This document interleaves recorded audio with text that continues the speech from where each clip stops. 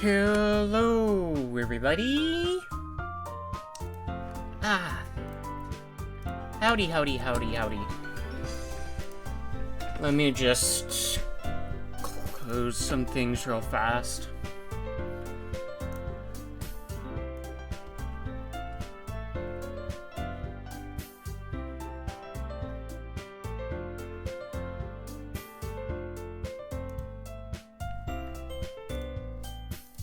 Hi.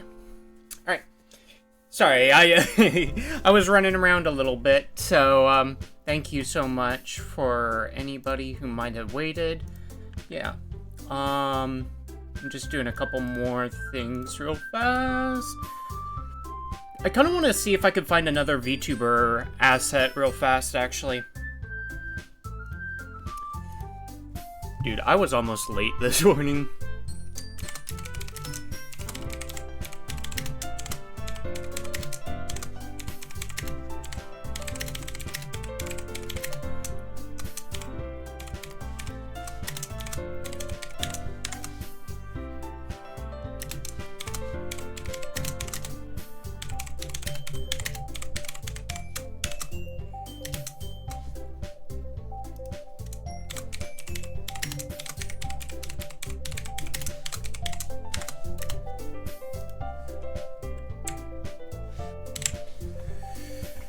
Okay. Alrighty. I almost didn't have everything loaded up either. Gosh, I'm already like really hot this morning. I took a shower and I made sure to take really good care of myself this morning. Oh, what just happened? I really made sure to take care of myself this morning. Took a shower, gave me a good, what's it called? Lots of good self-care, you know? That's what's most important on days like this, is just self-care, you know? I really want to see if I could find, like, a box of chocolates to add to my character.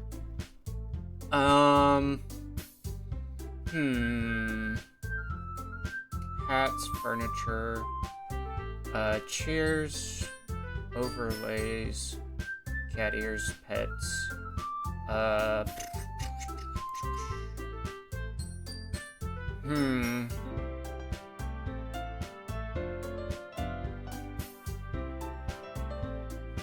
No. What if I just look it up? YouTube Studio box of chocolates. I just want to... No.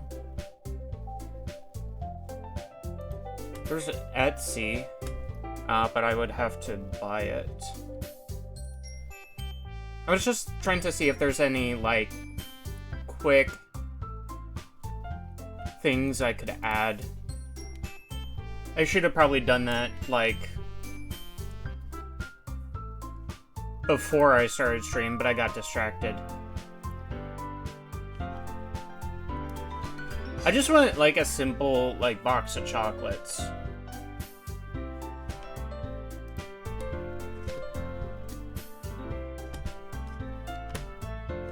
Let me go back to a different website I found.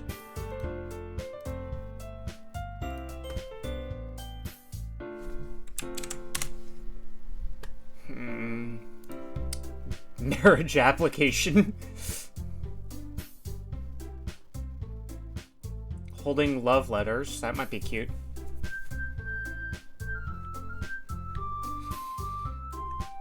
Apple crush. What? Holding ASMR ear cleaner. Props. Oh, this one. No. Costumes, no.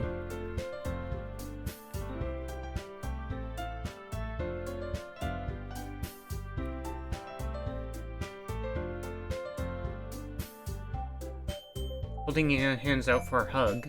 That's cute. That must be that, like, winter meme thing that was going around.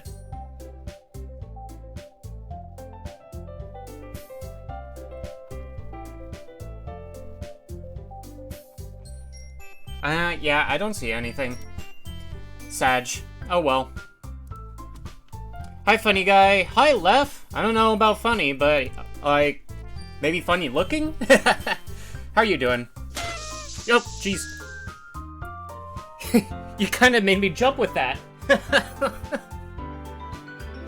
How you doing, Lef?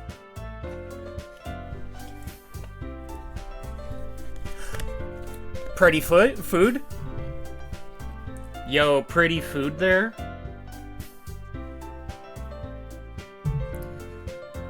Pretty good? Let's go. How's your Valentine's Day? Did anybody give you any chocolates?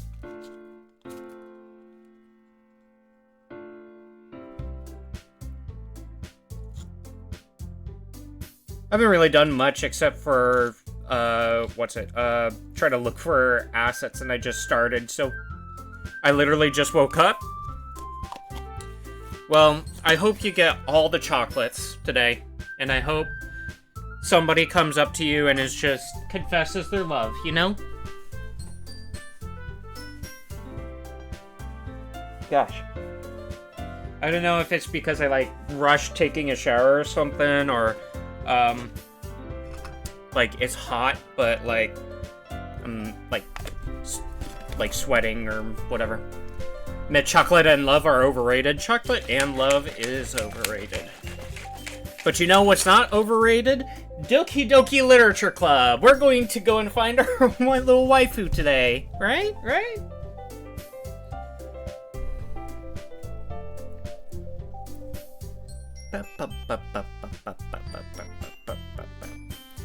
Sorry, I'm just kind of getting everything in order right now.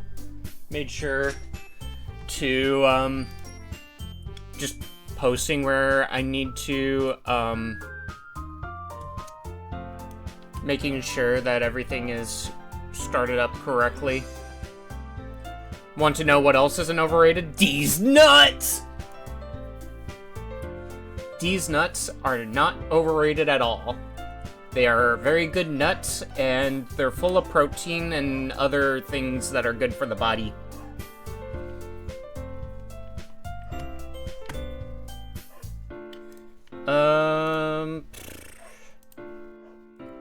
Do I have... Yeah, I have everything good.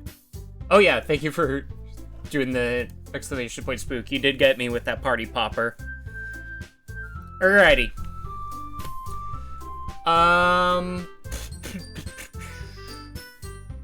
I've been really thinking about... Oh, thank you. No problem. Yeah. I've been really thinking about... There's somebody who has a sale going on for, custom VTuber models, like a 2D VTuber. I was really thinking about getting it. I don't know if I will. I'll see tomorrow. I'll see tomorrow. I know that sounds like I'm procrastinating, but there is something going on, specifically tomorrow that I need to check first, and then I'll, decide if I want to get that or not.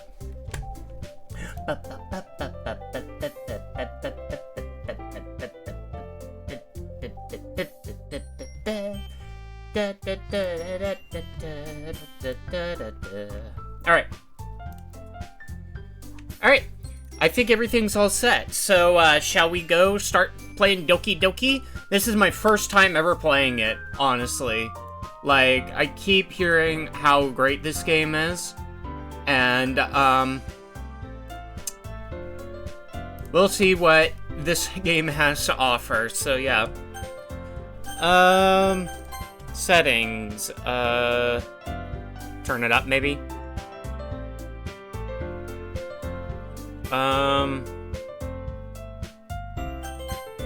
Alright, yeah, nope. We are good to go, then. Alright. Oh, please enter your name. Emmy!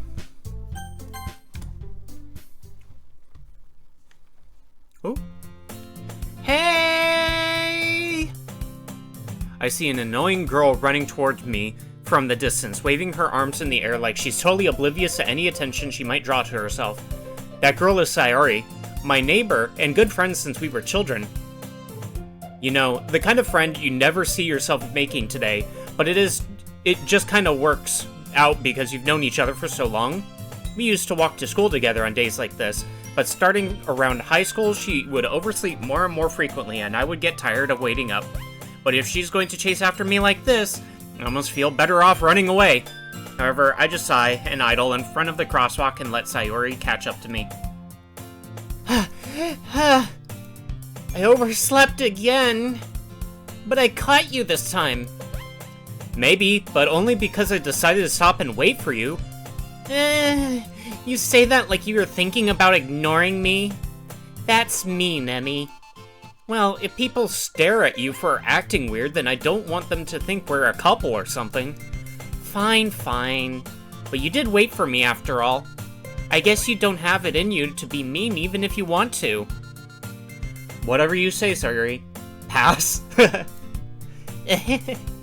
We cross the street together and make our way to school. As we draw near, the streets become increasingly speckled with other students making their daily commute. By the way, Annie, have you decided on a club to join yet? A club? I told you already. I'm really not interested in joining any clubs. I haven't been looking either. Yeah, that's not true. You told me you would join a club this year. Did I? I'm sure it's possible that I did, in one of our many conversations where I dismissively go along with whatever she's going on about. So Sayori likes to worry a little too much about me, when I'm perfectly content just getting by on the average while spending my free time on games and anime. Yo, this guy is just me. This guy's just me. Uh-huh. I was talking about how I'm worried that you won't learn how to socialize or have any skills before college. Your happiness is really important to me, you know? He's so based. Am I based then? And I know you're happy now, but I'd die at the thought of you becoming a NEET in a few years because you're not used to the real world. You trust me, right? Don't make me keep worrying about you. Alright. I'll look at a few clubs if it makes you happy. No promises, though. Nah, you're just a slime. Aw, dude. You know, I'm the most powerful creature in all of MMORPGs, the slime. Will you at least promise me you'll try a little? Yeah, I guess I'll promise you that. Yay! Why do I let myself get lectured by such a carefree girl? More than that, I'm surprised I even let myself relent to her.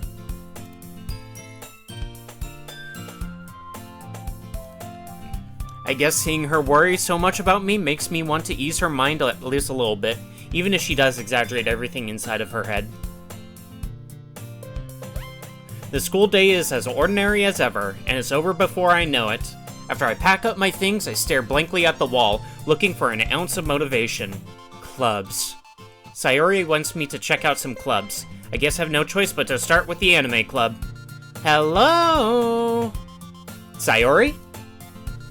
Sayori must have come into the classroom while I was spacing out. I looked around and realized that I'm the only one left in the classroom. I thought I'd catch you coming out of the classroom, but I saw you just sitting here and spacing out, so I came in. Honestly, you're even worse than me sometimes. I'm impressed. You don't need to wait up for me, if it's going to make you late to your own club. Well, I thought you might need some encouragement, so I thought, you know... Know what? Well, that you could come to my club. Sayori? Yeah? There's no way I'm going to your club. Meanie? Sayori is vice president of the literature club. Not that I was ever aware that she had any interest in literature. In fact, I'm 99% sure she only did it because she thought it would be fun to help start a new club. Since she was the first one to show interest after the one who proposed the club, she inherited the title vice president. That said, my interest in literature is guaranteed to be even less. Yeah, I'm going to the anime club. Come on, please? Why do you care so much anyway? Well, I kind of told the club yesterday I would bring in a new member. And Natsuki made cupcakes and everything.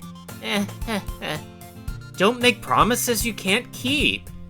I can't tell if Sayori is really that much of an airhead or if she's so cunning as to have planned all of this out. I let out a long sigh. Fine, I'll stop by for a cupcake, okay? Yes, let's go! And thus today marks the day I sold my soul for a cupcake. I dejectedly follow Sayori across the school and upstairs, a section of the school I rarely visit. Sayori, full of energy, swings open the classroom door. Everyone! The new member is here! I told you, don't call me a new member! I glanced around the room. Welcome to the Literature Club. It's a pleasure meeting you. Sayori always says nice things about you. Seriously? You brought a boy? Way to kill the atmosphere. Ah, Emmy, what a nice surprise. Welcome to the club. All words escape me in this situation. This club is full of incredibly cute girls. What are you looking at? If you want to say something, say it. Sorry. Natsuki. The girl with the sour attitude whose name is apparently Natsuki is one I don't recognize. Her small figure makes her look like a first-year student. She is also the one who made cupcakes, according to Sayori. You can just ignore her when she gets moody. Smash Girl 1, pass on the rest. Sayori says that quietly into my ear, then turns back toward the other girls. Anyway, this is Natsuki, always full of energy. And this is Yuri, the smartest in the club. Don't say things like that. Yuri, who appears comparably more mature and timid, seems to have a hard time keeping up with people like Sayori and Natsuki.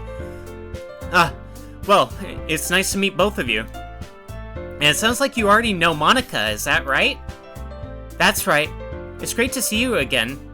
Monika smiles sweetly. We do know each other. Well, we rarely talked, but we were in the same class last year. Monika was probably the most popular girl in the class. Smart, beautiful, athletic. Basically completely out of my league. So having her smile at me so genuinely feels a little... Doki Doki? You too, Monika. Come sit down, Emmy. We made room for you at the table so you can sit next to me or Monika. I'll get the cupcakes. Hey, I made them. I'll get them. Sorry, I got a little too excited. Then how about I make some tea as well? The girls have a few desks arranged to form a table. As Sayori mentioned, it's been widened so that there is one space next to Monika and one space next to Sayori. Natsuki and Yuri walk over to the corner of the room, where Natsuki grabs a wrapped tray and Yuri opens the closet. Still feeling awkward, I take a seat next to Sayori. Natsuki proudly marches back to the table, tray in hand. Okay, are you ready? Ta-da! Whoa! Natsuki lifts the foil off the tray to reveal a dozen white fluffy cupcakes decorated to look like little cats. Oh, that's actually kind of cute. The whiskers are drawn with icing, and little pieces of chocolate were used to make ears. So cute! I had no idea you were so good at baking, Natsuki. Well, you know. Just hurry and take one.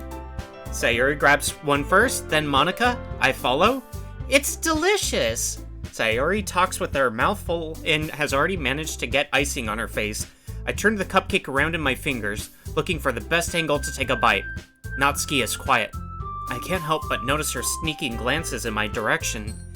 Is she waiting for me to take a bite? I finally bite down. The icing is sweet and full of flavor. I wonder if she made it herself. This is really good. Thank you, Natsuki. Why are you thanking me? It's not like I... Haven't I heard this somewhere before? Oh, she's going tsundere on me. Made them for you or anything?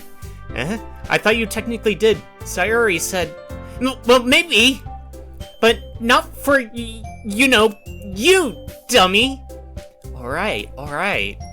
I give up on Natsuki's weird logic and dismiss the conversation. Yuri returns to the table, carrying a tea set. She carefully places a teacup in front of each of us before setting down the teapot next to the cupcake tray. You keep a whole tea set in this classroom? Don't worry, the teachers gave us permission. After all, doesn't a hot cup of tea help you enjoy a good book? I guess. Don't let yourself get intimidated. Yuri's just trying to impress you. That's not... Insulted, Yuri looks away. I meant that... You know... I believe you. Well, tea and reading might not be a pastime for me, but I at least enjoy tea. I'm glad. Yuri faintly smiles to herself in relief. Monica raises an eyebrow, then smiles at me. So what made you consider the literature club? I was afraid of this question. Something tells me I shouldn't tell Monica that I was practically dragged here by Sayori. Well, I haven't joined any clubs yet, and Sayori seemed really happy here, so... That's okay, don't be embarrassed. We'll make sure you feel right at home, okay? As president of the literature club, it's my duty to make the club fun and exciting for everyone. Monica, I'm surprised. How come you decided to start your own club? You could probably be a board member for any of the major clubs. Weren't you a leader of the debate club last year? Well, you know. To be honest, I can't stand all of the politics around the major clubs. Feels like nothing but arguing about the budget and publicity and how to prepare for events. I'd much rather take something I personally enjoy and make something special out of it. And if it encourages others to get into literature, then I'm fulfilling that dream. Monica really is a great leader. Yuri also nods in agreement. Then I'm surprised there aren't more people in the club yet. It must be hard to start a new club. You could put it that way. Not many people are very interested in putting out all the effort to start something brand new. Especially when it's something that doesn't grab your attention, like literature. You have to work hard and convince people that you're both fun and worthwhile, but it makes school events like the festival that much more important. I'm confident that we can all really grow this club before we graduate.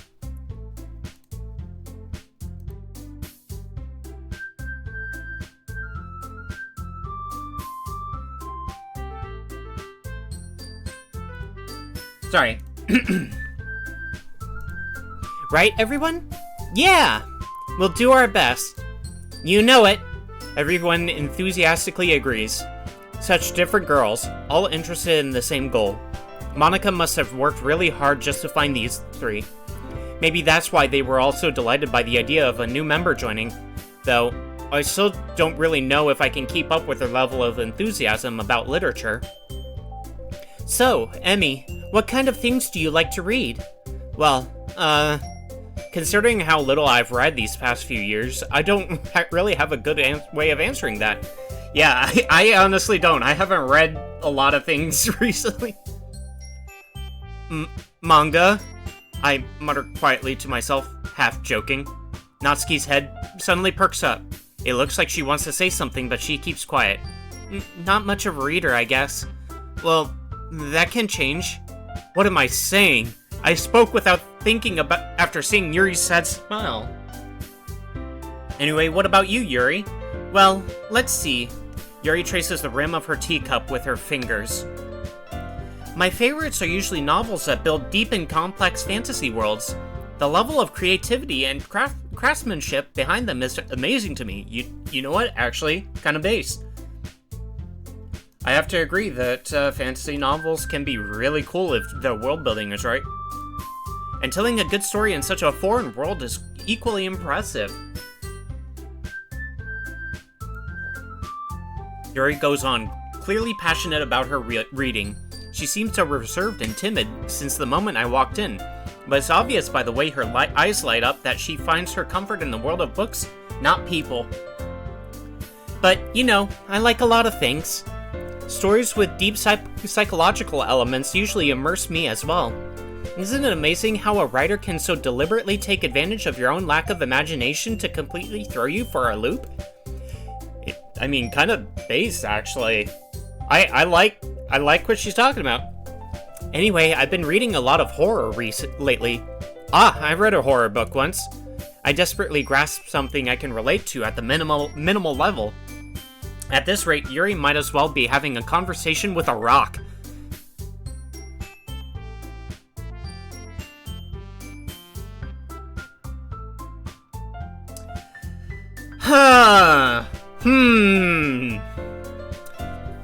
Who is she having a conversation with?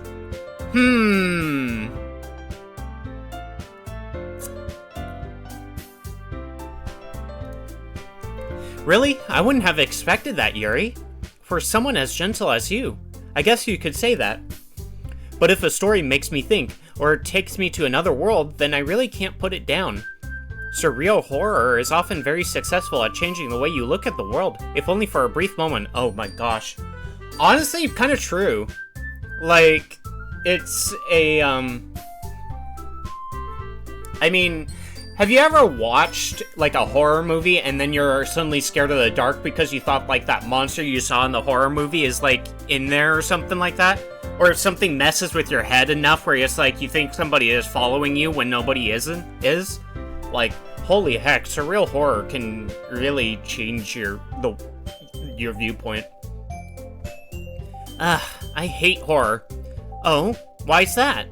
Well, Natsuki's eyes dart over to me for a split second. Never mind. That's right, you usually like to write about cute things, don't you, Natsuki? What? What gives you that idea? You left a piece of scrap paper behind last club meeting. It looked like you were working on a poem called... Don't say it out loud! And give that back! Fine. Your cupcakes, your poems, everything you do is just as cute as you are. Sayuri sidles up behind Natsuki and puts her hands on her shoulders. I'm not cute! Natsuki, you write your own poems? Well, I guess, sometimes. Why do you care? I think that's impressive. Why don't you share them sometime? No! Natsuki averts her eyes. You wouldn't like them. Huh? Not a very confident writer yet? I understand how Natsuki feels. Sharing that level of writing takes more than just confidence. The truest form of writing is writing to oneself. You must be willing to open up to your readers, exposing your vulnerabilities and showing even the deepest reaches of your heart. Do you have writing experience too, Yuri? Maybe if you share some of your work, you can set an example and help Natsuki feel comfortable enough to share hers. I guess it's the same for Yuri. Aw, I wanted to read everyone's poems. We all sit in silence for a moment. Okay, I have an idea, everyone. Huh? Natsuki and Yuri look quizzically at Monika. Let's all go home and write a poem of our own. Then next time we meet, we'll all share them with each other. That way, everyone is even. Yeah, let's do it! Plus, now that we have a new member, I think it will help us all get a little more comfortable with each other and strengthen the bond of the club.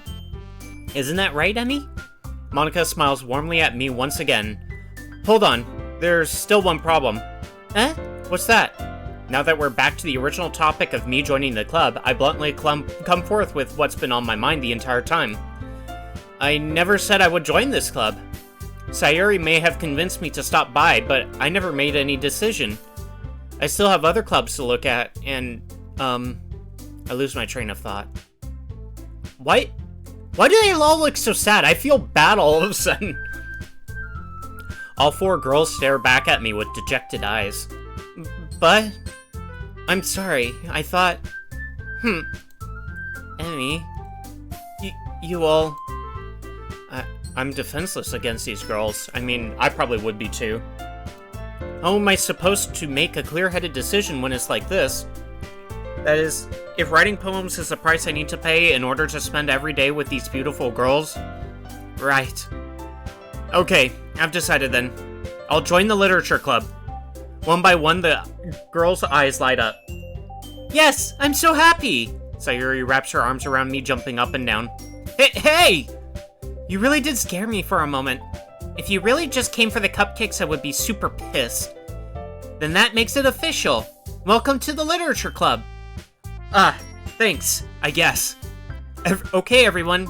I think with that, we can officially end today's meeting on a good note. Everyone, remember tonight's assignment. Write a poem to bring to the next meeting so we can all share. Monika looks over at me once more. Emmy? Ace? Why not? I've never played this game before, Ace.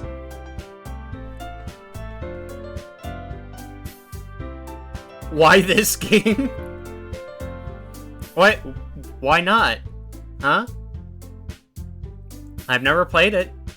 You know what happens, you dumb fuck. I don't know what happens. What are you talking about?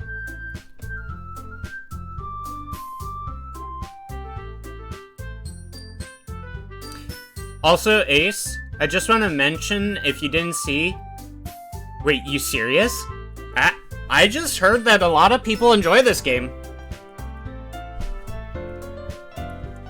Hey, Ace, I just want to mention, like, I know that you usually can't get yourself a sub. There's a channel point redeem if you want to redeem that. I gift you a sub if you ever want that so you don't get ads and stuff. It's only once a stream, so... Emmy? What?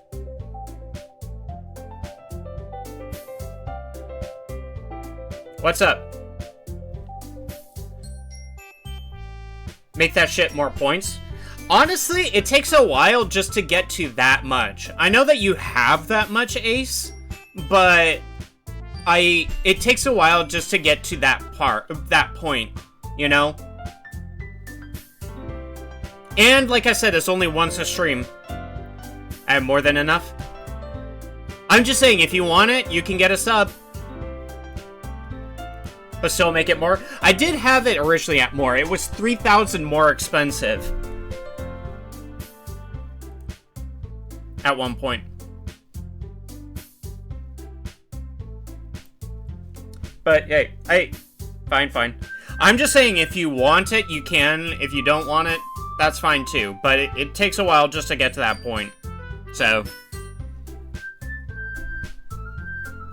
I mean, Lef has been joining streams consistently for, like, well, I'm in class right now. You're all good.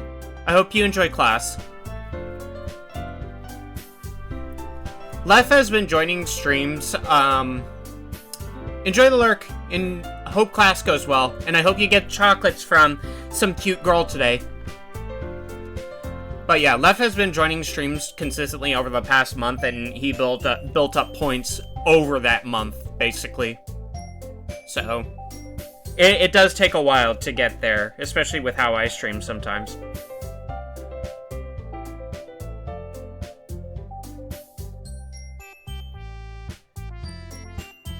Alright, Monica looks over at me once more. Emmy, I look forward to seeing how you express yourself. Yeah. Can I really impress the class star Monica with my mediocre writing skills? Emmy, it's online and I ain't getting shit even if it was physical. Hey, you know, you can only dream, right? You can dream that you can get chocolates from some cute girl, right? I already feel the anxiety welling up inside me. Meanwhile, the girls continue to chit-chat as Yuri and Natsuki clean up their food. Hey, Emmy, since we're already here, do you want to walk home together? That's right, Sayuri and I never walk home together anymore because she's always stayed after school for clubs. Sure, might as well. Yay! With that, the two of us depart the club room and make our way home. The whole way, my mind wanders back and forth between the four girls. Sayuri, Natsuki, Yuri, and of course Monica. Will I really be happy spending every day after school in a literature club? Perhaps I'll have the chance to grow closer to one of these girls. Alright, I'll just need to make the most of my circumstances, and I'm sure good fortune will find me. And I guess that starts with writing a poem tonight. It's time to write a poem. Pick words you think your favorite club member will like. Something good might happen with whoever likes your poem the most. Okay.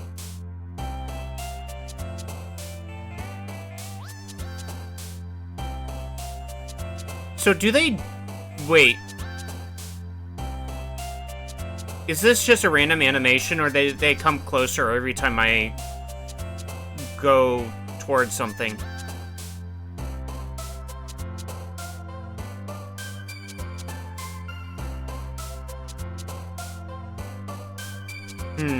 I don't know.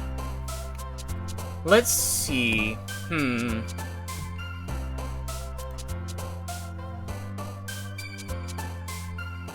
Let's think about this. Okay. That sounds good. I think they just randomly do stuff. It's like, I keep thinking like, oh, if I go over a specific word, they do something, but I think it's not. It's just random.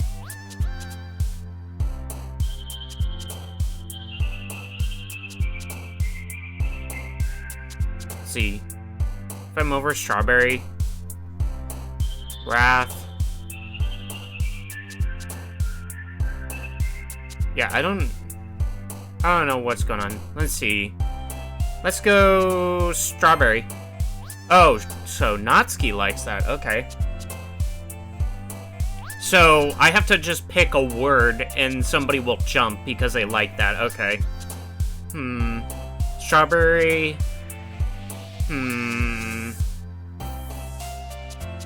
Special. Okay.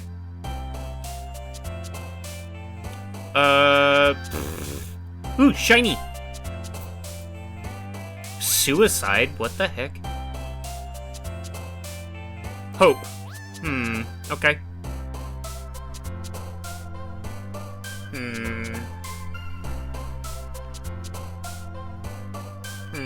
Landscape. Ooh. What? Eternity. Imagination clouds.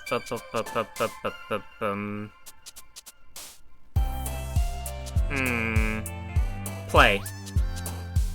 Is it play as in, like, theater, or play as in, like, a game? It might be a game.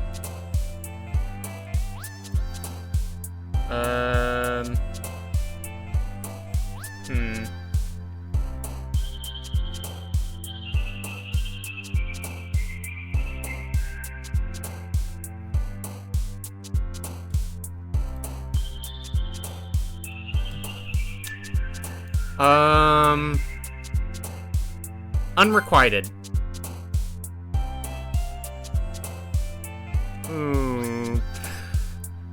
Vivid. Destiny. Daydream.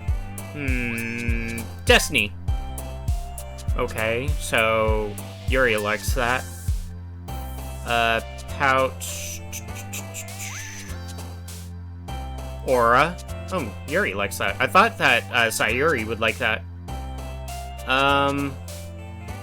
Bubbles, empty, vanilla, together. Together.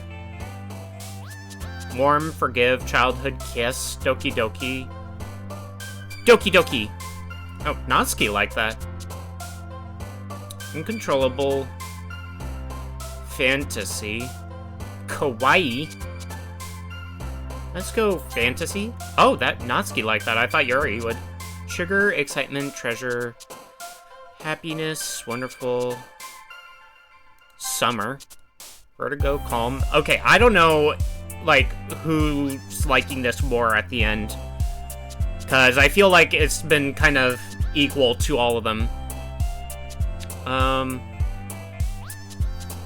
Embrace, extreme, explode. Inferno, candy.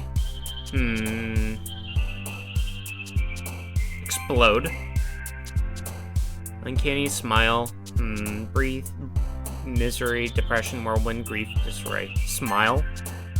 Heartbeat, secretive, joy. Boop. Fireworks. Boop. Universe, philosophy, clumsy, disown, chocolate, judgment, bunny, passion. Passion. Ooh. Sayuri liked that. I think it's that's Sayuri. Hi again, Emmy. Glad to see you didn't run away on us. Nah, don't worry. This might be a little strange for me, but I at least keep my word. Well, I'm back at the literature club. I was last to come in, so everyone else is already hanging out. Thanks for keeping your promise, Emmy. I hope this isn't too overwhelming of a commitment for you. Making you dive headfirst into literature when you're not accustomed to it. Oh, come on. Like he deserves any slack. Sayuri told me you didn't even want to join any clubs this year. And last year, you too. I don't know if you plan to just come here and hang out or what. But if you don't take us seriously, then you won't see the end of it.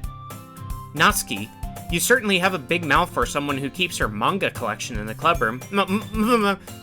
Natsuki finds herself stuck between saying Monica and manga. Manga is literature. Swiftly defeated, Natsuki plops back into her seat. Don't worry, guys. Emmy always gives it his best as long as he's having fun. He helps me with busy work without me even asking. Like cooking, cleaning my room. How dependable. Sayuri, that's because your room is so messy it's distracting. And you almost set your house on fire once. Is that so? You two are really good friends, aren't you? I might be a little jealous. How come? You and Emmy can become good friends too. Sayuri.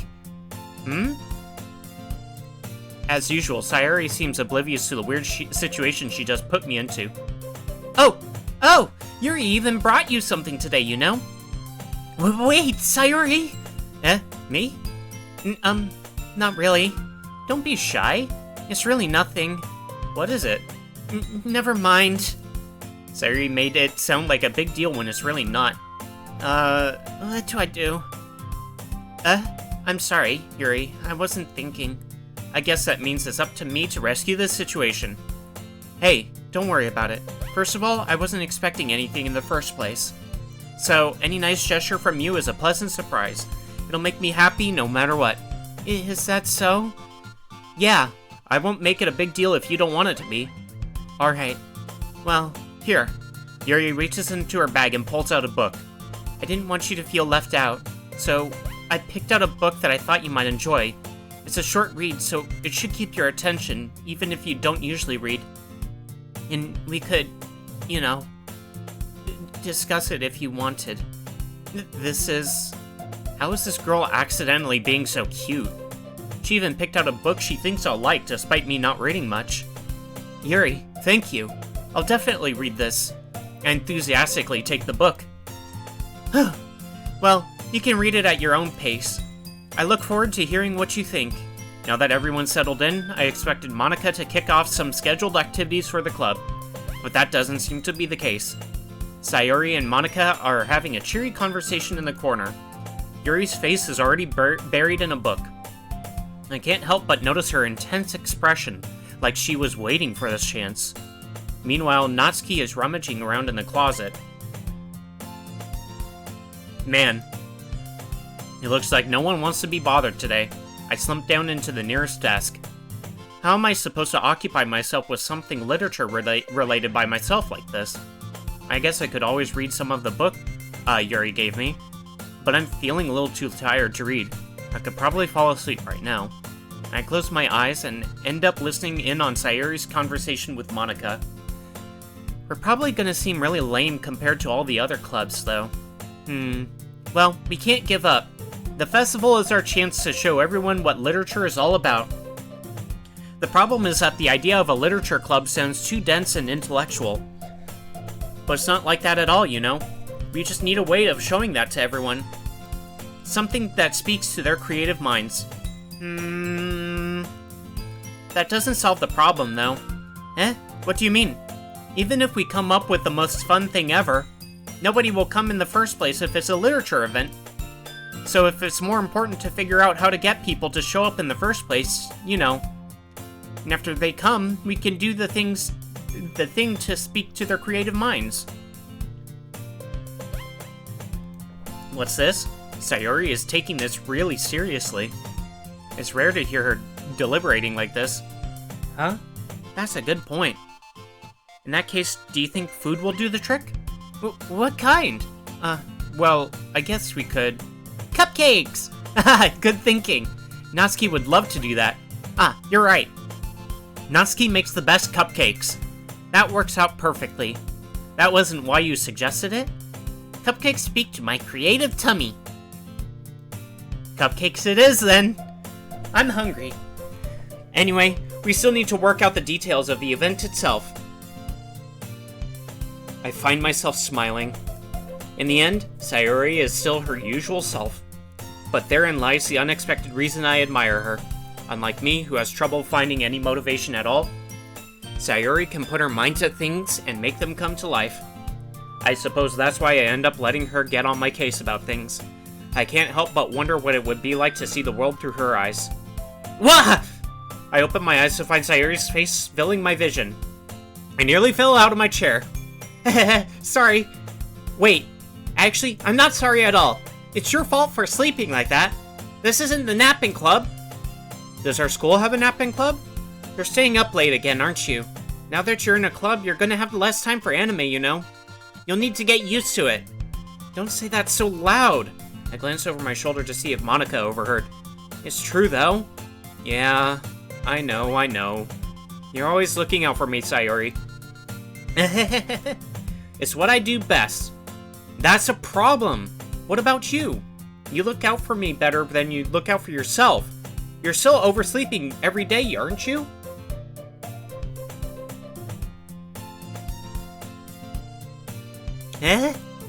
Not every day. That's not very convincing. How many days this past week have you gotten up on time?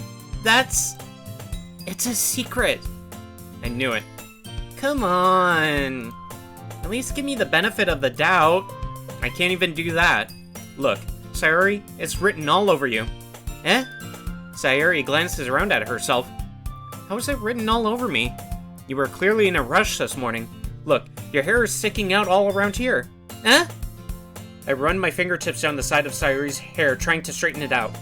Man, you really need a brush for this. My hair is just really hard to get right. I won't fall for that. There's more than just your hair. Look, your bow isn't straight either. And there's a toothpaste stain on your collar, here. I try to wipe off the stain with my finger. But nobody would ever notice that. Of course they would. Nobody is going to tell you about it because they don't want to embarrass you. Fortunately, I really don't care about that. Hey, you meanie! You don't even keep your blazer buttoned up. Seriously, Sayori. Why do you think you don't have a boyfriend yet? That's super mean! Sorry, but you'll thank me later. I start to button her blazer from the bottom. Once you see how much better it looks, you'll change your mind. This is so funny. What is it? Well, I was just thinking how weird it is to have a friend who does these kind of things. Don't say that! You'll make me feel weird about it, stupid. It's okay, though. I'm happy we're like this. Aren't you? I guess. Hey, be careful. The button might come off.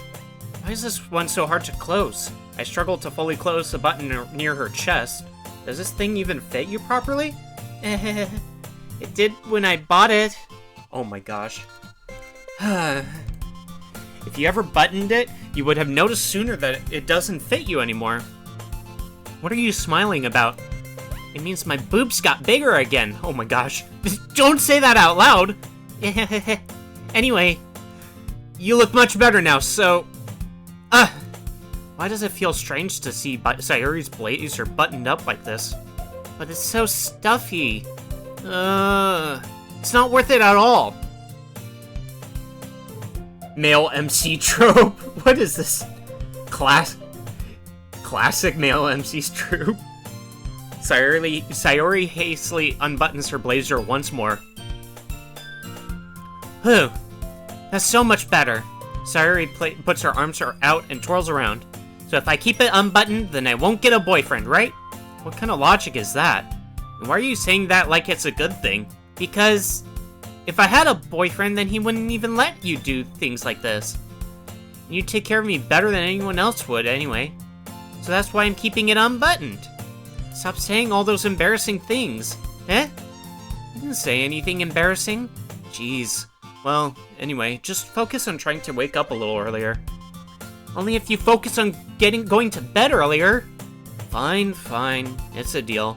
I guess we really are better at taking care of each other than we are taking care of ourselves. Yeah, I guess so, huh? So, maybe you should come wake me up in the morning? You're doing it again, Sayori. Oh, but I was joking that time. Man, it's impossible to tell with you sometimes. Okay, everyone. They're incredibly shy and act like things like this. and act like the things like this are things they don't know? Eh? Monica suddenly calls out. Why don't we share the poems we wrote now? Yay! Emmy, I can't wait to read yours. Yeah, same. I failed to sound enthusiastic, but Sayuri still trots away to retrieve her poem. By the way, did you remember to write a poem last night? It pisses me off a bit, honestly. Yeah?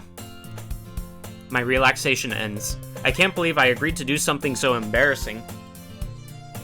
I couldn't really find much inspiration since I've never really done this before. Well, now that everyone's ready, why don't you find someone to share with? I can't wait! Sayuri and Monica enthusiastically pull out their poems. Because I'm like, bitch, don't act like you've never had these thoughts before.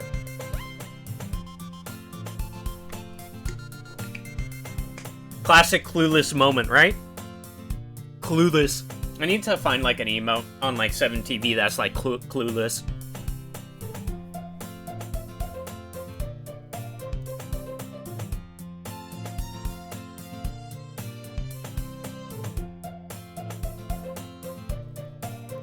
Exactly. Sayori's is on a wrinkled sheet of loose leaf torn from a spiral notebook. On the other hand, Monica wrote hers in a composition notebook. I can already see Monica's pristine handwriting from where I sit. Natsuki and Yuri reluctantly comply as well, reaching into their bags. I do the same myself. Who should I show my poem to first?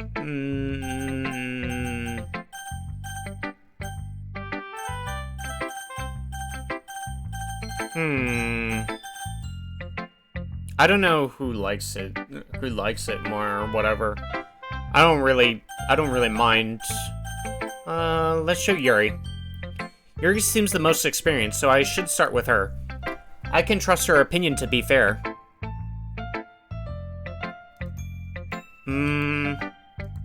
Yuri stares at the poem. A minute passes, more than enough time for her to finish reading.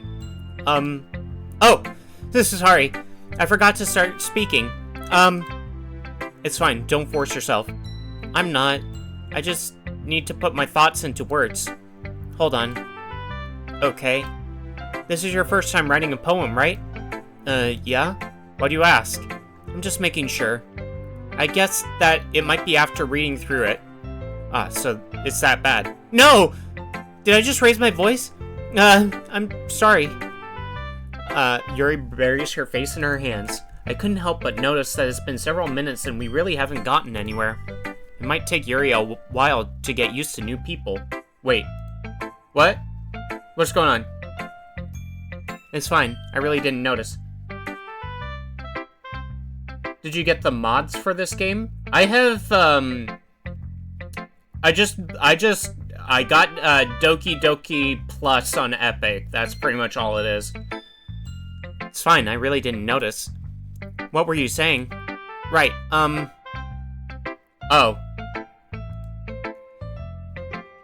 It's just that there are specific writing habits that are usually typical of new writers.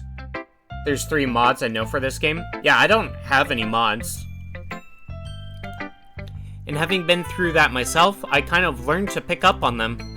I think the most noticeable thing I recognize in new writers is that they try to make their style very deliberate.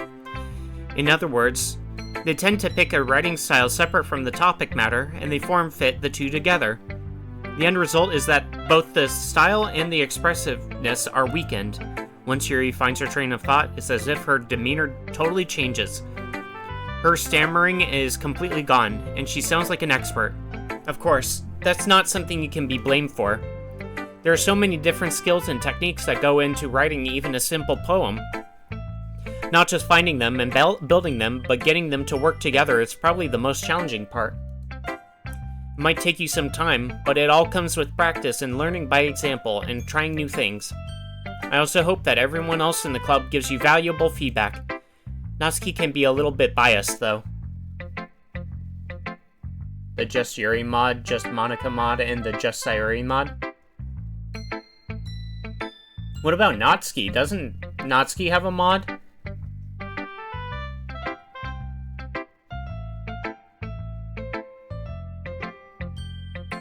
she as well? Okay, so there's 4 mods, okay. But no, I'm making decisions and stuff. I'm just kind of choosing whatever I feel best with. Oh, my mouse went all wacky.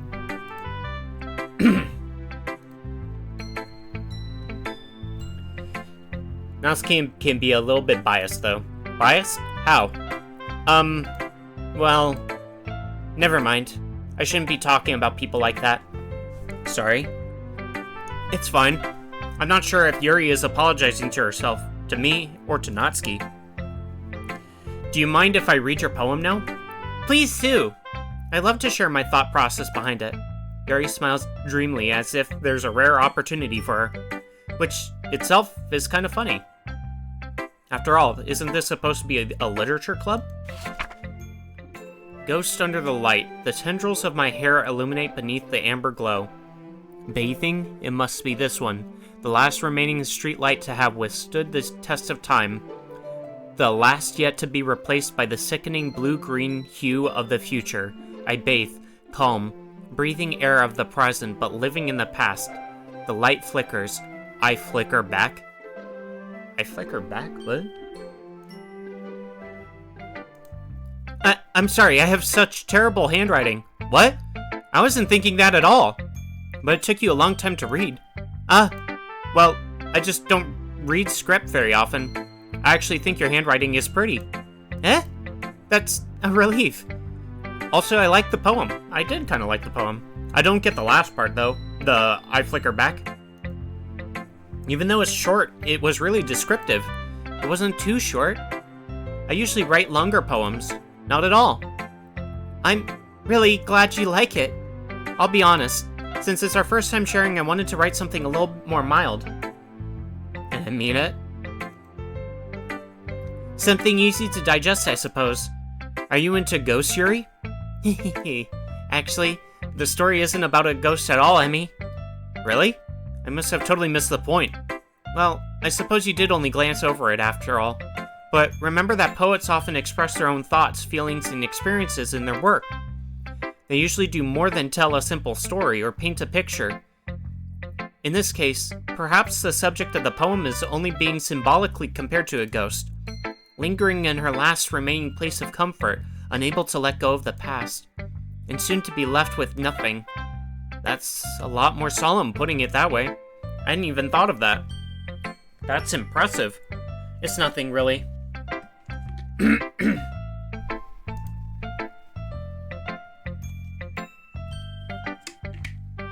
Well, it makes me happy that you think that. Just remember that it won't be long before you pick up on these things, too. Yeah, maybe you're right. I guess I'll have to keep trying. I'm counting on you.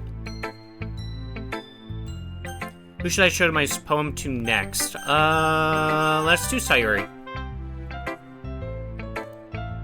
Oh my goodness. This is so good, Emmy. Huh? I love it. I had no idea you were such a good writer. Sayuri, you must be seriously overreacting. I'm not a good writer at all. I honestly have no idea what I'm doing. Well, maybe that's why. Because I have no idea what I like either. Jeez. Yuri's opinion was way more constructive than this. Maybe even Natsuki's. Are you sure you don't like it just because I wrote it? Eh? Well, I'm sure that's part of it. I think I understand you better than a lot of other people, you know? So when I read your poem, it's not just a poem. It's a Emmy poem. And that makes it feel extra special. Like, I can feel your feelings in it. Sayuri hugs the sheet against her chest. You're so weird, Sayuri. I'm really happy just that you wrote one. It just reminds me of how you're really a part of this club now. Not to mention the fact that I'm standing in front of you in the club room. Well, of course. You're not really into it yet, but that doesn't mean I'll break my promise. See? It's like I said before, Emmy. Deep down, you're not selfish at all, you know? Trying new things like this for other people. That's something that only really good people do. Thanks, Sayuri. I'm not sure if Sayuri sees the full picture of my motive here. Then, again, I can't deny that she's part of the reason I joined. knowing how much this means to her and all. Yeah, and I'm gonna make sure you have lots of fun here, okay? That will be my way of thanking you. Alright, I'm going to hold you to that then. Yay! Now you'll read my poem too, right? Don't worry, I'm really bad at this. We'll see about that. Dear sunshine, the way you glow through my blinds in the morning, it makes me feel like you missed me, kissing my forehead to help me out of bed, making me rub the sleepy from my eyes. Are you asking me to come out and play? Are you trusting me to wish away a rainy day? I look above, the sky is blue. It's a secret, but I trust you too. If it wasn't for you, I could sleep forever, but I'm not mad. I want breakfast. Oh, that's great. Sayuri? This is just a guess, but did you wait until this morning to write this? No! Just a little bit. You can't answer just a little bit to a yes or no question. I forgot to do it last night. Well, at least that makes me feel a little better about myself. And don't be mean. I still tried my best. Ah, yeah. I didn't mean to say that it was a bad poem. It came out nice, or how should I put it? It sounds just like you. Really? Yeah. Especially that last line. I made eggs and toast. Even though you were late to school, it's bad to skip breakfast. I get all cranky. Well, I guess there's no point in arguing. Anyway, thanks for showing me. This was so much fun. Monica's the best. Ah, yeah. But next time, I won't forget. And I'm gonna write the best poem ever. Well, I guess I look forward to it. Who should I show my poem to next? I want to show Monica. Hi, Emmy. Having a good time so far? Ah, yeah. Good. Glad to hear it. By the way, since you're new and everything, if you ever have any suggestions for the club, like new activities or things we can do better, I'm always listening. Don't be afraid to bring things up, okay? Alright, I'll keep that in mind. Of course I'll be afraid to bring things up. I'm much better off just going with the flow until I'm more settled in. Anyway, want to share your poem with me? It's kind of embarrassing, but I guess I have to. Don't worry, Emmy. We're all a little embarrassed today, you know? But it's that sort of barrier that we'll all learn to get past soon. Yeah, that's true. I hand Monica my poem. I like this one. It makes me think of something Sayuri would like. Is that so? You and Sayuri are really good friends, right? I wouldn't be surprised if you had those sort of things in common. Well, we may be good friends, but Sayuri and I are actually really different. Astro? Anna? What the heck? Hi, Emerald. Hi, Astro. Hi, Anna. How you doing? Well, come on in. How was the rest of RimWorld? It just interrupts your flow, right? So. Hi, Lovin. Yeah. Come on, Gale. Come here, boy. Let's go. Gonna go for walkies. What's going on in this clip? His... You're telling the boss you're going for walkies? Oh gosh. I've actually never played this game, but I have heard things. I've never played this game too. I decided, hey, you know, it's Valentine's Day, let's look for a waifu, right? It was amazing. She got the romance right at the end of RimWorld. It was clutch. Yo, did you actually find a Valentine? Timo? Well, anyways, welcome on in all of Astroana's chat. My name is Emerald. You can call me Em or Emmy. And yeah, I'm a little Gen Boy waiter VTuber. And yeah, I'm playing Doki Doki Literature Club for the first time today. I've heard this game was great, so I wanted to spend Valentine's Day and celebrate with you guys.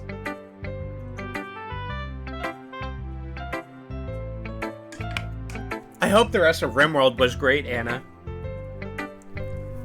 You did seem to be having fun, and it actually makes me want to try out RimWorld too. I'm gonna close down your tab. RimWorld is fun. I really want to get into some more base builders, but I got into Honkai recently, and I've just been trying to catch up with that. You must play it, Em. It's the best game in the world, I swears. I'm gonna definitely consider it. it's also about having the money to do it, because besides playing Go, I recently saw a VTube model creator artist, and they have their VTuber models on discount, so I was really thinking about getting that, so I might stop myself from buying games for the meantime. So which girl in this game are you chasing, Em? I'm just taking things as things come around. I don't know who, like, what's going on yet. You know, I just, like, even though I've been playing for, like, an hour, I haven't been making too many decisions. I think it's just, like, I'll just do things randomly and see what sort of ending I get. But M is on sale, 20% off the main website till February 19th, I think. Oh gosh. Oh gosh.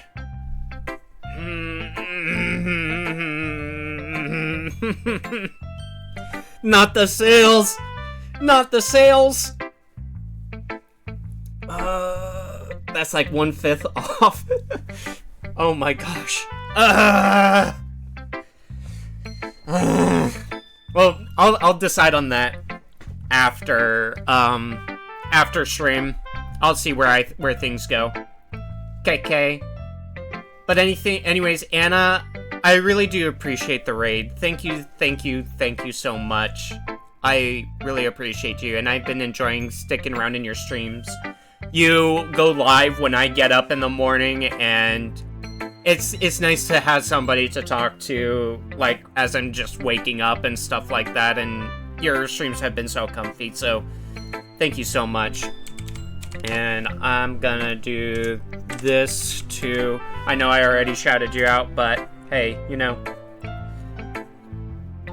I'll give you a big shout out like that. So, yeah.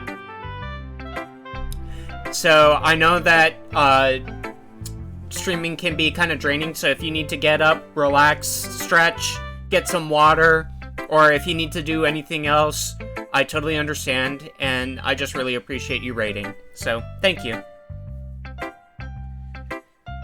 But, yeah, anyways, welcome all of Anna's chat. I hope you enjoy our little pathway down visual novel stuff. Actually, I really wanted to do this sort of thing when I started streaming, where it's like, not just Doki Doki, but play visual novels and try to act out the characters in there. And, yeah, so it's fun, like, being at this point where I can, like, do this sort of stuff, because this was something that I had originally planned to do with streaming. It's just, visual novels can get long, and I don't know how many people would be actually, like, really bored of, like, watching, somebody read through a visual novel, even if they're trying to act it out. So, yeah. But let's keep on going. Let's see who our waifu is gonna be. Sorry, I need a drink.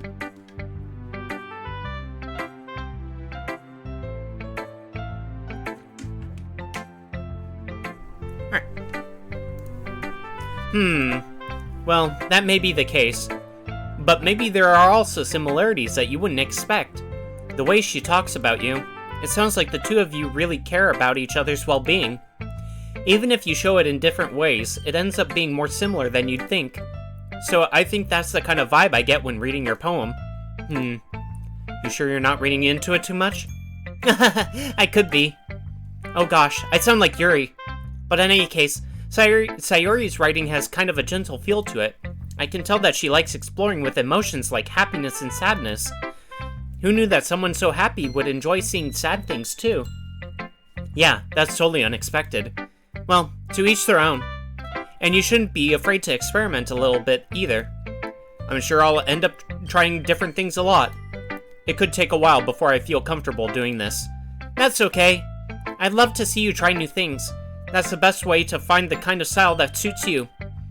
Everyone else might be a little bit biased toward their own kinds of styles, but I'll always help you find what suits you the most. So don't force yourself to write the way everyone else wants you to write. It's not like you have to worry about impressing them or anything. Anyway, do you want to read my poem now? Don't worry, I'm not very good. You sound pretty confident for someone who claims to not be very good. Well, that's because I have to sound confident. That doesn't mean I always feel that way, you know? I see. Well, let's read it then. Hole in wall. It couldn't have been me. See the direction that the spackle protrudes? Wait, is she into that type of thing? Is she into hole in walls? A noisy neighbor? An angry boyfriend? I'll never know. I wasn't home. I peer inside for a clue. No, I can't see. I reel. Blind, like a film left out in the sun. But it's too late. My retina's already scorched with a permanent copy of the meaningless image. It's just a little hole. It wasn't too bright. It was too deep. Stretching forever into everything. A hole of infinite choices. I realized that I wasn't looking in. I was looking out. And he, on the other side, was looking in. Huh. So, what do you think? It's very freeform, if that's what you call it. Sorry, I'm not really the right person to ask for feedback. It's okay. Yeah, that kind of style has gotten pretty popular nowadays. That is, a lot of poems have been putting emphasis on the timing between words and lines. When performed out loud, it can be really powerful. What was the inspiration behind this one? Well, I'm not sure if I know how to put it. I guess you could say that I had some kind of epiphany recently. It's been influencing my poems a bit. An epiphany? Yeah, something like that. I'm kind of nervous to talk about deep stuff like that, because it's kind of coming on strongly. Maybe after everyone is better friends with each other? Anyway, here's Monica's writing tip of the day. Sometimes when you're writing a poem or a story, your brain gets too fixated on a specific point. If you try so hard to make it perfect, then you'll never make any progress. Just force yourself to get something down on the paper and tidy it up later. Anyway, another way to think about it is this. If you keep your pen in the same spot for too long, you'll just get a big dark puddle of ink. So just move your hand and go with the flow. That's my advice for today. Thanks for listening. Who should I show my poem to next? Natsuki!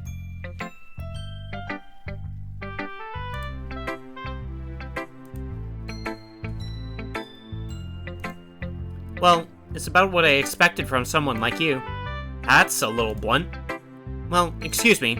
It's not like I said it was bad. It just didn't evoke any emotions. So, basically it's not cute enough for your taste? Do you want to get smacked? I'll pass. Well, anyway, I guess I need to show you mine. Not that you'll like it. Eagles can fly, monkeys can climb, crickets can leap, horses can race, owls can seek, cheetahs can run, eagles can fly, people can try, but that's about it. Yeah, I told you that you weren't gonna like it. I like it. What? Just be honest. I am. Why are you so convinced that I wouldn't like it? Well, because everyone in high school thinks that writing has to be all sophisticated and stuff. So people don't even take my writing seriously. But isn't the point of poems for people to express themselves? Your writing style wouldn't make your message any less valid. Yes, exactly. I like when it's easy to read, but it hits you hard. Like in this poem. Seeing everyone around you do great things can be really disheartening. So I decided to write about it. Yeah, I understand. But the other nice thing about simple writing is that it puts more weight on the wordplay. Like I set up for a rhyme at the end, but then made it fall flat on purpose. It helps bring out the feeling in the last line. So you did. I guess more went into it than I realized. That's what it means to be a pro. I'm glad you learned something. Didn't expect that from the youngest one here, did you? Yeah, guess not. I decided to humor her with that last comment. I don't really care how old everyone is, but if Natsuki is feeling proud, then I won't take that away from her.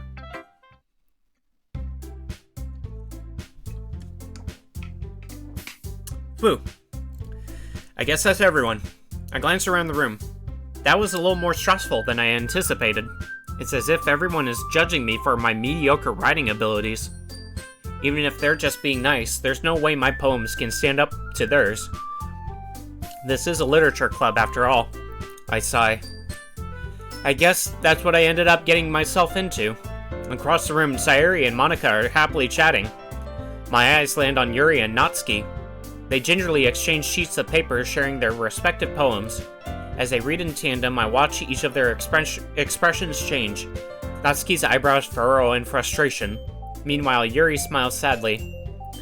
What's with this language? Eh? Did you say something? Oh, it's nothing. Natsuki dismissively returns the poem to the desk with one hand. I guess you could say it's fancy. Ah, thanks. Yours is cute. Cute? Did you completely miss the symbolism or something? It's clearly about the feeling of giving up. How can that be cute? I know that. I just meant the language, I guess. I was trying to say something nice. Eh? You mean you have to try that hard to come up with something nice to say? Thanks, but it really didn't come out nice at all. Well, I do have a couple suggestions. If I was looking for suggestions, I would have asked someone who actually liked it. Natsuki seems a bit of an ass. She's a tsundere. She's coming across so much like a tsundere. She's like I didn't want to make them for you, or any. It's not like I made them for you or anything. Type of person.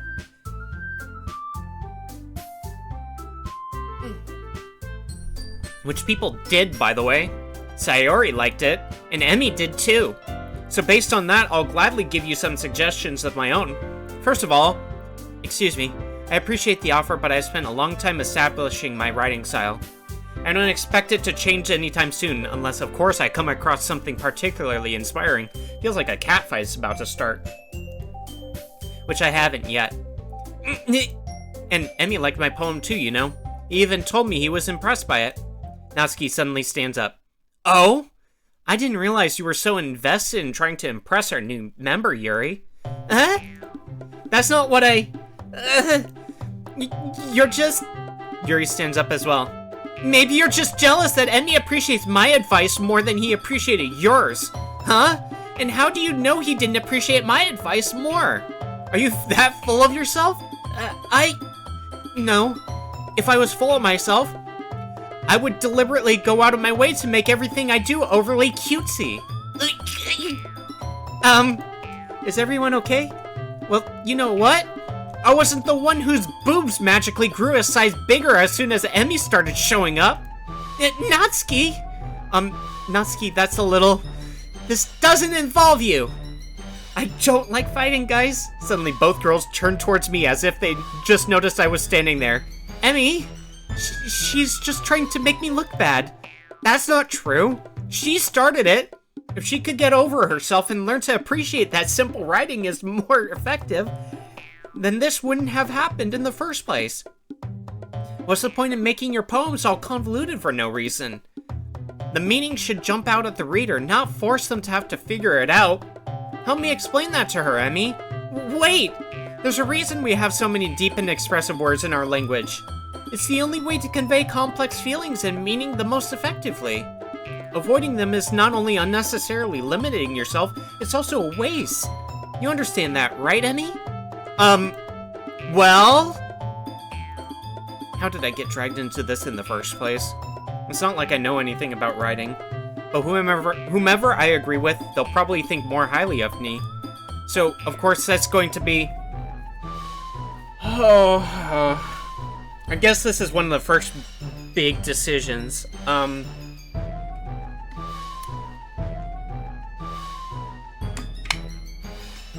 don't know. Natsuki with her tsundere, Yuri with her complex. Oh gosh. Or should I seek a bit of an assist from Sayori?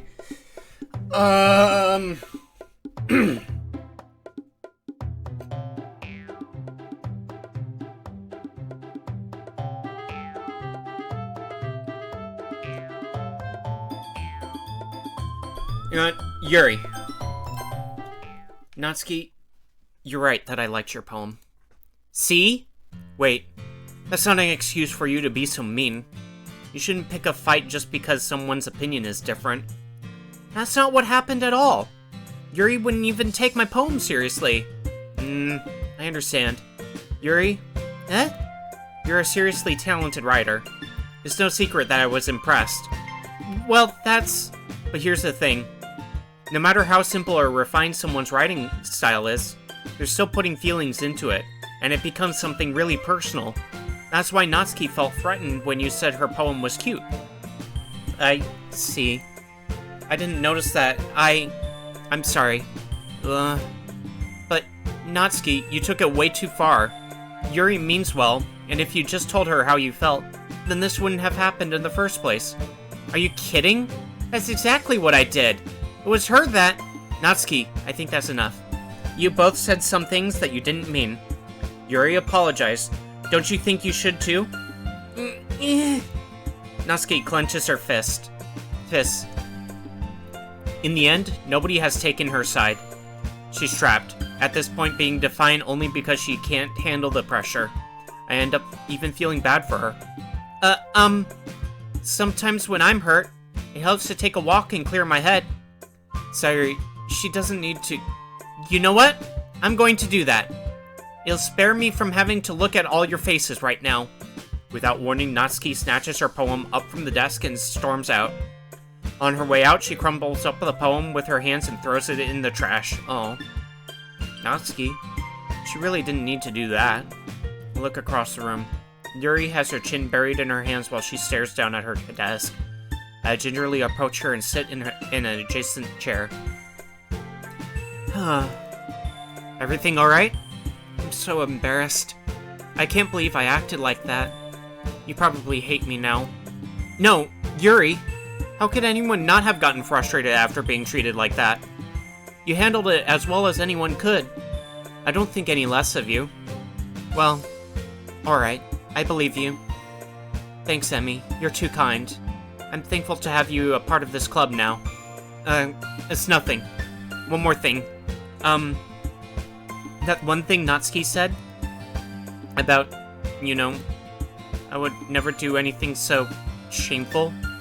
So, what thing did Natsuki say? Well, never mind that.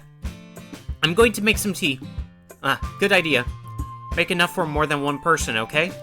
Yeah. Okay, everyone. It's just about time for us to leave. How did you all feel about sharing poems? It was a lot of fun.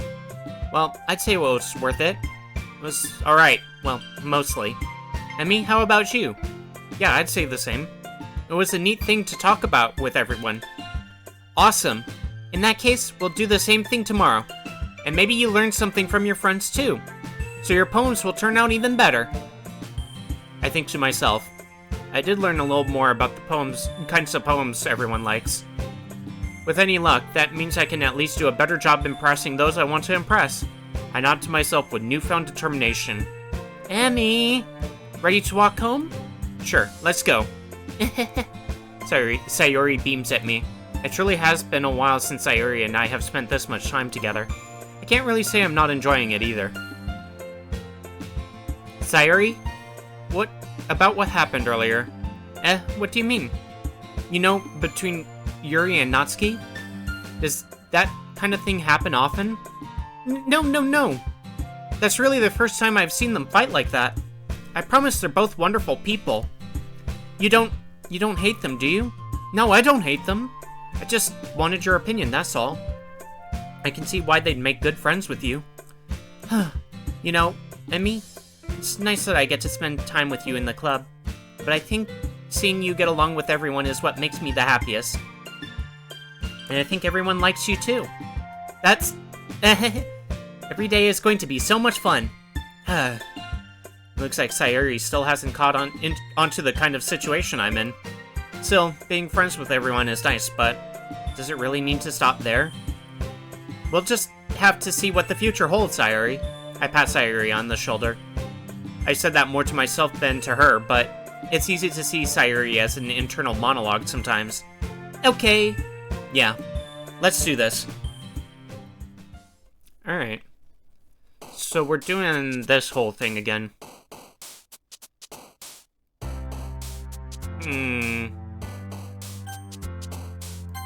History. Okay, yeah, it's doing all that.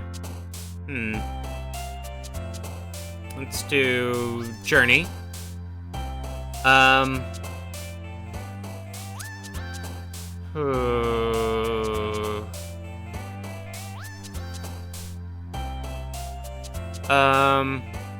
Contamination. Ooh.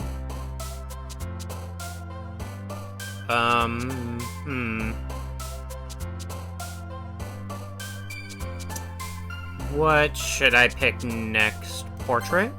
Okay, Yuri's really liking this stuff. Waterfall.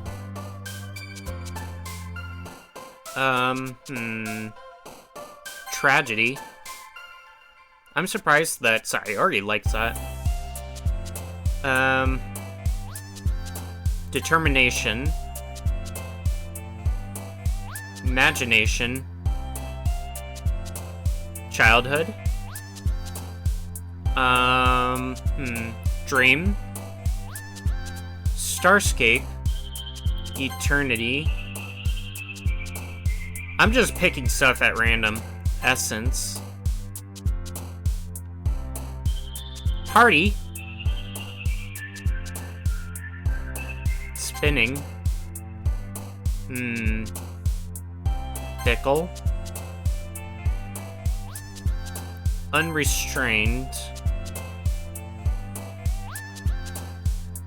Adventure. Heaven Sent.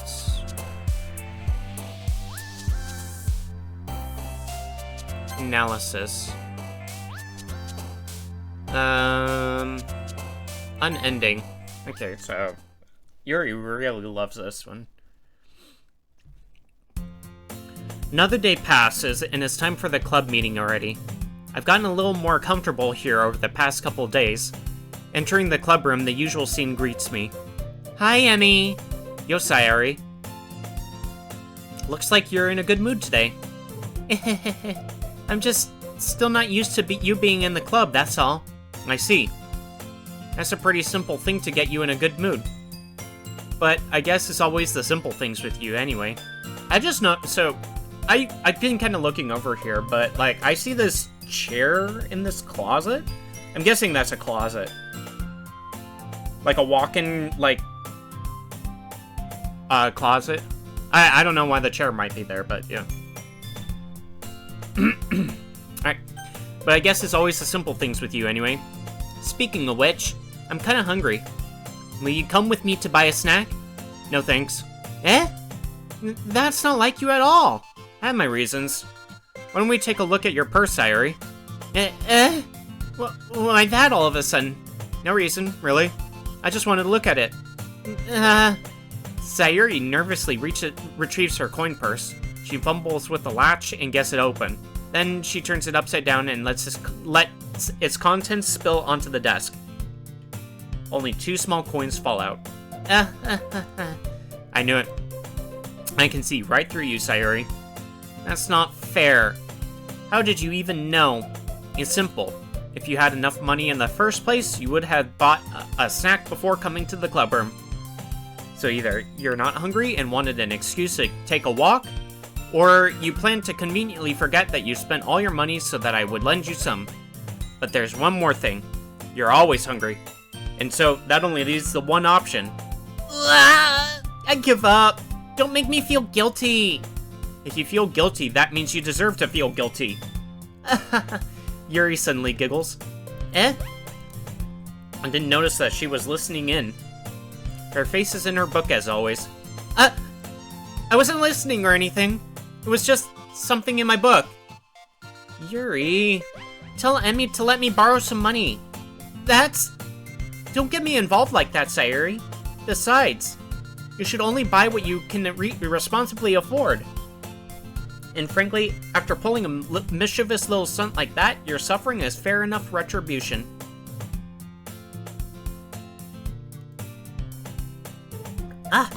Did I just I didn't mean that. I got too absorbed into my book. I really like when you speak your mind, Yuri. It doesn't happen much, but it's a fun side of you. There's no way you could think that. You were right, though. I did something bad, and now I have to accept the retribution. That! Still coming from you, Sayuri.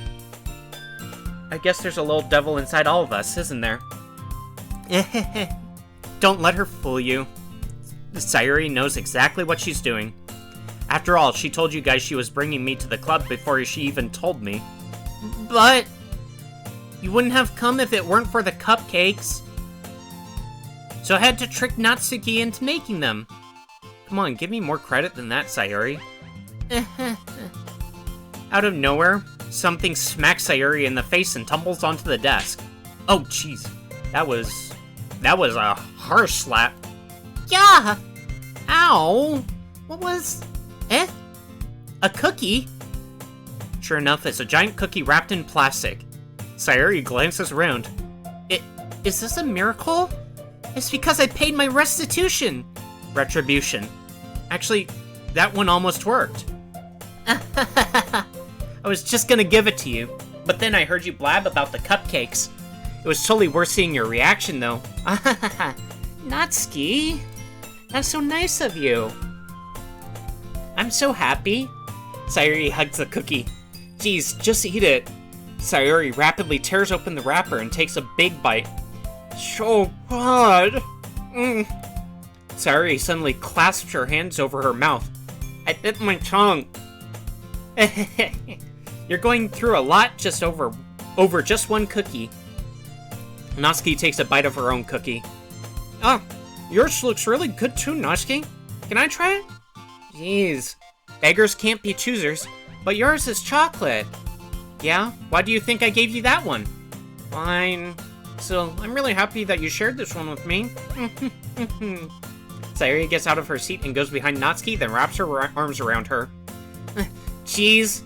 I get it. Cookie still in hand, Natsuki reaches up to nudge Sayuri off of her.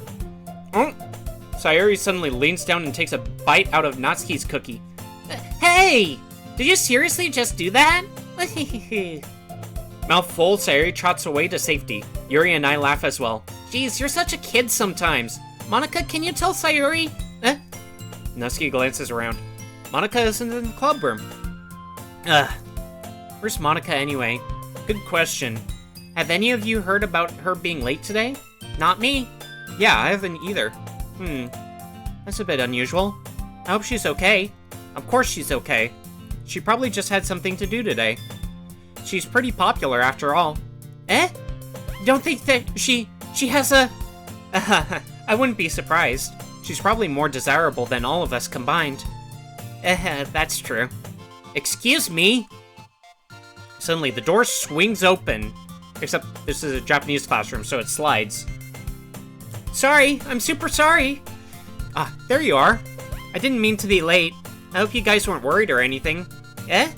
Monika chose the club over her boyfriend after all. You're so strong-willed. Boyfriend? What on earth are you talking about? Monika quizzically glances at me. What? Never mind that. What held you up anyway?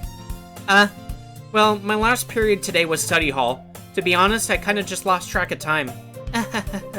That makes no sense, though. You would have heard the bell ring at least. You must not have heard it since I was practicing piano. Piano? I wasn't aware you played music as well, Monika. I don't really. I kinda just started recently. I've always wanted to learn piano. That's so cool. You should play something for us, Monika.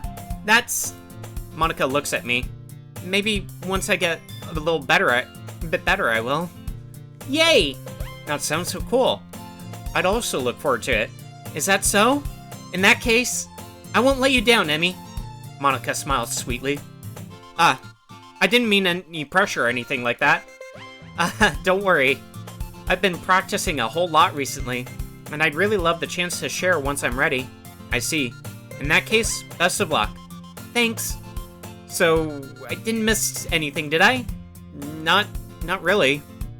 Let's just leave out Sayori's mischievous escapade. I'm sure Natsuki will end up complaining to her anyway. It looks like everyone has already settled down. Sayori somehow already finished her entire cookie. Yuri is back to her book, and Natsuki disappeared into the closet.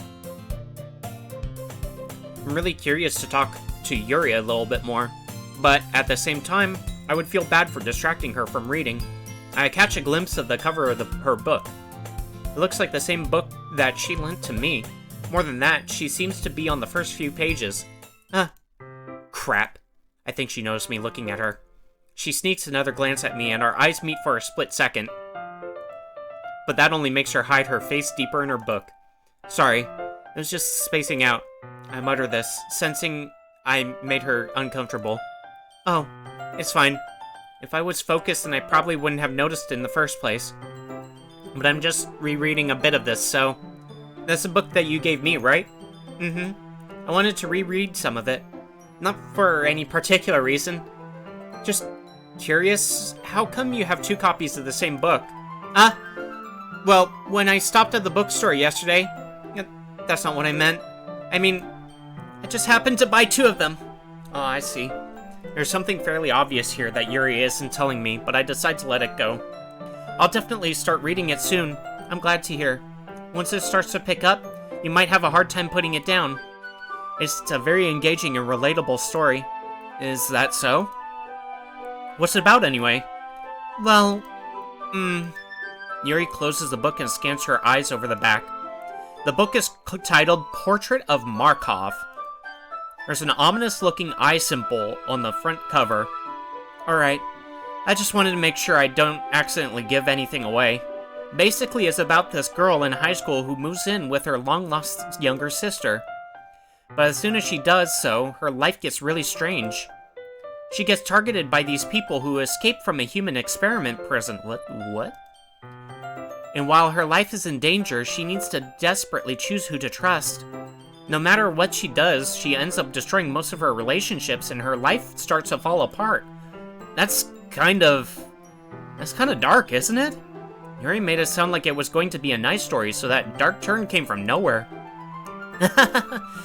Yuri gently giggles all of a sudden. Are you not a fan of that sort of thing, Emmy?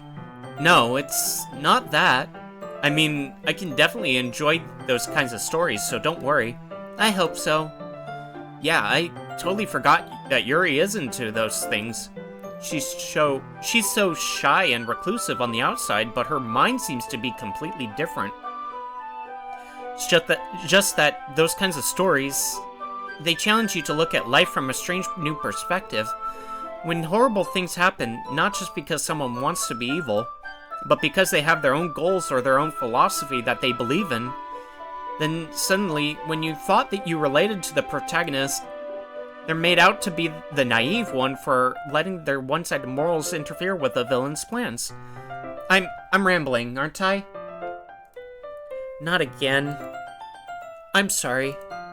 Hey, don't apologize. I haven't lost interest or anything. Well, I guess it's alright then. But I feel like I should let you know that I have this problem. When I let things like books and writing fill my thoughts, I kind of forget to pay attention to other people. So, I'm sorry if I end up saying something strange. And please stop me if I start talking too much. I really don't think you need to worry. That just means you're passionate about reading. The least I can do is listen. It's a literature club, after all. That's true. In fact, I might as well get started reading it, right? You don't have to! What are you saying? Just a moment ago, you said you were looking forward to it. Let me just get the book. I quickly retrieved the book that I had put into my bag. Alright, it's fine if I sit here, right? I slip into the seat next to Yuri's. Yeah? Are you sure? You seem a little apprehensive. I'm sorry. It's not that I don't want you to. It's just something I'm not very used to. That is, reading in company with someone. I see. Well, just tell me if I end up distracting you or anything. Alright. I open the book and start the prologue. I soon understand what Yuri means about reading in company. It's as if I can feel her presence over my shoulder as I read. It's not a particularly bad thing. Maybe a little distracting, but the feeling is somewhat comforting. Yuri is in the corner of my eye. I realize that she's not actually looking at her own book.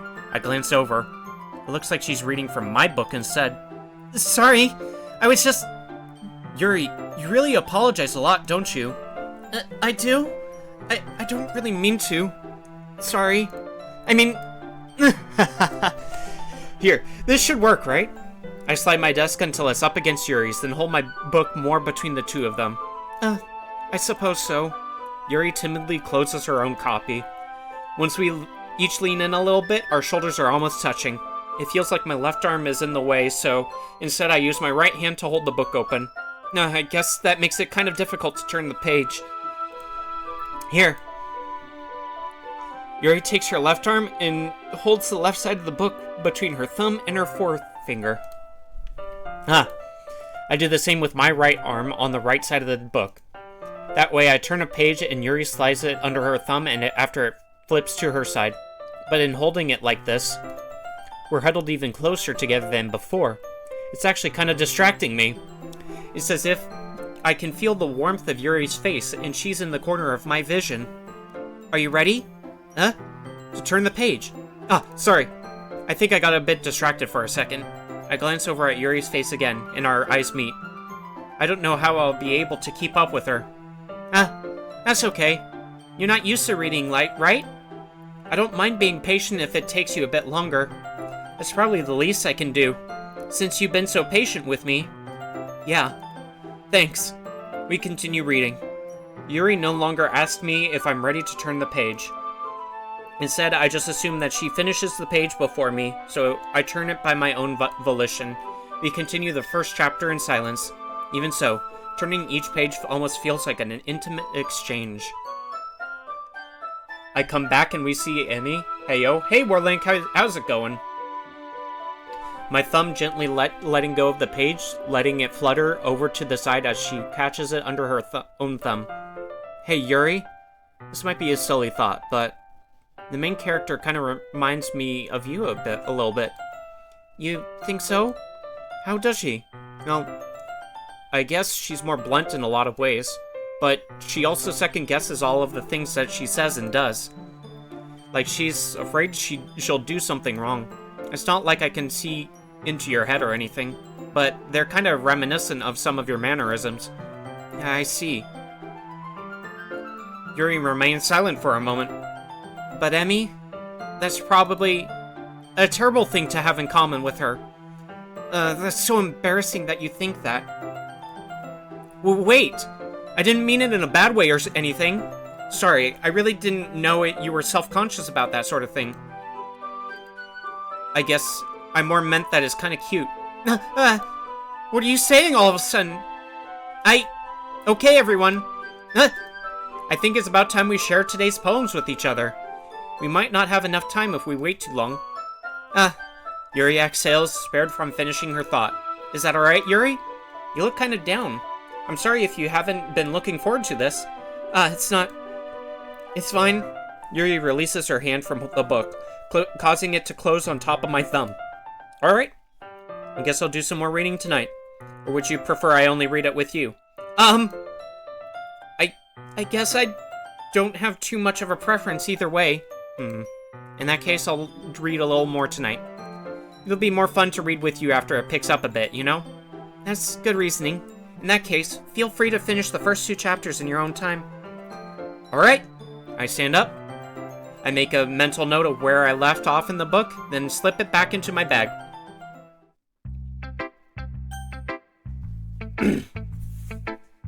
But yeah, I'm gonna do this real fast.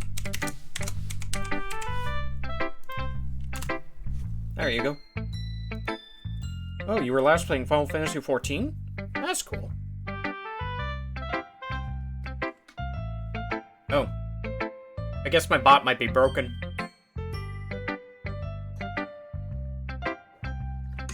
That's sad. Okay.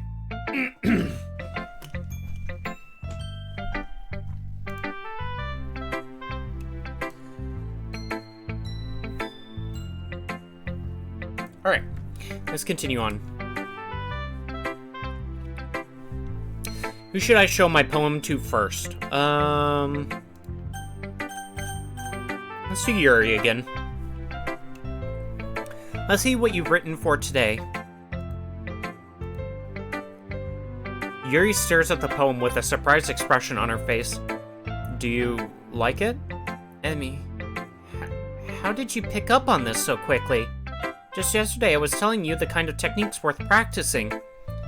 Maybe that's why. You did a good job explaining. I really wanted to try giving it more imagery. Yuri visibly swallows.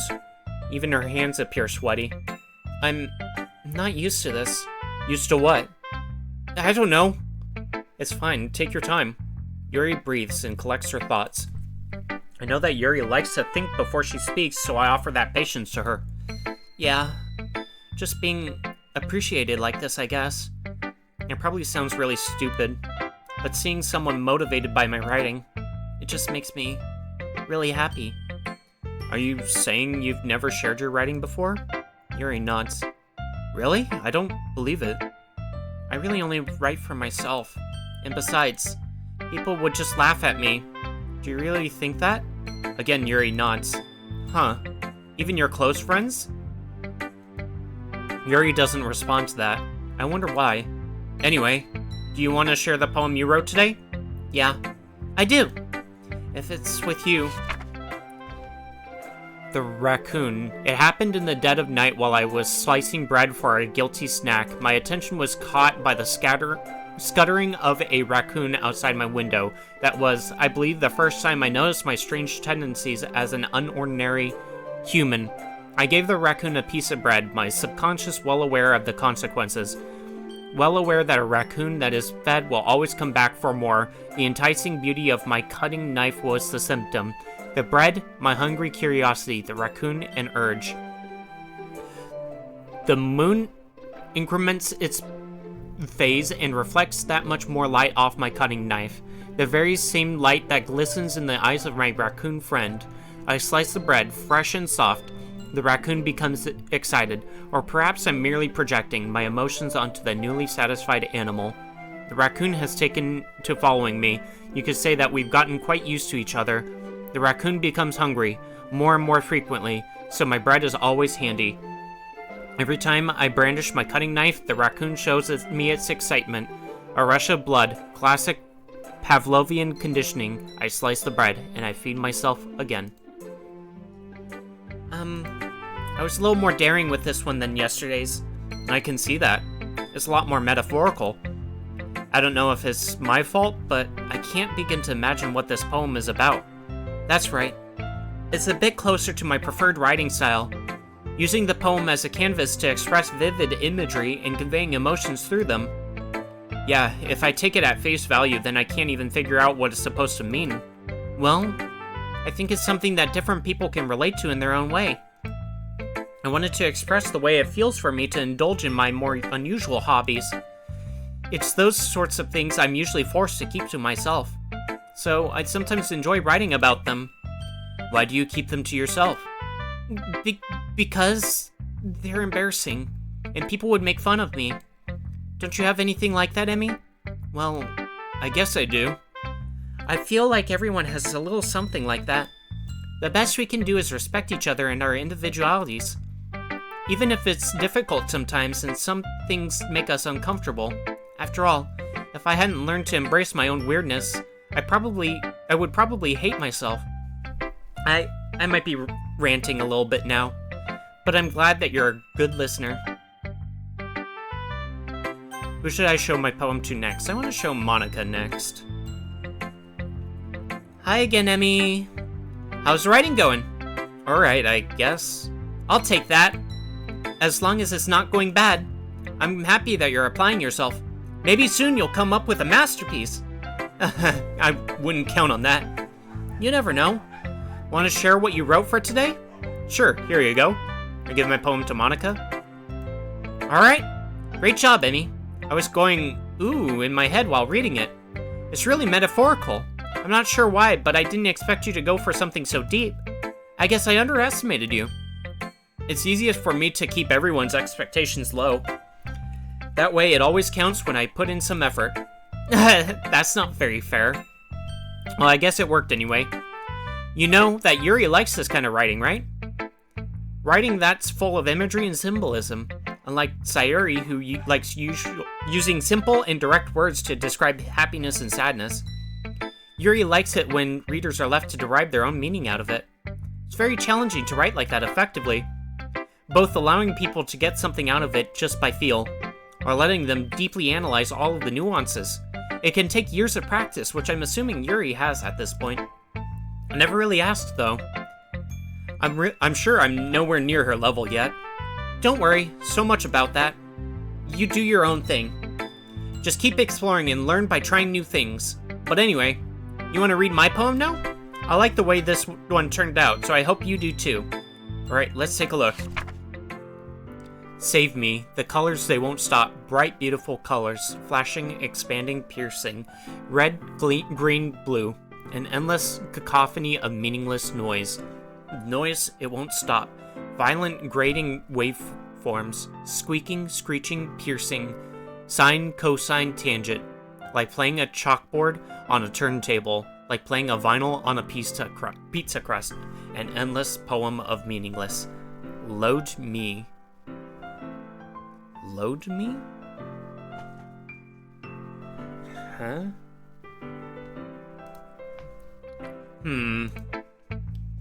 It's even more abstract than your last one, huh? I guess it's just the way I write. I'm sorry if you don't like it. No, I never said that. It's just the kind of thing I never really seen before, I guess. I kind of like playing with my space on paper. Choosing where and how to space your words can totally change the mood of the poem. It's almost like magic. The way I wrote the lines really short makes it feel like they're trying to speak over the noise. I see. It's so hard for me to tell what it's about, though. Sometimes asking what a poem is about isn't the right question. A poem can be as abstract as a physical expression of a feeling or a conversation with the reader, so putting it that way, not every poem is about something. Anyway, here's Monica's writing tip of the day. Sometimes you'll find yourself facing a difficult decision. When that happens, don't forget to save your game. You never know when you might change your mind, or when something unexpected may happen. Wait, is this tip even about writing? That's very meta. What am I even talking about? That's my advice for today. Thanks for listening. Who should I show my poem to next? Let's Sayuri. Ooh. I like this one, Emmy. It has some nice feelings in it. I'm glad. Still, though, your tone makes it sound like you liked yesterday's poem better. I guess you caught me. Sometimes you know me a little too well for my own good. Well, don't just try to be nice about it. If I'm doing a bad job, then I'd rather just hear it. No. I still like this one, I promise. You know, I wouldn't lie to you, Emmy. Never ever. Yeah, I guess so. What made yesterday's poem so great compared to this one, then? Well, I'm not very good at figuring out if poems are good or bad, but that's why I just go by my heart. If it makes me feel things, then it must be a good poem. I'm not sure that's exactly how it works. Then again, I guess conveying feelings is a pretty important part of this whole thing. Yeah, maybe. Honestly, I don't even know what kind of writing you like in the first place. Yeah, me neither. Why don't you at least try giving it some thought? Aw, you want to write something for me? That's so sweet. Yeah, right. But you're always thinking about other people. You need to think about yourself once in a while. If you don't, you might end up getting hurt at some point. Eh? Well, I don't really know what you mean, but I'll try to keep it in mind. Well, whatever. Anyway, let's see. I guess I like happy poems. Wait, sometimes I like sad poems too. Sometimes a little bit of both. There's a word for that, right? What's the word I'm looking for? Bittersweet. Yeah. I like things that are happy and things that are sad. Happy and sad? I can't see you liking something sad, Sayuri. Well, I like happy the most, but sometimes when you have a little rain cloud in your head, a sad poem can help give the rain cloud a little hug and make a nice happy rainbow. Sorry, that's unexpectedly poetic. Eh? It is? Maybe I'm getting better at expressing my feelings after all. Thanks, Emmy. I should go write that down then. You can read my poem now, okay? Bottles. I pop off my scalp like the lid of a cookie jar. It's a secret place where I keep all my dreams. Little balls of sunshine all rubbing together like a bundle of kittens. I reach inside with my thumb and forefinger and pluck one out. It's warm and tingly. But there's no time to waste. I put it in a bottle to keep it safe. And I put the bottle on the shelf with all the other bottles. Happy thoughts, happy thoughts, happy thoughts, and bottles all in a row. My collection makes me lots of friends, each bottle a starlight to make amends. Sometimes my friend feels a certain way. Down comes a bottle to save the day. Night after night, more dreams. Friend after friend, more bottles. Deeper and deeper my fingers go, like exploring a dark cave, discovering the secrets hiding in the nooks and crannies. Digging and digging, scraping and scraping. I blow dust off my bottle caps. It doesn't feel like time elapsed. My empty shelf could use some more. My friends look through my locked front door. Finally, all done, I open up, and in come my friends. In they come, in such a hurry. Do they want my balls that much? I frantically pull them from the shelf, one after the other, holding them out to each and every friend, each and every bottle. But every time I let one go, it shatters against the tile between my feet. Happy thoughts, happy thoughts, happy thoughts, and shards all over the floor. They were supposed to be for my friends who aren't smiling. They're all shouting, pleading, something, but all I hear is echo, echo, echo, echo, echo inside my head. Jeez. It feels like it took a turn. Holy crap. Sayori, did you really write this? Of course I did. Didn't I tell you yesterday I was gonna write the best poem ever? Yeah, but... I mean, I didn't expect something like this coming from you. Monica taught me a whole lot, and I've been really in touch with my feelings recently. I see that. It's almost kind of creepy. Creepy? Well, not exactly. Maybe because I'm so used to you being cheerful. Well, never mind. I'm thinking too hard about it. The point is, it came out good, so you should be proud of it. Aw, thanks. I feel like I was meant to express myself this way. It even helps me understand my own feelings a little bit better. Writing is like magic. You've gotten pretty passionate about this, huh? I hope you keep it up. Yeah! Writing's the best. I'm gonna keep writing until I die. Don't get ahead of yourself. Sayori's always had a habit of getting obsessed with something before dropping it no more than a week later. I wonder if this is one of those times. But seeing the passion in her eyes makes it hard for me to be pessimistic. Who should I show my poem to next? Natsuki. Oh, shoot. I pressed something. I liked your last one better. Really? No, yeah, I can tell you we're a little more daring with this one. But you're really not good enough for that yet. It fell flat. That may be true, but I just wanted to try something different. I'm still figuring this all out. I mean, I always like poems that aren't trying too hard. I hate it when people try to sound fancy or add more meaning just by using annoying and complicated language. Just make it simple, cute, and to the point. Yuri's head over heels for all this cryptic nonsense, but I see right through that BS. Ha! Making your reader look so hard for all this deep meaning is just an excuse to have no meaning at all. I guess that's one way to look at it. Well, everyone has their own opinion, but my opinion is the best opinion. I'm sure you figured that out already. Anyway, here's my poem. Maybe you'll learn something. Amy likes spiders. You know what I heard about Amy? Amy likes spiders. Icky, wriggly, hairy, ugly spiders. That's why I'm not friends with her. Amy has a cute singing voice. I heard her singing my favorite love song.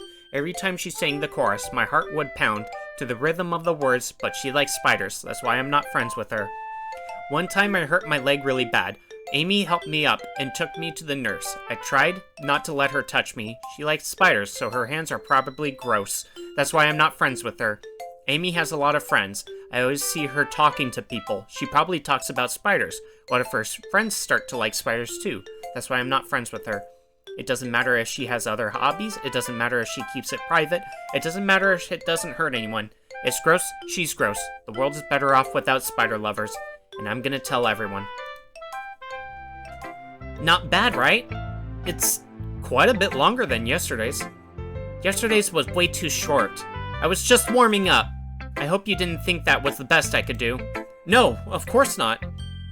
Anyway, the message is pretty straightforward in this poem. I doubt I have to explain it.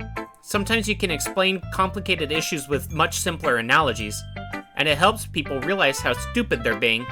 Anyway, anyone would agree that the subject of this poem is an ignorant jerk. Do you know people like that? Of course.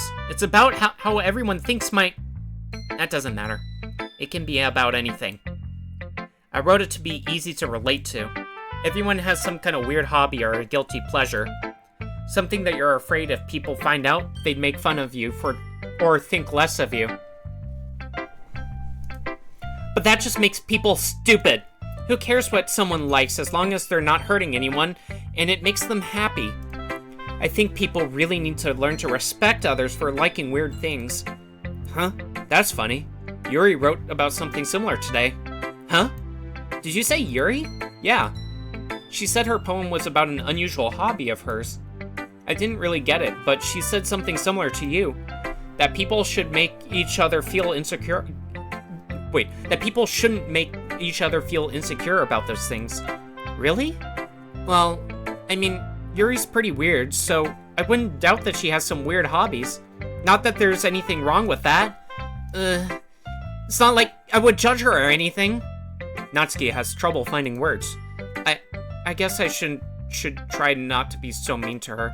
If she feels insecure about her weird behaviors and stuff. I mean, I always hate when people make me feel insecure. And Yuri made me feel insecure yesterday. But the way you put it, it sounds like she's learned her lesson. Well, I would say so.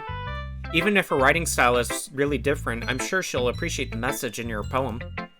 It's what I do best, after all. I don't like writing unless there's a good message to take away from it. Like, conveying emotions is important, but I want to make people think, not just feel. Remember that. I'm gonna write a good one for tomorrow too, so look forward to it. Okay, everyone. We're all done reading each other's poems, right? I have something extra planned today, so if everyone could come sit at the front of the room. Is this about the festival? Well, sort of. Do we really have to do something for the festival? It's not like we can put together anything good in just a few days. We'll just end up embarrassing ourselves instead of getting any new members. That's a concern of mine as well. I don't really do well with last-minute preparations. Don't worry so much. We're going to keep it simple, okay? We won't need much more than a few decorations. Sayuri has been working on posters, and I've designed some pamphlets we can give out during the event. Okay, that's great and all, but that doesn't tell us what we're actually going to be doing for the event. Ah, sorry. I thought you heard about it already. We're going to be performing. Performing? But, Monica? Yeah, we're going to have a poetry performance. Each of us are going to choose a poem to recite during the event. But the cool part is, we're also going to let anyone else come up and recite poems too. Sayuri's putting it all on the posters in case anyone wants to prepare ahead of time. Sayuri, who's been coloring a poster, holds it up for us to see. Are you kidding me, Monica? You didn't already start putting those posters up, did you? Well, I did. Do you really think it's that bad of an idea? Well, no. It's not a bad idea, but I didn't sign up for this, you know? There's no way I'm going to be performing in front of a group of people like that. I agree with Natsuki. I could never in my life do something like that. Imagining it, Yuri shakes her head in fear. Guys. No, Sayuri. I understand where they're coming from. Remember that Natsuki and Yuri have never shared their poems with anyone until just a couple days ago. It's a lot to ask for them to recite their poems out loud to a whole room full of people. I guess I kind of overlooked that. So, I'm sorry.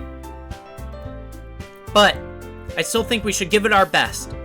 We're the only ones responsible for the fate of this club. If we start the event and each put on a good performance, then it will inspire others to do the same. And the more people who perform, the better we'll be able to show everyone what literature is all about. Yeah, it's about expressing your feelings, being intimate with yourself, finding new horizons, and having fun. That's right. And it's those reasons that we're all in this club today. Don't you want to share that with others? To inspire them to find the same feelings that brought you here in the first place? I know you do. I know we all do. And if all it takes is standing in front of the room for 2 minutes and reciting a poem, then I know you can do it. Natsuki and Yuri remain silent. Sayuri looks worried. I guess that leaves me no choice. I agree. I don't think it's too much to ask. I think that Sayuri and Monica have been trying really hard to get new members. Least we can do is help them out a little bit. Well, maybe, but... It looks like Natsuki doesn't have any arguments left. Okay, fine. I guess I'll just have to get it over with. Alright. Thanks, Natsuki. What about you, Yuri? Yuri dejectedly glances around at everyone else's expectant faces. I guess I really don't have a choice. That's everyone. You're the best, Yuri. This club is seriously going to be the death of me. Oh gosh, you'll be fine, Yuri. But anyway, let's move on to the main event. I want each of you to choose a poem of yours. We're going to practice reciting them in front of each other. No way! Monica! This is too sudden. Well, if you can't recite your poem in front of the club, how do you expect to do it in front of strangers? Oh, no. Don't worry. I'll start off to help everyone feel a little more comfortable. Can I go next? Of course. Now let's see. Monica flips through her notebook to the specific poem she has in mind for herself. She then stands behind the podium. The title of this poem is The Way They Fly. Monica begins reciting her poem. Her clear, confident voice fills the room. More than that, her inflection is pristine. She knows exactly how to apply emotion behind each line she recites, bringing the words to life. Is this something she's done before, or is she simply a natural? I glance around me. Everyone has their eyes on Monica. Sayuri looks amazed. Yuri has an intense expression on her face that I don't understand. Finally, Monica finishes the recitation. The four of us applaud. Monica takes a breath and smiles. That was so good, Monica! Thank you very much. I was just hoping to set a good example. Are you ready to go next, Sayuri? I'll go next. What? Yuri's fired up all of a sudden. Yuri clutches the sheet of paper between her hands and stands up. Keeping her head down, she walks quickly over to the podium. This poem is called... Yuri anxiously glances at each of us. You can do it, Yuri. It's called After Image of a Crimson Eye. Yuri's voice shakes as she starts reading the poem. Just a moment ago, she practically refused to do this. Why is she suddenly putting in so much effort? As Yuri gets past the first couple of lines, her voice changes. It's almost like what happens when Yuri gets absorbed into her books. Her quivering words transform into the sharp syllables of a fierce and confident woman. The poem is full of twists and turns in a structure that she enunciates with perfect timing.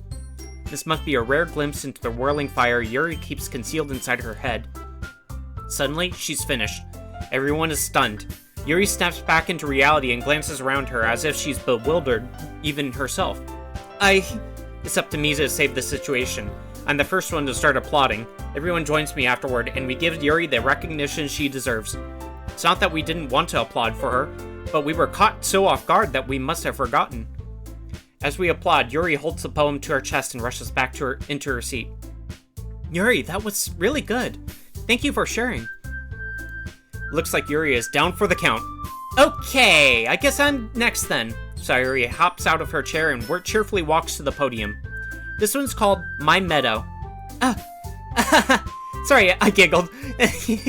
Sayuri. It's a lot harder than I thought.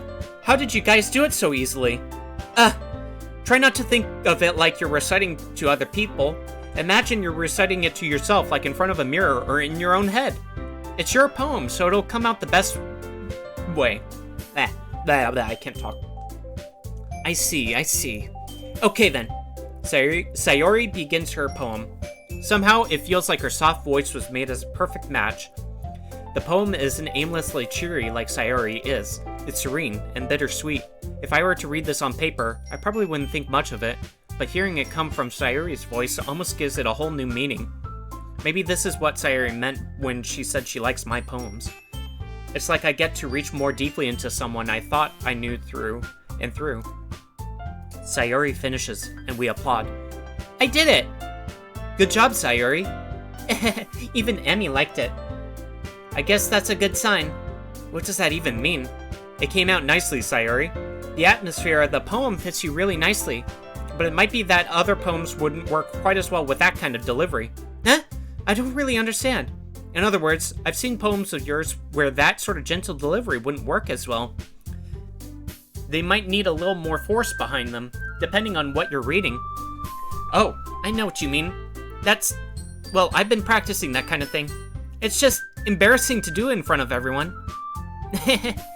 Then next time, I'm going to make you pick a poem that challenges you a little more.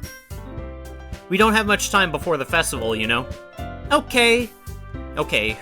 Now, who's next? Natsuki? Don't make me go before Emmy. It's not like I can compare to you guys anyway. Might as well let Emmy lower everyone's standards a little bit before I have to do it. Natsuki? It's fine. I might as well get it over with. But it's not like I have much of a selection of what to read. I'll just have to go with what I wrote for today.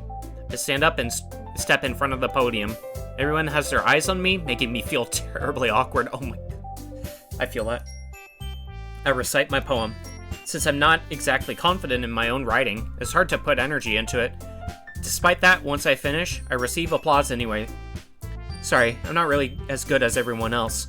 Don't worry about it so much. I think it's less about your abilities and more about your lack of confidence in your writing. That's something that'll improve over time, though. Maybe. Alright then. That just leaves you, Natsuki. Yeah, I'm going. Natsuki begrudgingly gets out of her seat and makes her way to the podium. The poem is called... Why are you all looking at me like that? Because you're presenting. Anyway, the poem is called Jump. Natsuki takes a breath.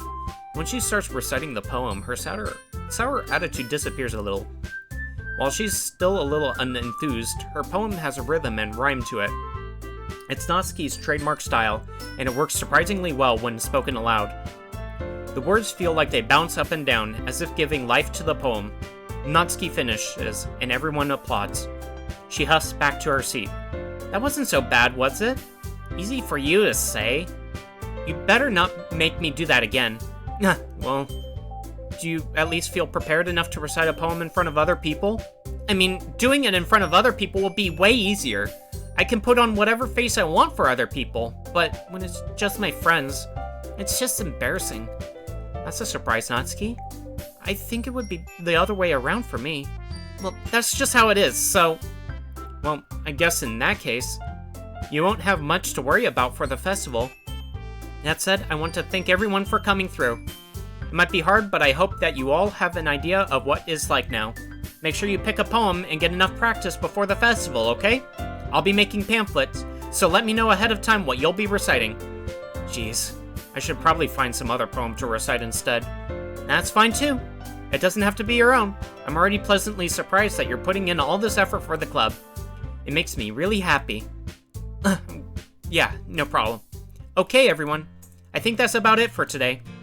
I know the festival is coming up, but let's try to write poems for tomorrow as well. It's been working out nicely so far, so I'd like to continue that. As for the festival, we'll finish planning tomorrow, and then we'll have the weekend to prepare. Monday's the big day. I can't wait. I can do this. Alright. I stand up. There's no way I'll be able to find the same enthusiasm as Sayuri and Monica, but I'll do my best to get through it. If it's for the sake of the club, and impressing Monica, then I'll have to do my best. Ready to go, Sayuri? Yep! Look at you two, always going home together like that. It's kind of adorable, isn't it? Jeez, guys, don't make such a big deal out of it. It must be a little nice, though. Well, how am I supposed to respond to that? It's okay, Emmy, you don't have to say it. Well, whatever. Let's go anyway. Alrighty. I walk home with Sayuri once more. Even though it's only been a few days, a lot of things have already changed. But today, Sayuri is being a little quieter than usual on the way home. Hey, Sayuri. Huh? Sorry, I was spacing out. No wonder. I was thinking about something from earlier. I like how we get to... Sayuri fumbles with her words. let's just say that one day Yuri asked to walk home with you. Huh? What would you do? What kind of question is that? You're kind of putting me on the spot here. Well... I would walk home with Yuri. Walking home with Yuri, huh? Why does the thought of that make my heart pound? I mean, given how hard it is for her to socialize, I would feel awful turning her down, so... Isn't she so beautiful and smart? That has nothing to do with what I just said. You admitted it. Jeez. There's not even any point in speculating something that's never going to happen. Well, maybe. But I just like to think about it. It's not long before you won't need me anymore, you know? Need you? Sayori. I can't figure out how you're seeing this in your things in your head right now. Sorry. Everyone is different. Nobody in the club is a replacement for you. If you say so. The conversation trails off, and I'm left feeling awkward. But it was kind of her fault for trapping me with such a weird question. I can't just lie to her. But if there's something that makes her happy, I would hate to take that away from her. That's why I said there's no point in speculating. Then again, the festival is only a few days away. Who knows what will happen in that time. Okay, time to write another poem. So, yeah. I'm gonna do a quick BRB. Just get up, stretch a little bit. And yeah, if you guys need to stretch, get some water, drink, whatever you need, do just that. I'll be back in just a moment, okay? See you in a moment.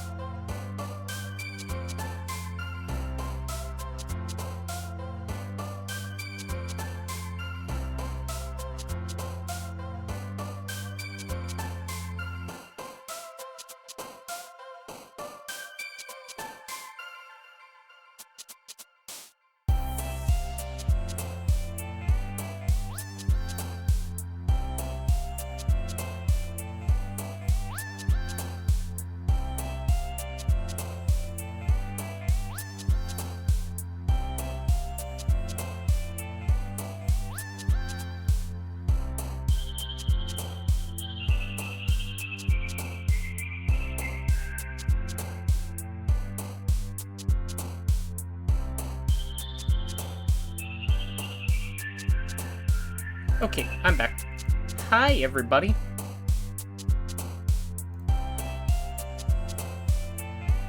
Huh? What's going on? Okay. I was tagged in my Discord. But it was nothing. Alrighty.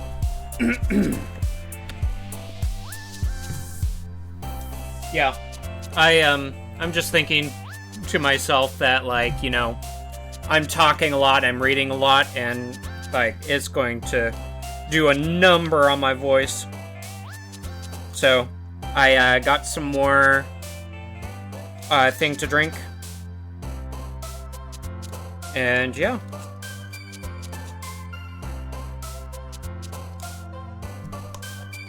I might have to make myself some tea or something after I get through this. I don't know how much more I have of this game. I'm guessing there's something to do with the festival. I didn't think that this would be like an especially long game, just because I would see like multiple endings to this.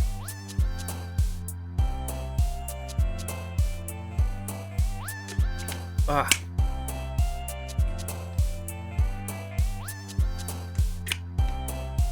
Okay. So, are we gonna go after Yuri, I guess? That might be the one to go after. With, all the stuff that I've been answering. Alright, so time to make a new poem. Let's go horror this time. Contamination. Entropy.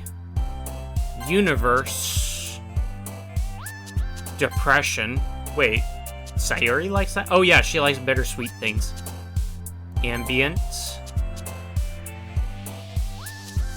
Treasure. Insights. Disoriented. Misfortune. Philosophy. Shame. Uncontrollable. Electricity. Climax. Melancholy. Sunset. Giggle. Extraordinary. Vitality. Okay. I don't know. I'm just picking random ones at this point. Alright.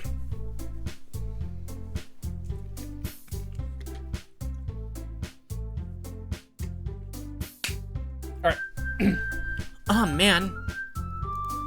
I'm the last one here again. Don't worry, I just walked in too.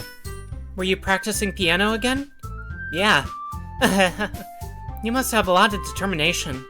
Starting this club and now picking up piano. Well, maybe not determination, but I guess passion. Remember that the club wouldn't be here if it wasn't for all of you. And I'm super happy that you're all willing to help out for the festival too. I can't wait for the festival. It's gonna be great. Eh? Weren't you complaining about it just yesterday, Natsuki? Well, yeah. I'm not talking about our part of the festival, but it's a whole day of the school where we get to play and eat all kinds of delicious food. Oh man. I want delicious food. You sound a bit like Sayuri all of a sudden. Monica, do they usually have fried squid? Squid? That's a pretty specific thing to look forward to. Oh, come on. Are you saying you don't like squid? You of all people? Huh? I didn't say I don't like it. Besides, what do you mean by you of all people?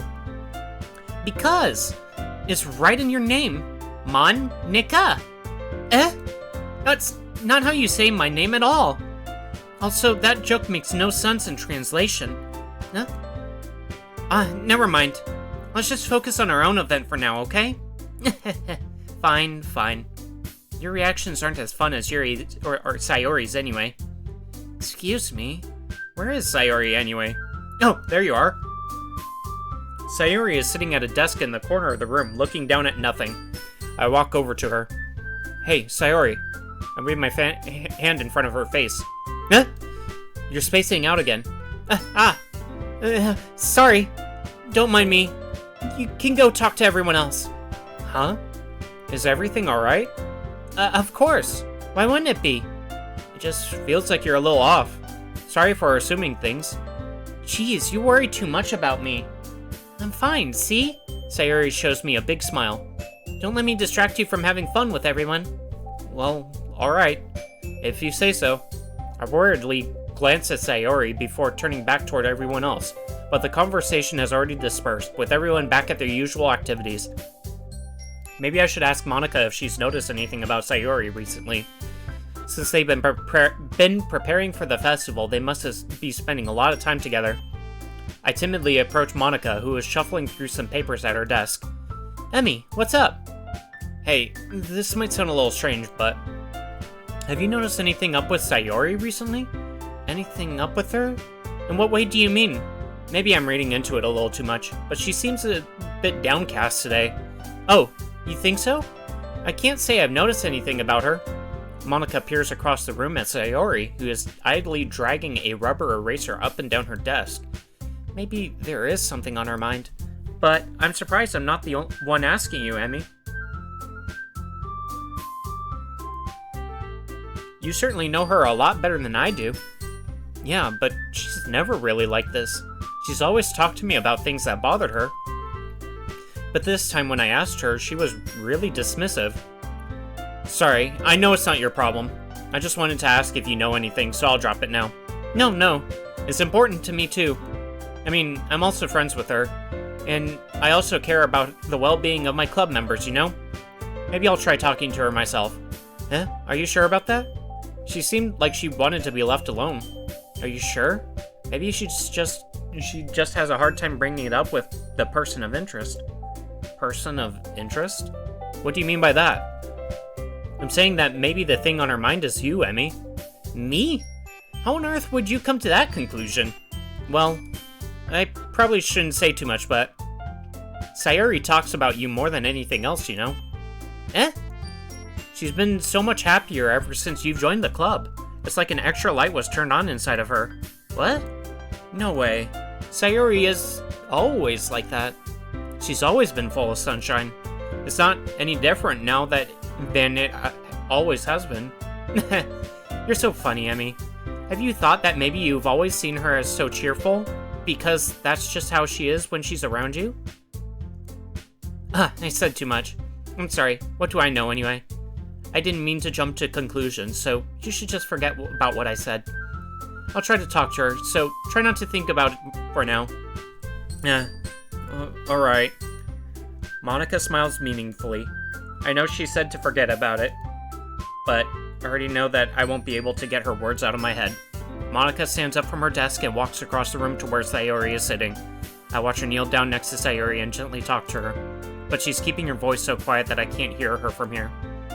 I sigh, and sit myself down. I know Sayori told me not to worry about her, and to have fun with everyone else, but that's impossible to do when she's behaving like this. Exactly how much do I care about her, that I'm letting this weigh me down so much? Now it feels like I'm the one behaving out of the ordinary. But there's nothing I can do besides wait for Monica. Why does it feel like I'm being watched? I glanced around the room. Suddenly I noticed Yuri peering at me from over her book, but she looks away just as quickly with a flustered look on her face. I realize that she won't get anywhere like this. I've never really seen Yuri approach anyone or start a conversation on her own accord, so I have no choice but to approach her myself. By now it's a little easier for me to do that. I stand up from my desk and sit in the one next to her own. I didn't mean to bother you or anything. What's up, Emerald? How are you? Hi, Marichiro. How are you doing? I'm doing okay. Enjoying Valentine's Day by finding waifus in this game.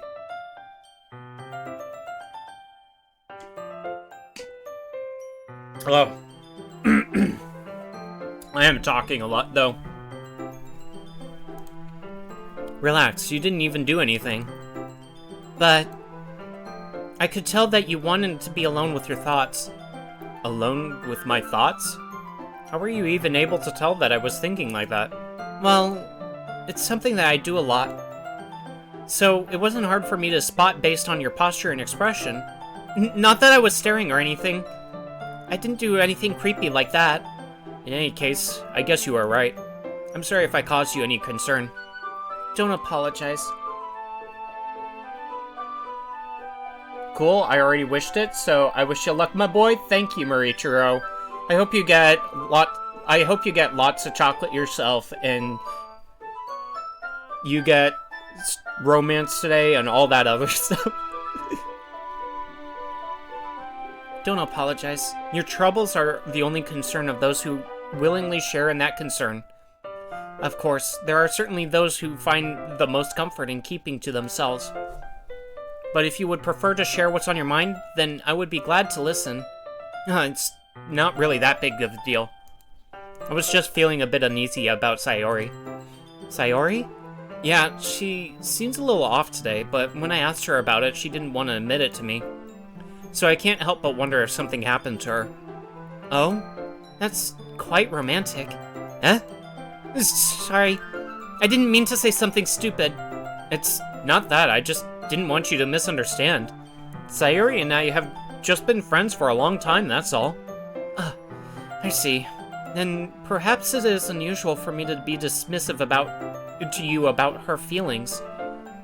Or maybe I'm just reading into it a little too much. Emmy, the world is full of meaning, often hidden deep beneath plain sight. And there are many untold mysteries behind every person, no matter how well you may know them. So you think that there might be something behind it after all? I think that Sayori is a very complex person. Her mannerisms on the outside don't always match what may be going on inside her head. And she may not always know what she wants. I noticed her strange behavior today too, and I also feel some concern for her. But in your case, it looked like she was fully occupying your thoughts, wasn't she? Well, I guess that was the case. Sayori, she really means a lot to you, doesn't she? I guess. But you don't need to put it that way. We're just good friends, that's all. Yuri suddenly looks deeply into my eyes.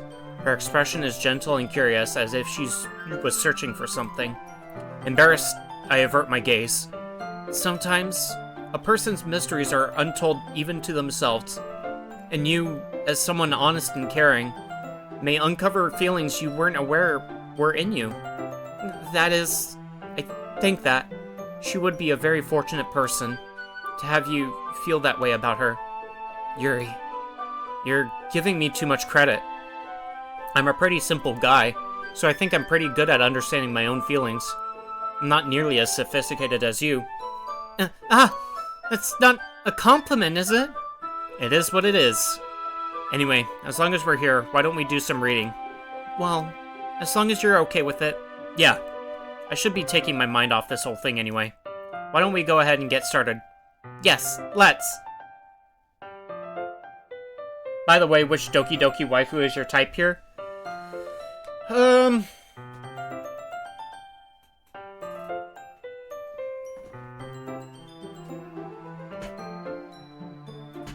I think that typically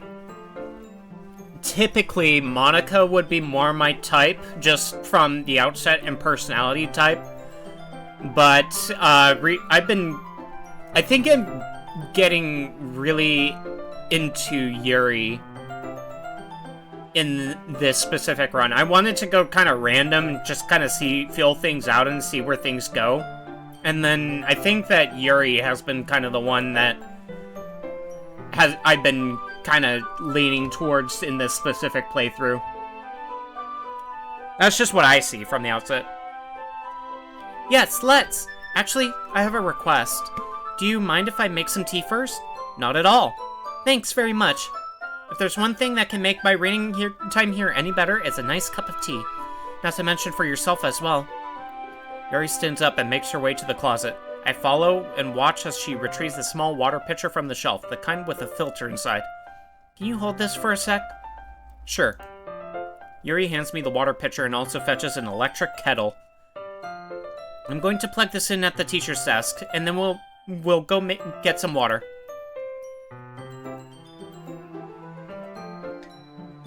She walks past me and sets the kettle down on the teacher's desk. I simply watch her movements. To my surprise, the way she moves really contrasts her speaking mannerisms. especially because of her long legs. Yuri appears elegant and methodical. Okay, may I have the water pitcher? Thanks, I'll be right back. My favorite is Natsuki. I'm into the tsundere type, they're fun to tease. You know, something I figured out about myself, especially after watching anime, is that there has been a lot of times where I've been kind of into the tsundere type myself. I think I'm kind of like you, where I feel like there's stuff where it's like, oh, it's fun to tease and fun to get their reactions out of things.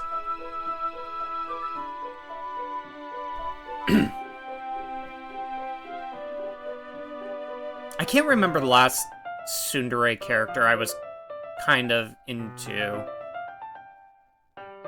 I can't think about it. I'm forgetting.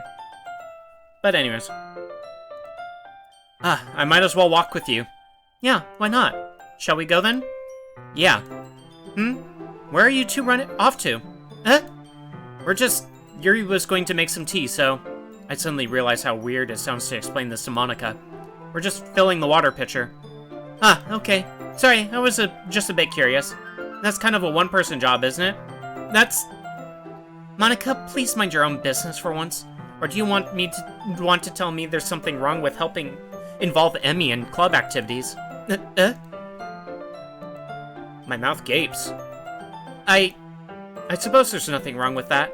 Then let's go, Emmy. Yuri quickly exits the room and I follow. I get what you mean. Once in the hallway, she suddenly puts her forehead against the wall. I spoke without thinking. How could I say something like that? Yuri,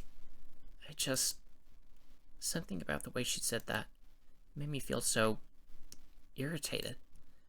What's wrong with me? No, Yuri. I think you did the right thing. I wasn't expecting it, but it's also not right for Monica to judge people like that. Emmy, how come even when I do something bad, you're being nice to me? Because nothing that you do is as bad as you make it seem in your head. Nobody's perfect. We have emotions, and we can't always hide them away. But you always amplify things in your head. Your mind turns a light rain shower into a hurricane. No. Wouldn't you hate me for something as terrible as that? Why would I hate you? I can't hate someone for having emotions. What kind of friend would do that? Friend, you say? Yuri lifts her head. Emmy, I really like being friends with you. Thanks, Yuri. I like being friends with you too. I feel kind of awkward saying something like that.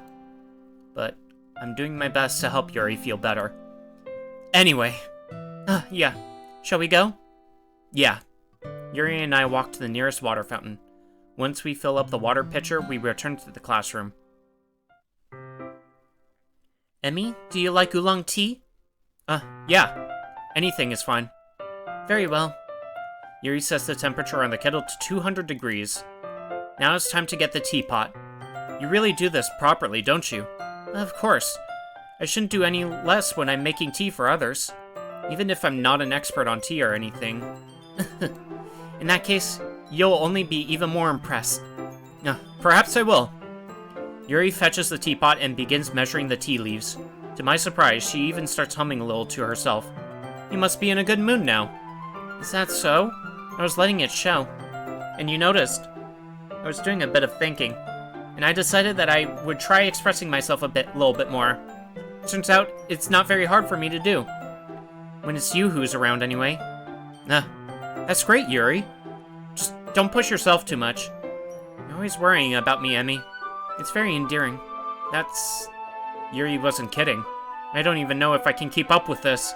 I watch Yuri pour a cup of tea for each of us. Emmy, I have another request. Do you mind if we sit on the floor today? Why is that? It's a little bit easier on my back. I can read with my back against the wall rather than bending over at my desk. Sorry, I didn't realize. No worries. I just have back pain fairly regularly, so I do my best to manage it. Is that so? I wonder why that is. It's most likely because my... Your posture, right? Always hunched over like that while reading? Yes! I have terrible reading posture, so that's why we should sit on the floor. Fair enough. I'll go ahead and get the book. I retrieve the book from my bag. Ah, I have some chocolate as well.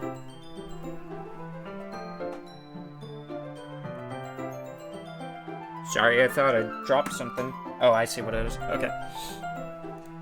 It's a bag of small chocolate candies that I kept hidden from Sayori's candy radar. I take it since it'll go well with the tea. Yuri and I then sit against the wall, teacups at our sides. As if in sync, we assumed the same reading position last time, each holding one half of the book. Except this time, our bodies are even closer to each other. I can't see too well. Yuri slides closer until our shoulders are touching. How am I supposed to focus on reading like this? Yuri was always kind of cute, but when she's being less apprehensive, it's almost more than I can handle. Your teacup. Yuri hands me my teacup. Holding it with my hand that's not holding the book, I end up in a position that makes it even harder to focus. Because now I need to worry about making sure I don't accidentally touch her chest. Meanwhile, Yuri hasn't noticed a single thing. She wears her intense reading expression, and I can only presume the world around her has faded away. I use all of my willpower to focus on reading. After a few minutes, I finally manage to relax a little. I put the teacup between my legs and fumble with the chocolate wrapper. Sorry. I briefly let go of the book to finish opening the wrapper. You can have as much as you want. That's okay. I won't take any. Huh? Are you sure? Well, if I touch it, then it might get smudges on the pages. Ah, you're right. I didn't even think about that. My bad. No need to apologize. I'll hold the book, okay? Are you sure? Of course.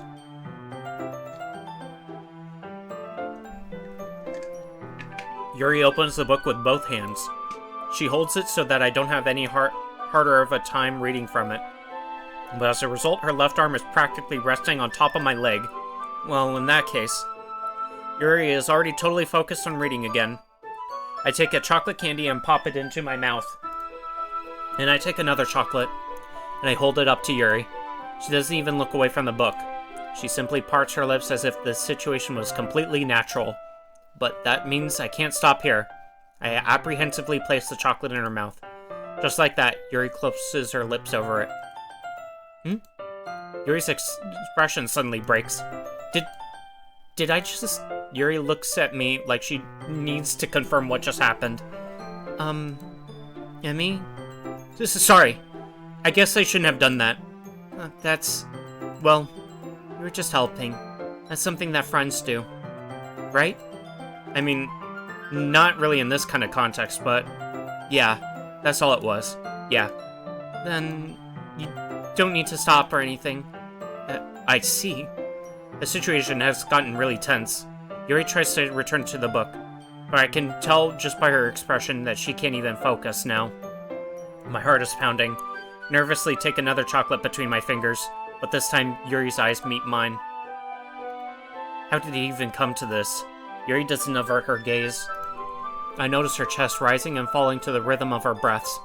I raise my arm. Like before, Yuri parts her lips, but it's different this time. I take the chocolate and place it in her mouth. I feel her hot breath on my fingers. Okay, everyone! Yuri jolts back. It's time to share poems. Emmy, you can help Yuri put away the tea stuff, right? Yeah, of course. Okay, thanks. The spell is abruptly broken. I'll take care of the cups. Yeah.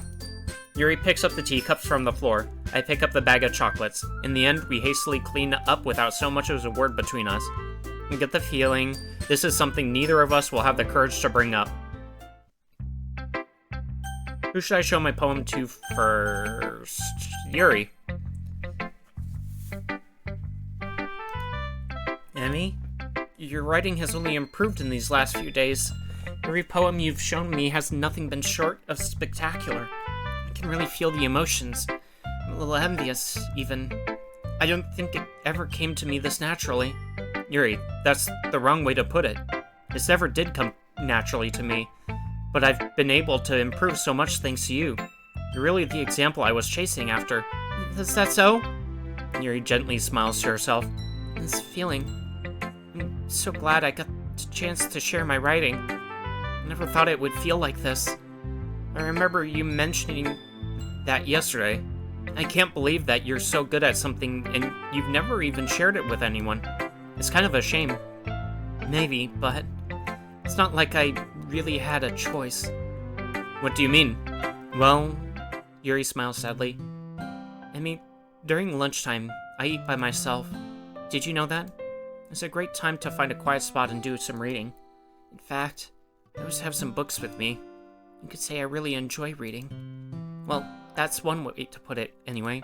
But books are so full of amazing and inspiring people. People you want to fall in love with. Or people you just know would make a really good friend. Cheerful people who always put a smile on your face. Or deep thinkers and problem solvers who discover the mysteries of life. So when you look at it that way, I'm surrounded by friends every day, you know? And those friends don't laugh at me. They don't tease me for spacing out all the time. They don't make fun of my body type, and they don't hate me for acting like a know-it-all. People say that about you? Not a know-it-all, Emmy. It's the opposite. I don't know anything. I don't know how to talk to people. I don't know how to make people see me as normal. I don't even know how to make myself happy. I have all these feelings, and all I can do with them is read and write. But it wasn't until now that I started sharing it with you that I really understood what was missing all this time. But I haven't really done anything. No, that's wrong. Just being patient and respectful. That's really important to me. I know I'm a difficult person, Emmy. I speak too slowly. I second-guess myself all the time. I read too deeply into things.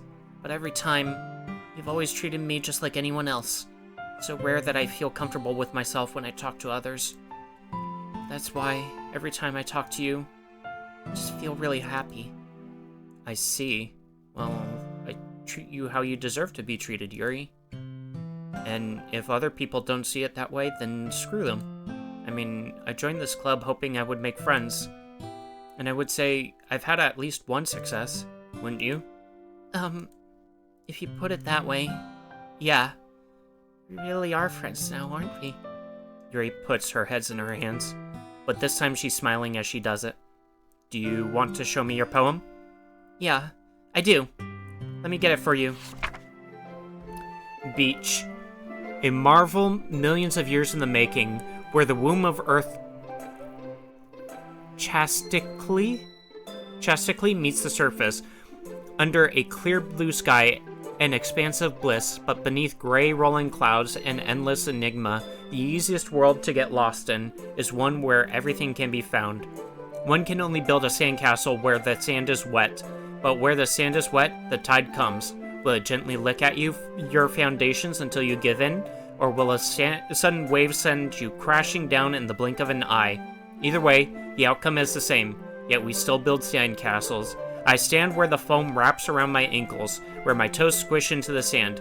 The salty air is therapeutic. The breeze is gentle, yet powerful. I sink my toes into the ultimate boundary line, tempted by the foamy tendrils. Turn back, and I abandon my peace to erode at the shore. Drift forward, and I return to Earth forevermore. I'm aware that the beach is kind of an inane thing to write about, but I did my best to take a metaphorical approach to it.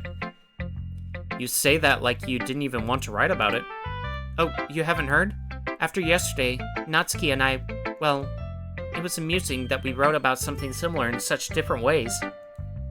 So, Natsuki wanted us to write about the same topic as each other again. I suppose to better compare the differences in our writing styles or thought processes. Anyway, it was her idea. Knowing her, it's no surprise that she'd want to do something like that. She probably just wants to show off. It's not like I have a particular interest in her writing style. It just went with her request. But, well, I suppose it's not so bad to write about something simple on occasion. It can be refreshing, you know? It's good for me to calm my thoughts once in a while. Yeah, I think I agree. Thanks for sharing. Who should I show my poem to next? Monica! Hi, Emmy. Have you thought about what you want to submit to perform at the festival? Well, being in this club is one thing, but performing in front of a bunch of people, I'll have to give it some more thought. Okay, no pressure. But whatever you do, I'm sure it'll turn out great. It would also make me happy to see. Anyway, let's take a look at today's poem. Sure. I let Monica take the poem I'm holding in my hands. This one's good. It feels like you're not only getting more comfortable with your style, but the imagery is better than the last one I read. Just wondering, but have you been finding inspiration in Yuri's writing style? I guess so. You can't deny that she's talented. Yeah, totally. I think your poems are the most romantic. That's the best way to describe it. She's like a totally different person when she picks up a pen. I noticed that too. Or when she's talking about literature, it's like a light turns on inside her. Sadly, it's hard to get much personal conversation out of her. Trust me, I've tried. Who knows what's going on in that head of hers? I hope you don't mean that in a bad way. No, of course not. It just meant that I wish she didn't keep so much to herself. But still, defending her like that, you must be pretty into her. Eh? You completely misunderstood. Calm down, I'm kidding. Besides, I'm pretty sure she's already got a boyfriend. Wait, really? Yeah, a fictional one anyway. Monica kind of whispers that last part to me. It's just a hunch, but... Well, there's not really anything wrong with that. Oh, well, I know. I was just saying... Anyway, I'll share my poem with you now, alright? Alright. Alright. The Lady Who Knows Everything. An old tale of a lady who wanders Earth. The lady who knows everything. A beautiful lady who has found every answer. All meaning, all purpose, and all that was ever sought. And here I am, a feather. Lost adrift the sky, victim of the currents of the wind. Day after day I search. I search with little hope, knowing legends don't exist. But when all else has failed me, when all others have turned away, legend is all that remains. The last dim star glimmering in the twilight sky. Until one day, the wind ceases to blow, I fall, and I fall, and fall, and fall even more. Gentle as a feather, a dry quill expressionless, but a hand catches me between the thumb and forefinger, the hand of a beautiful lady. I look at her eyes, and find no end to her gaze. The lady who knows everything, knows what I am thinking. Before I can speak, she responds in a hollow voice. I have found every answer, all of which amount to nothing. There is no meaning, there is no purpose, and we seek only in the impossible. I am not your legend does not exist. And with a breath, she blows me back afloat, and I pick up a gust of wind.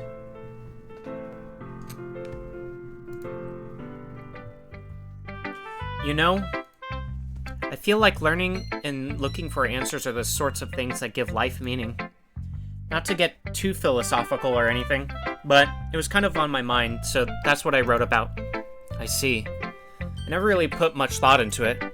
In a way, it's almost paradoxical. Because if we had all the answers, wouldn't the world start to lose its meaning? You know, there's one thing I noticed. Seems like everyone in the club prefers writing about things that are more sad than happy. Are you surprised? I mean, if everything was okay, I wouldn't really have anything to write about, would we? Humans aren't two-dimensional creatures. I think you know that better than anyone. You mean one-dimensional? Ah, yeah, that. Anyway, here's Monica's writing tip of the day. Are you ever too shy to share your writing because you're afraid it's not that good? It can be really disheartening to get a lukewarm response to something you put so much into. But if you find other people who enjoy writing, then sharing becomes a lot easier. Because instead of just telling you that your writing is good or okay or bad, they'll want to focus more on everything that went into it and the things you can work on. It's much more encouraging that way, and it makes you want to continue improving. It's almost like having your own little literature club, don't you think? That's my advice for today. Thanks for listening. Let's show Sayuri next.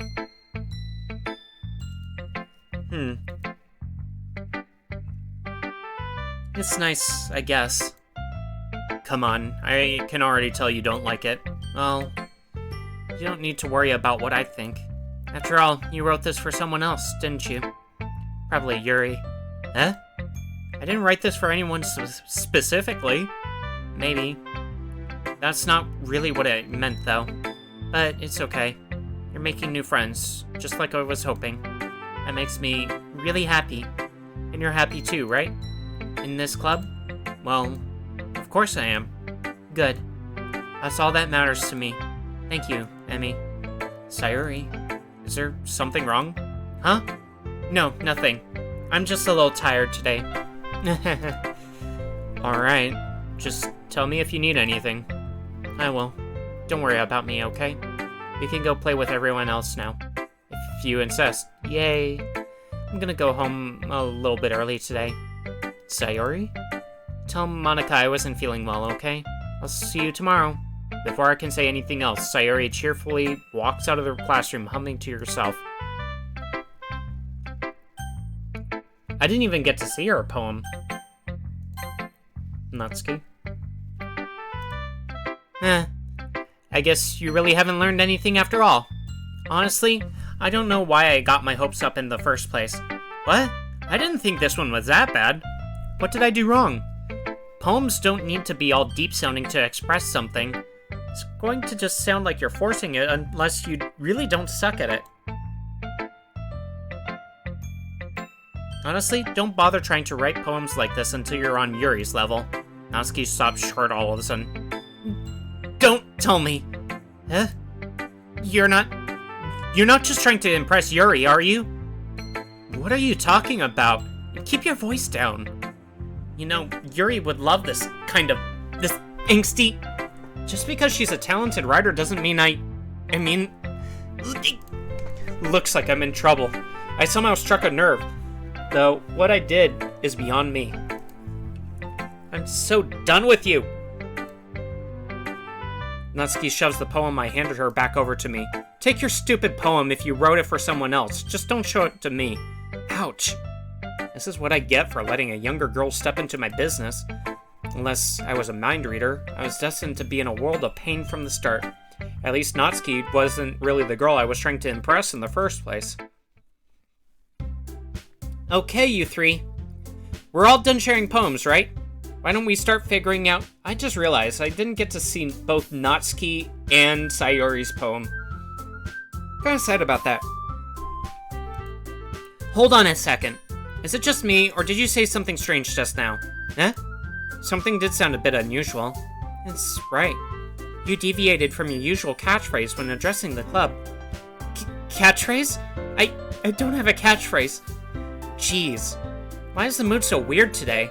Look, even Yuri isn't immune to it. Ugh. Stagnating air is common foreshadowing that something terrible is about to happen. In your books, maybe? Look, the only thing different is that Sayuri isn't here. It seems you're right. Sayuri always helps lighten the mood a little bit, doesn't she? It's almost like everyone's balance is thrown off a little when she's not around. Where the heck did she run off to, anyway? I thought she just went to pee. Natsuki, please show some decency. Oh, come on. She actually wasn't feeling too well and went home early. Is that so? I hope she's alright. Seriously? Of all the times to not go home with her, you picked a time she's not feeling well? So much for you two being all lovey-dovey. No! First of all, stop misunderstanding my friendship with Sayori. And second, she's kind of been avoiding me today, so I don't want to force it. Huh? That curious expression coming from Yuri, of all people. Calm down, guys. I talked to her earlier, and everything is fine. What did she say? Anyway, we need to figure out the rest of the festival preparations, so let's decide what everyone will be doing this weekend. I already know what I'm doing. That's right. Natsuki will be making cupcakes. But we might need a lot of them, and different flavors. Can you handle that all by yourself, Natsuki? Challenge accepted. And as for myself, I'm going to be printing and assembling all the poetry pamphlets. Sayori will be helping me design them. And as for Yuri, you can Uh, um... Guys, can you help me come up with something for Yuri? I'm useless. No! That's not it at all! You're the most talented person here, you know? Now Natsuki's pouting too? Jeez, even I can tell now.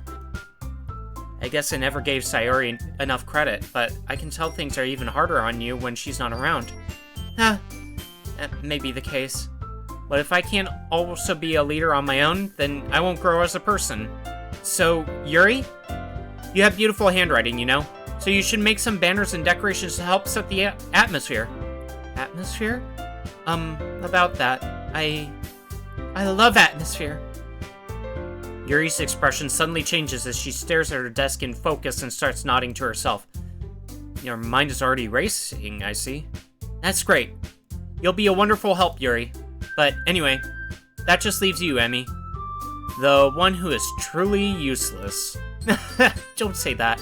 In fact, both Natsuki and Yuri have some pretty heavy tasks to handle. It would probably go a long way to give one of them a hand. You could always help me out as well. I would be really appreciative of that. Is Monica suggesting I spend the weekend with one of my club members? How on earth are they going to respond to a suggestion like that? I suppose I wouldn't mind a bit of help. Well, even if you don't know how to bake, then there's always some dirty work I could give to you. It's not like Monica's going to give me a choice, and you shouldn't be sitting on your butt anyway. Natsuki tries to mumble a bunch of excuses like that. If I recall, Natsuki, you mentioned that you would like to handle the baking on your own. Emmy may not like to be around if you only make him out to be a nuisance. So therefore, he may be more suited to assisting with the decorations. Hold on, I never said that. How could it be to make a few... How hard could it be to make a few decorations anyway? Sounds more like you're just making excuses for Emmy to... What are you saying? It will be extremely meticulous work. And baking isn't? Just what do you think? Guys, let's settle down for a moment. In the end, I think it's up to Emmy to decide how he'd like to contribute. Besides, he hasn't really gotten the chance to spend any time with me yet, you know? So I'm sure he's interested in... You literally just said... I'm surprised as well. Sorry. I was just saying, though. Jeez. Can we just settle this already? Yeah. Emmy, you're okay with this, right? In the end, it's up to you. Of course. Very well. In that case, everyone looks straight at me. But of course I'm going to go with... Oh wow, I could pick all four. This is the first time I feel like I can make an important decision just for Monica. All the rest of the times it's been like, oh hey, go with everybody else. But let's go with Yuri. No, I'll probably be most useful helping out Yuri. Me? Are you serious? Why would you? Natsuki, I can already tell you're about to say something mean. No, I was just saying... So you'll be helping Yuri then, Nemi? Yeah, that's what I'm going to do. I'm glad. I have a bad habit of overthinking these sorts of things, so I think your assistance will be very useful. That's great to hear. Natsuki, will you be able to handle the baking yourself? Yeah. I already said I would be fine. Okay. Everyone can tell that Natsuki is feeling a little sour. So, is that everything we needed to go over? Yeah, that should be about it. Are you guys excited? Well, excited may not be the right word, but I suppose I'm looking forward to it a little bit. Do you feel the same way, Emmy? Me? I guess you could say I'm interested to see how it'll turn out. That's good enough for me. What about you, Natsuki? Natsuki? What? Why is everyone yelling at me? I didn't even do anything. No, that's not what I meant at all. Yuri anxiously glances between everyone in the room. I'm sorry for this. I don't really know why Emmy picked me. And also, your cupcakes are the best cupcakes I've ever had. They really go really, really well with my tea. And nothing that I do for the event will compare to that, so... I get it. I'm kinda surprised, though. Why? Well, I'm the one acting immature. I already know that, but you're trying to cheer me up all of a sudden.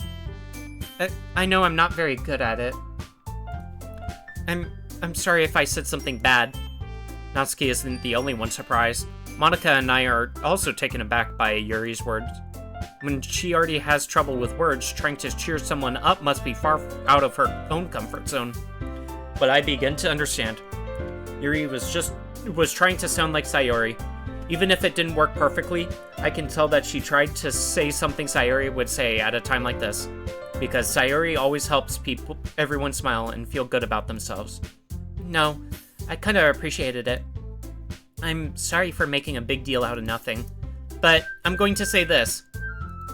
You better bet that my cupcakes are going to be the best part of the whole event. I believe you. Yeah, I hope to see everyone do their best. But with that, there's nothing more for today. So I guess it's time for us to head out. Alright, let's get out of here then. Everyone packs up their things. I start to follow Monica and Natsuki out the doors as they chat between each other. I turn around. Sorry, I realized that I don't have any way of contacting you this weekend. Oh, you're right. I can't believe that slipped my mind. Should I give you my phone number? I think that would be the best way, yes. Alright then. Yuri and I exchange phone numbers. Okay, then I'll be stopping by your house on Sunday. My house? Is that a problem? No, not at all. I just thought that I would be the one going to your house since I'm the one helping you. I suppose that makes sense, but if you don't mind, I think I would prefer going to your house. Alright, in that case, it won't be a problem. I decide not to press Yuri for a reason. It's not like it should matter much either way, so I'll just need to make sure my room is clean. I hope I managed to make myself useful in some way. I'm not nearly as creative as you are. Don't underestimate yourself, Emmy. I think that we'll make a very productive team, even if you only chose me because you felt bad or something. Wait, you don't actually think that, do you? I don't know. It's difficult to come up with any other reason you may have chosen me. You're forgetting the reason with the most common sense. I chose to help you because that's what I want to do. But... Yuri thinks to herself with an extremely tense expression. Yuri, you're overthinking this. You wanted me to point out when you're overthinking, right? Yeah? I didn't realize. I'm telling you, I want to. That's all there is to it. Do you believe me? Yuri thinks really hard again. She looks straight into my eyes for a long while. I believe you. As if it took her tremendous effort, Yuri finally says that and relaxes her expression. And I'm really looking forward to Sunday. Yeah, I am too. After that exchange, I make my way out the door and Yuri follows. I can't believe this. Yuri is going to be coming to my house on Sunday? My anxiety shoots through the roof. Even though I've gotten pretty used to handling her at this point, there's no telling what might end up happening when we're outside of school. More than that, she told me that she was looking forward to it. Is this a chance I have to make something happen between us? Or is it too early for that? Only time will tell. But until then, I won't be able to take my mind off it. I seriously can't wait.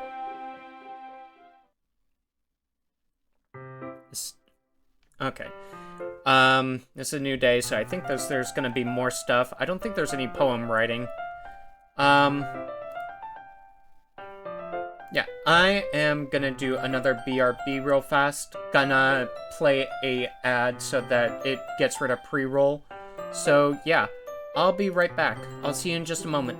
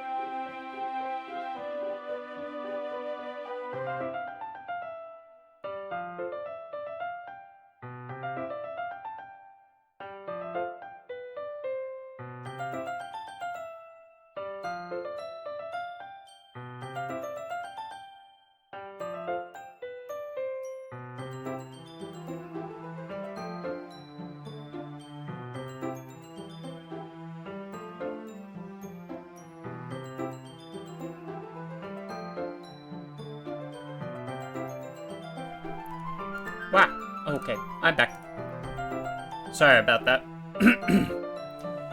I definitely do get up and stretch for a moment.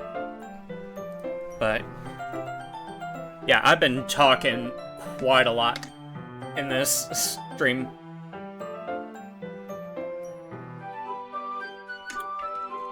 I'm definitely gonna see myself getting tired.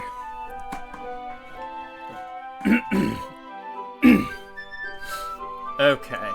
Alrighty.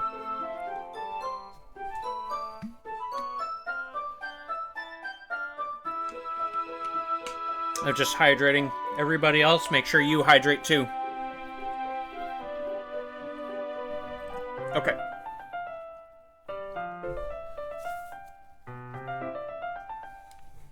It's already Sunday.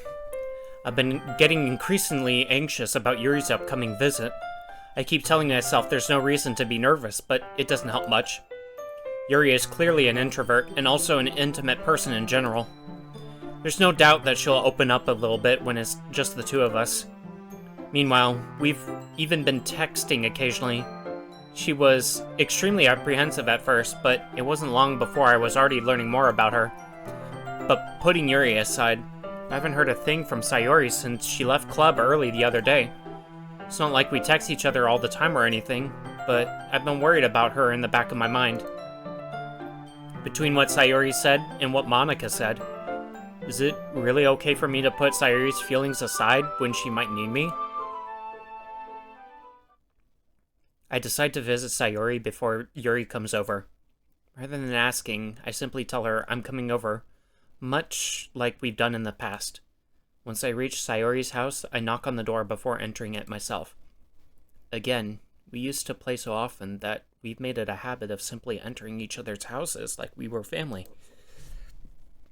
The house is quiet. Sayori isn't anywhere on the first floor, so I assume she's up in her room.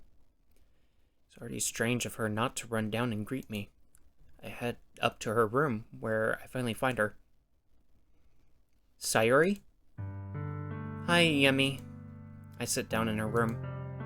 Sayori forces a smile, but it's easy to tell that she's different. There's a minute of silence between us. You haven't come over like this in a long time, have you? I guess you're right. It has been a long time. Not much has really changed, has it? Sayori's room is as messy as it always been. I also recognize the same stuffed animals and wall decorations that she's had for years now. If you came over more often, it wouldn't be such a mess. That's because I end up cleaning it for you. How come you suddenly wanted to come over today? Aren't you supposed to see Yuri today? Yeah, but... Wait, how did you know about that? Sayori had already left by the time we decided that last meeting. Monica told me. It's only natural for her to keep me informed about the festival preparations, right? That's true. But what about you? Aren't you going to be helping Monica today? Of course, but I'm just helping her online. You didn't plan to meet up or anything. So it's just me and Yuri then. Yep. There's more silence between us. Sayori stares in a random direction. Everything about her behavior is really uncharacteristic. I finally get to the point. I just wanted to see how you were doing after you left on Friday. And something's wrong, you can't hide it from me. I know you too well, so... Sayori smiles, shaking her head. That's no good, Emmy. Huh? What? Why can't it just be like it's always been? This is all my fault. I didn't get so weak and accidentally express my feelings. If I didn't make that stupid mistake, then you wouldn't have been worried about me at all. You wouldn't have come here. You wouldn't have even been thinking about me right now. But this is just my punishment, isn't it? Getting punished for being so selfish. I think that's why the world decided to have you come over today. It just wants to torture me. Sayori? I grab Sayori by the shoulders. What on earth are you saying? Are you listening to yourself right now? I know something happened to you. There's no other explanation for you to be like this, so tell me already. Until I know, I won't be able to stop thinking about it. Sayuri gives me an empty smile. You really put me in a trap, Emmy, but you're wrong. Nothing happened to me. I've always been like this. You're just seeing it for the first time. Seeing what? What are you talking about, Sayuri? You're really just going to make me say it, aren't you, Emmy? I guess I have no choice this time. The thing is, I've had really bad depression my whole life. Did you know that? Why do you think I'm late to school every day? Because most days I can't even find a reason to get out of bed. What reason is there to do anything when I fully know how worthless I am? Why go to school? Why eat? Why make friends? Why make other people put their energy and caring to waste by having them spend it on me? That's what it feels like. Oh man, this got really real. I feel this so much. That's why I just want to make everyone happy, without anyone worrying about me. I'm in shock. I can't even figure out how to respond. I'll say this right now, too, that I feel what she's feeling. One of the things that I've been saying to people is that, like, people who deal with this sort of thing and the depths of all this, like, they end up kind of trying to do more and make sure that people don't feel the same way that they do.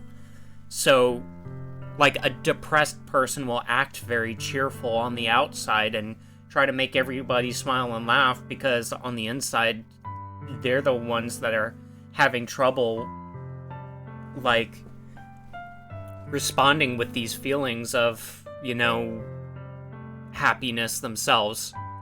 That they hope that maybe the universe will do the same to them. And there's my real flipping topic of the day, you know? You know, my mouse is getting all weird again. I can't even figure out how to respond.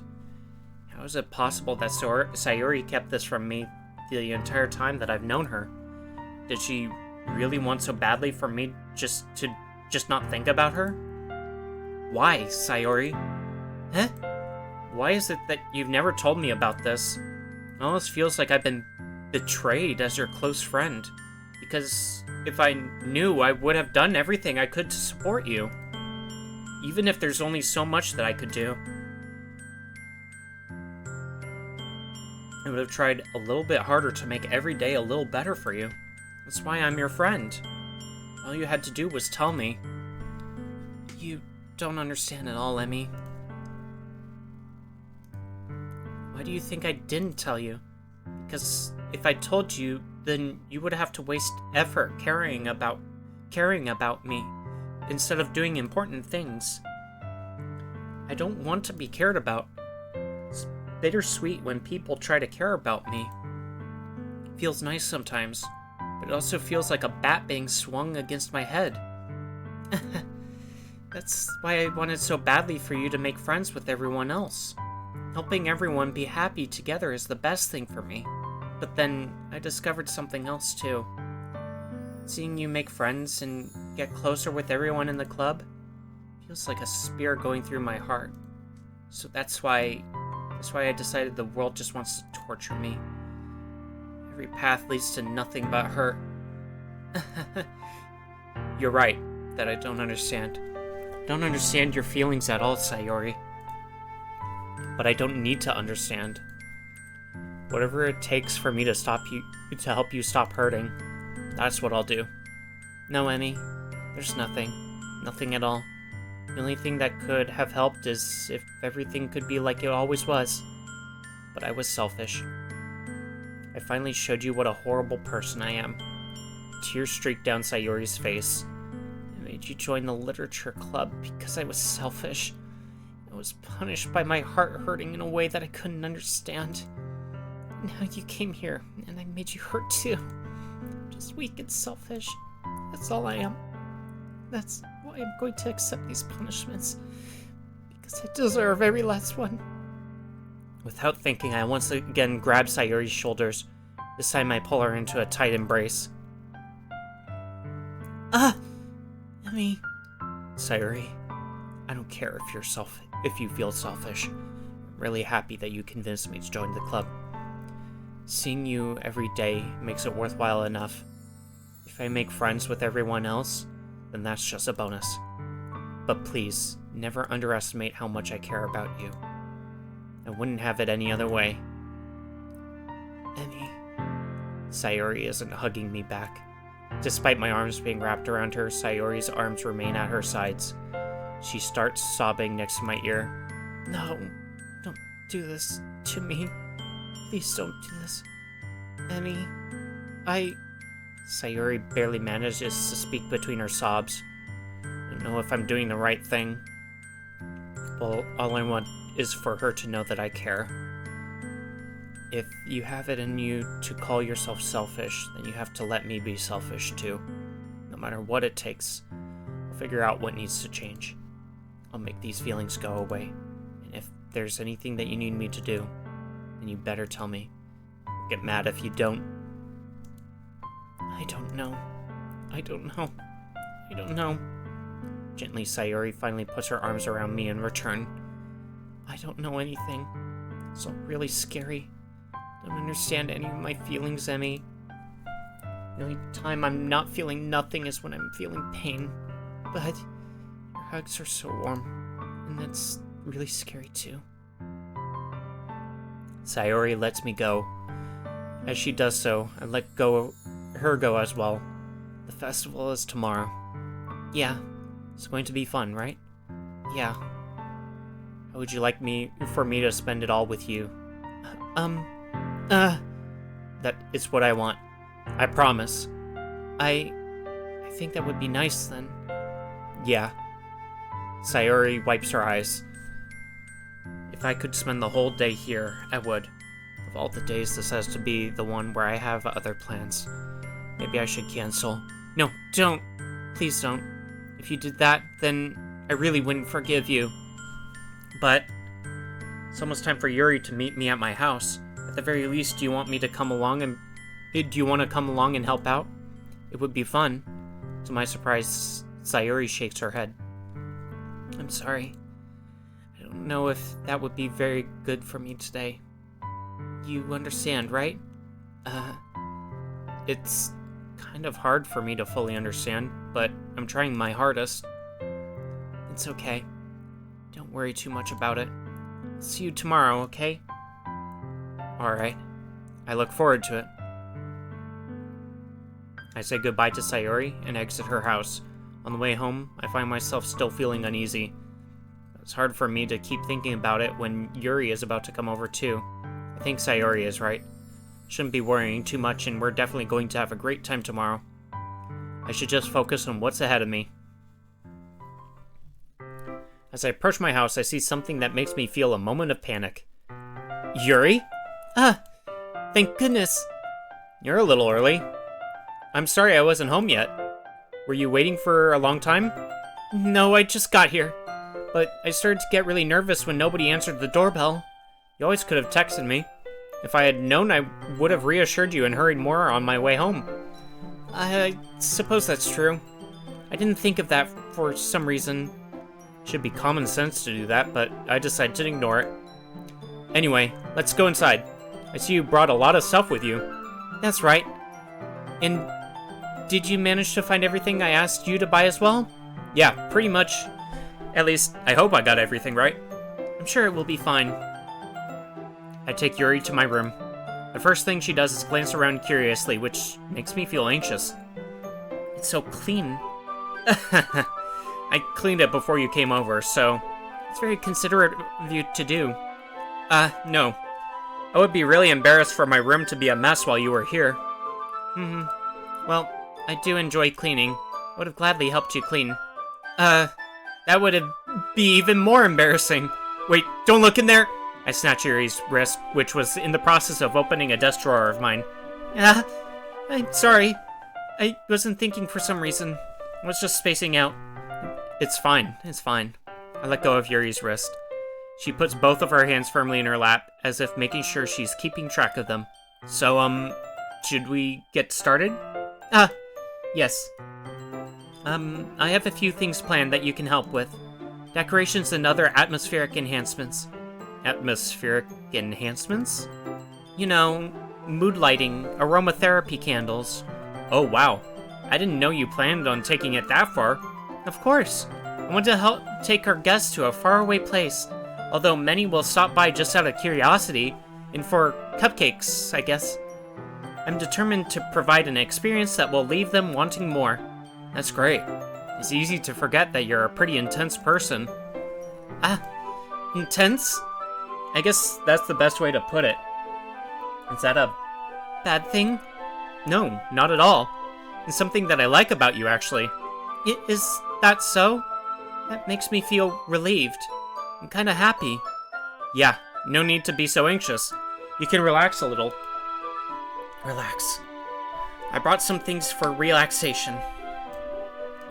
I was going to use them during the poetry event. Oh, yeah? Like what? Let's see. Yuri rummages through her bag. She pulls out a few candles and a wooden cylinder-shaped object.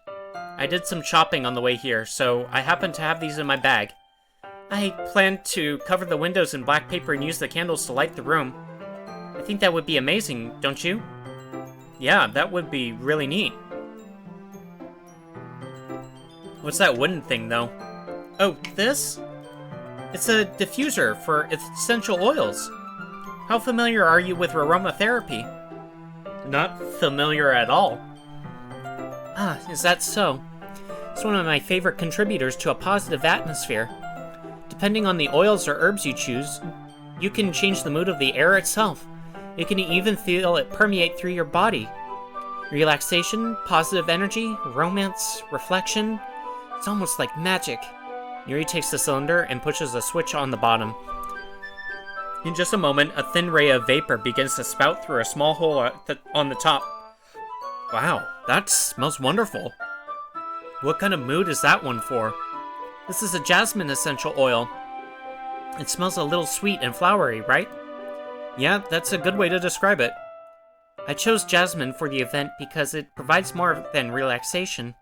Jasmine enhances your emotions and helps you feel them flow through your body. You feel warmer and your heart pounds more heavily.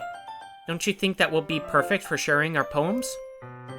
It does sound suitable, but you seem to know a lot about this, so I'll trust your opinion with anything. Yuri smiles gently, clearly enjoying herself. She again reaches into her bag and pulls out several spools of thin ribbon. What are those for? Well, did you purchase the origami paper I asked you to get? Yeah, I have it over here. We won't be using the paper for folding origami. What I'd like to do is write a different word on each paper. We'll need about 100 of them. Oh yeah? What will those be used for? Well, I'm going to cut pieces of ribbon to hang from the doorway of the classroom. Then we can fasten the paper onto the ribbons to create a doorway curtain. Wouldn't that be beautiful? It'd also catch the eye of those passing by the room. It may attract them to peek inside. That's really creative. I had no idea you'd be so good at this, Yuri. Is that so? Well, I suppose I do get a little intense, as you'd put it. Yuri giggles with red cheeks. Is it just me, or is she more relaxed when it's just the two of us? Or maybe it's the excitement she feels from sharing something that she enjoys. Here's a marker, Emmy. You can write any characters you want. I'll help you once I finish cutting the ribbons. Alright. Sitting on the floor together, the two of us get to work. I carefully draw a different character on each paper, doing my best to manage my bad handwriting. Yuri unravels a long strand of red ribbon to her desired length. Then she reaches into her bag once more and pulls out a pocket knife. Eh? The knife is strangely beautiful. The silver handle has an intricate pattern of waves etched into it. The blade itself is gently tinted blue. That's no ordinary pocket knife. It looks really fancy. Well... Embarrassed, Yuri looks away. What is it? You're going to think it's weird. Yuri, whatever it is, I have no reason to judge. To each their own, you know? If you promise you won't be weirded out... Yeah, I promise. Alright. Thing is, I'm kind of into knives. You're just so pretty. I can't help it. I don't know what it is. The combination of craftsmanship and feeling of danger, maybe. What am I saying? Please don't think I'm weird for this. You're laughing at me. No, I'm not laughing at you. It's just funny how nervous you got about sharing. It's an interesting thing to be into, I guess. But I think it kind of suits you. Suits me? Yeah, it's kind of intense. Besides, it's a really cool looking knife. I can't deny that. It is, isn't it? Yuri relaxes her expression once again. Would you like to hold it? Sure, I'll check it out. Yuri carefully hands me the knife, with the handle facing me. I take it and turn it around in my hands. It feels heavy and extremely solid. Where do you even get a knife like this? Curious of its sharpness, I feel the point of the knife with my index finger. Ow! Emmy! Why did you do that? I didn't expect it to be that sharp. I barely touched it at all. It's my fault. I should have warned you. This knife is extremely sharp. It can cut through skin like it's paper. Oh no. A small drop of blood trickles down the side of my finger. Yuri takes my hand and gives the wound a closer look. She stares at it and noticeably fidgets. If you're squeamish, I'll go wash it off now. Ah! Without warning, Yuri puts my finger in her mouth and licks the wound. Okay. I feel her tongue curl around my finger. Startled, I instinctively pull my hand back. Oh, please forgive me. I wasn't thinking. Yuri lowers her head, her face burning up. Yuri, that's the most embarrassing thing I've ever done. How could I do something like that? I'm sorry. Sure, it was a little weird, and it took me by surprise, but I guess she was just trying to help, right? Yuri, I think you're overreacting a little. She doesn't lift her head. What if she doesn't recover from this for the rest of the afternoon? Alright, you know what? This might be a stupid thing to do, but I do it anyway. I take Yuri's hand and lick her index finger in return. Emmy! Did you really just do that? Now we're even. Yuri just looks at me like I did something wrong. I knew that would be a bad idea. If not for the sweet aroma of the jasmine oil, the air would be extremely heavy right now. You're so weird, Emmy. Yuri giggles shyly. Yuri calling me weird? I have no response to that. Where do you keep your bandages? I don't think I need one, actually. It was a tiny cut. Look, it already stopped bleeding. I see. That's relieving. The tension is quickly lifted. We each resume our respective activities. I watch Yuri's knife cut through the ribbon like it's nothing but air. Meanwhile, I continue to make progress on the paper. After we finish attaching the paper to the ribbons, we lay them all out side by side. Looks better than I expected, and will be very effective as a door curtain. It looks great. Good thinking coming up with this, Yuri. Thanks.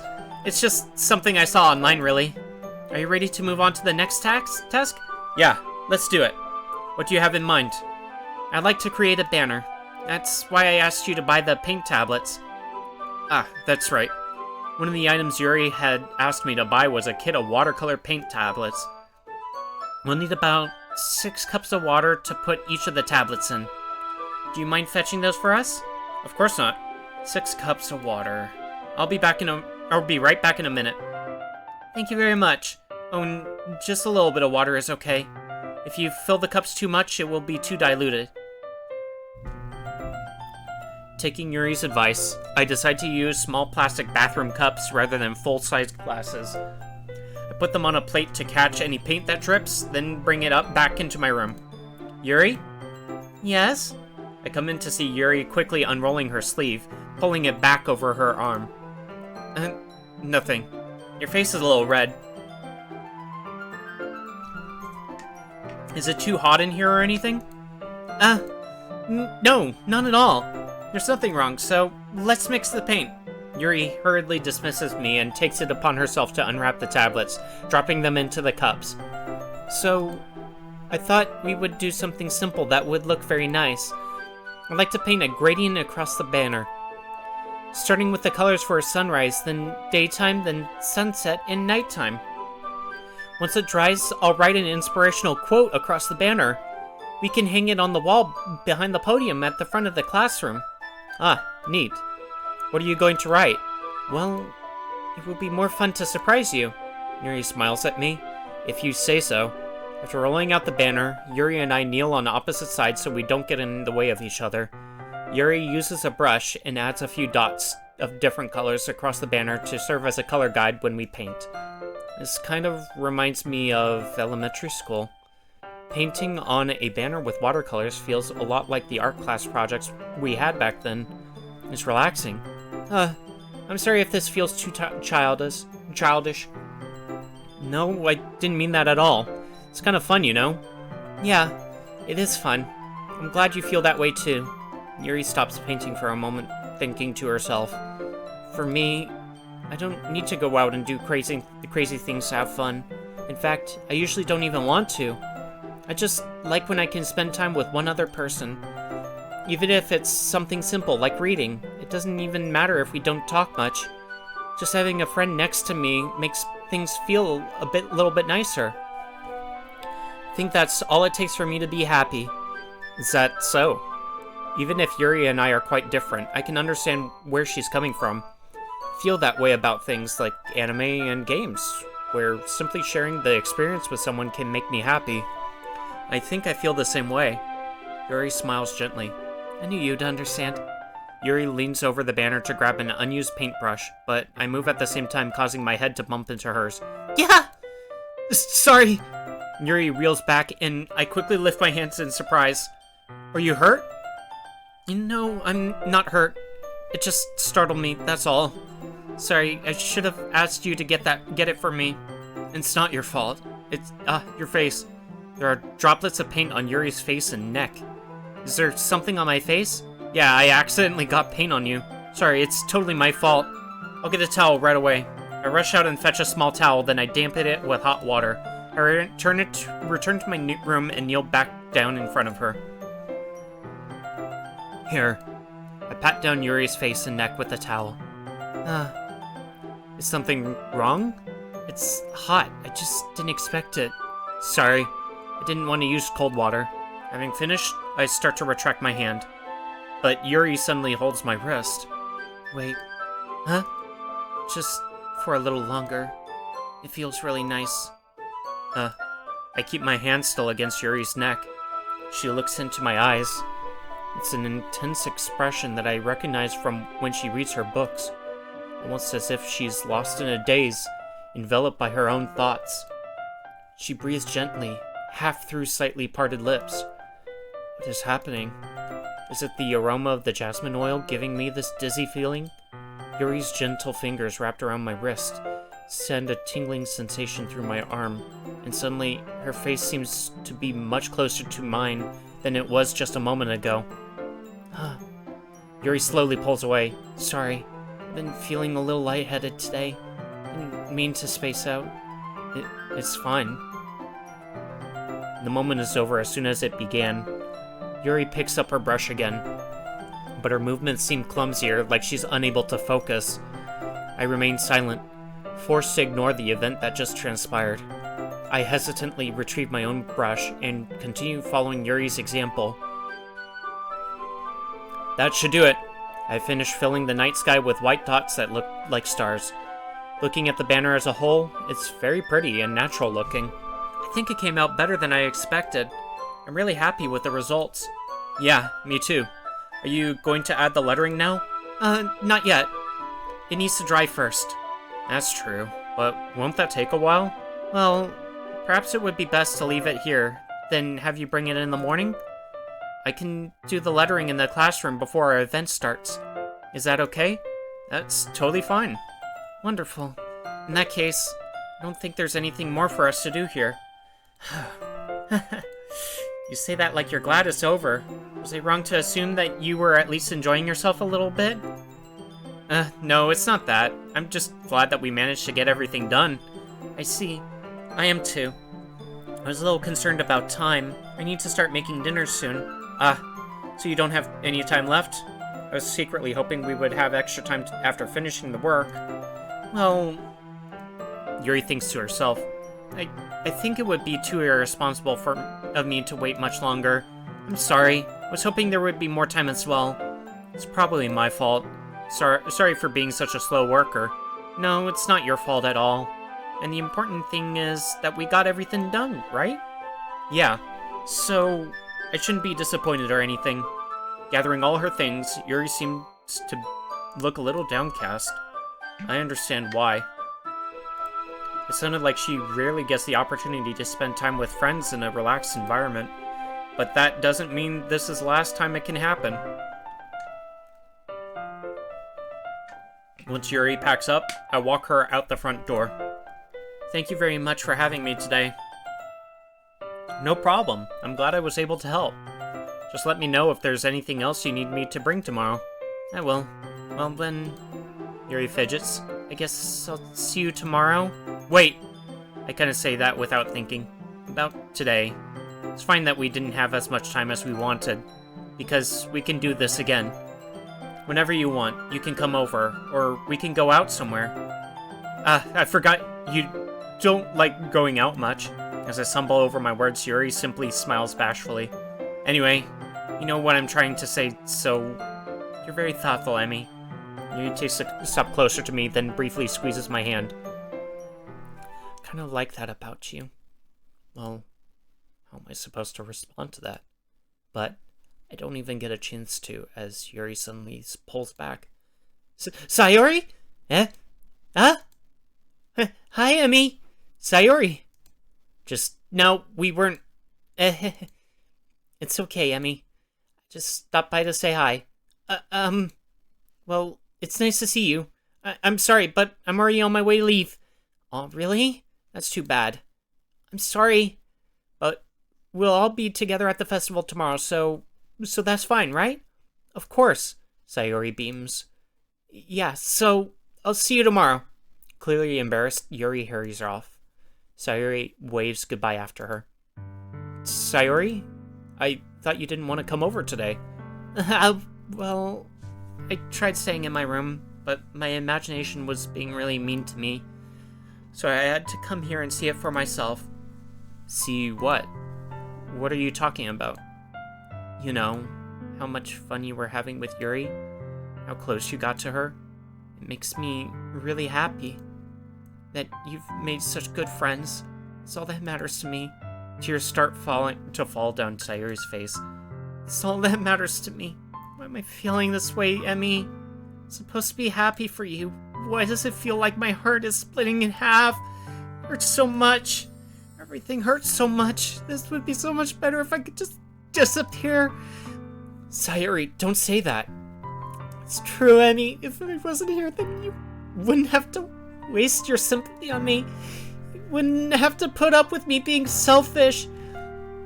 Monica was right. I should just... Monica? Monica was right about what?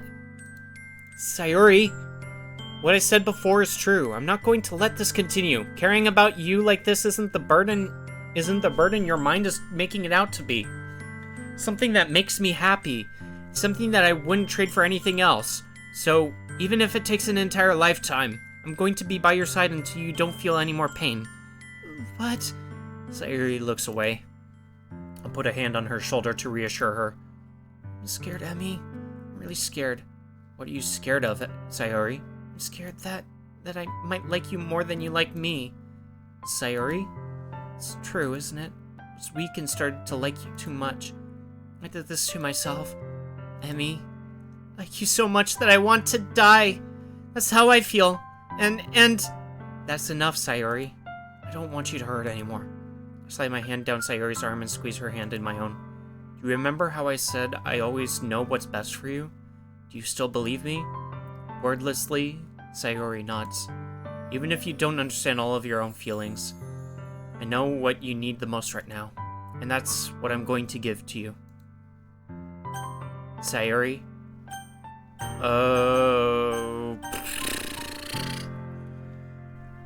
forcing me into this situation, huh?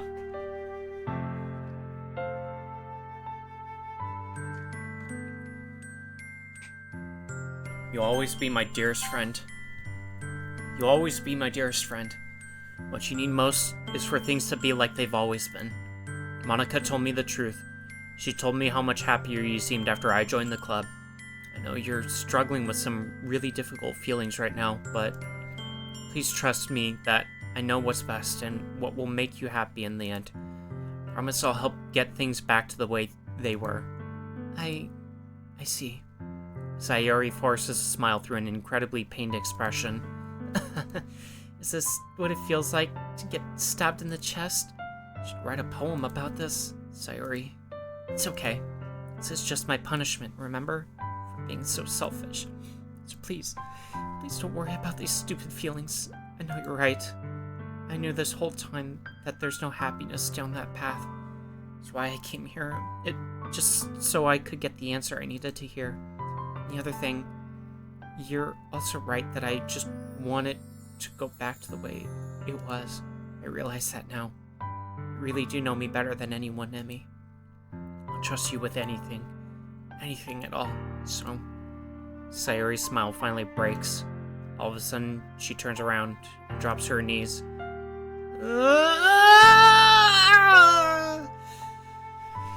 Clutching her head with both hands, she screams as loudly as she can. I'm so shocked that I don't know how to react. Sayori looks over her shoulder and flashes me one more weak smile before turning around and running off. Sayori! I'm left helplessly standing in the front of my house. Why am I feeling so horrible about this? There's nothing more that I could have done. The more I can do is support Sayori through her feelings and help her on the path that's right. But I'm having as much trouble understanding Sayori's feelings as she is. Even though I can comfort her, I keep wondering if I should be doing something more, or something different. I know these thoughts will continue to plague me until things are back to the way they were. I'm going to give it everything I've got. Sayori will always be my dearest friend, and I'll do whatever it takes to put a smile on her face every day. Jeez. Heavy. That's so heavy.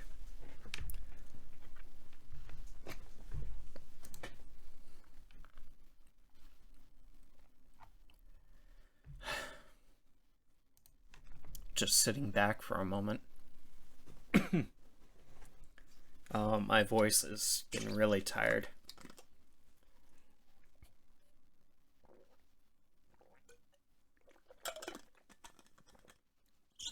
Okay.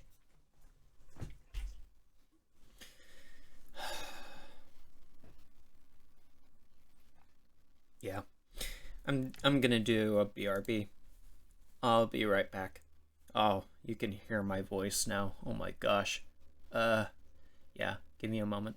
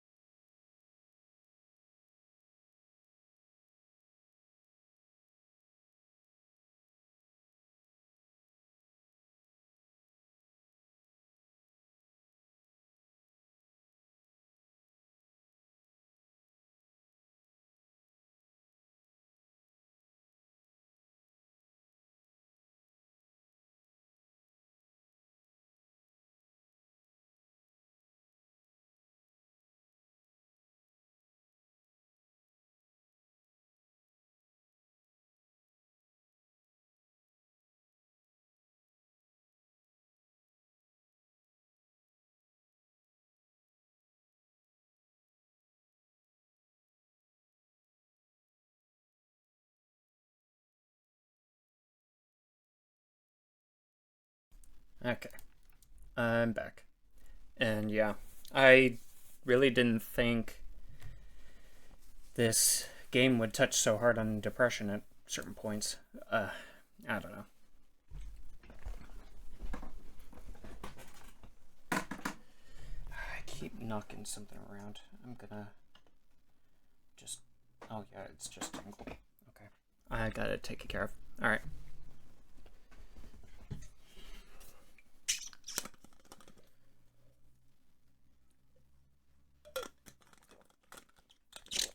Okay. Alrighty then. Let's get into it. It's the day of the festival. Of all the days, I expected this to be the one where I'd be walking to school with Sayori. But Sayori isn't answering her phone. I considered going to her house to wake her up, but decided that's a little too much. Meanwhile, the preparations for the event should be nearly complete. The banner Yuri and I painted is dry, and I gently rolled it up to take with me. She sent me a pleasant text reminding me not to forget anything, and I reassured her. Funnily enough, I probably feel the same way as Natsuki about the event. I'm more excited for it to be over so I can spend time with Sayori and Yuri at the festival. But knowing Monica, I'm sure the event will be great too. Annie, you're the first one here. Thanks for being early. That's funny. I thought at least Yuri would be here by now. Monica is placing little booklets on each of the desks in the classroom. They must be the ones she prepared that have all the poems we're performing. In the end, I found a random poem online that I thought Monica would like and submitted it. So that's the one I'll be performing. I'm surprised you didn't bring Sayori with you. Yeah, she overslept again. That dummy. You'd think that on days this important she'd try a little harder. I say that, but I suddenly remember what Sayori told me yesterday. And I suddenly feel awful, knowing it's not nearly that simple for her. I only said it because it's the way I'm used to thinking. But maybe I should have gone to wake her up after all. You should take a little responsibility for her, Emmy. I mean, especially after your exchange with her yesterday. You kind of left her hanging this morning, you know? Exchange? Monica, you know about that? Of course I do. I'm the club president, after all. But, I'd stammer, embarrassed. Did Sayori really tell her about it that quickly? About how I basically turned down her confession?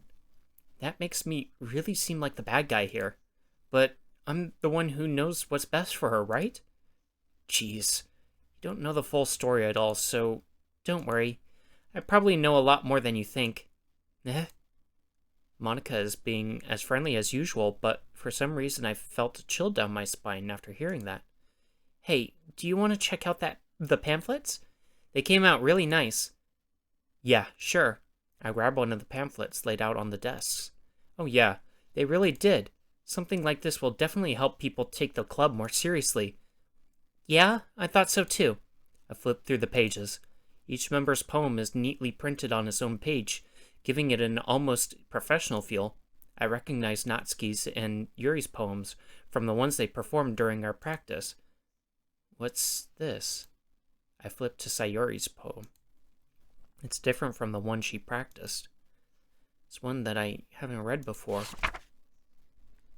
Get out of my head, get out of my head, get out of my head, get out of my head, get out of my head, get out of my head, get out of my head, get out of my head, get out of my head. Get out of my head.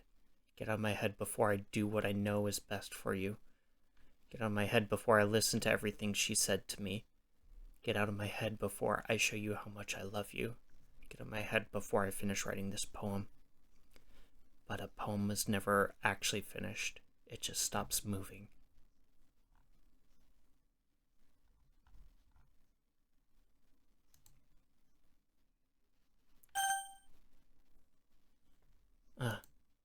What is this? Reading the poem, I get a pit in my stomach. Emmy? What's wrong? Nothing. This poem feels completely different from everything else Sayori's written. But more than that, I changed my mind. I'm going to get Sayuri, so, well, alright. Try not to take too long, okay?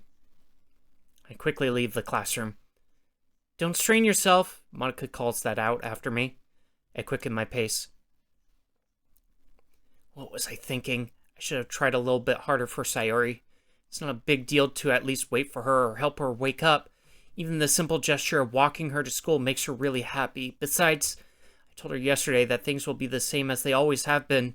That's all she needs and what I want to give her. I reach Sayuri's house and knock on the door. Don't expect an answer, since she's not picking up her phone either. Like yesterday, I open the door and let myself in. Sayuri? She really is a heavy sleeper. I swallow. I can't believe I ended up doing this after all. Waking her up in her own house. Isn't that more like something a boyfriend would do? In any case, it just feels right. Outside Sayuri's room, I knock on her door. Sayuri? Wake up, dummy. There's no response. I really didn't want to have to enter her room like this. Isn't it kind of a breach of privacy? But she really leaves me no choice. I gently open the door.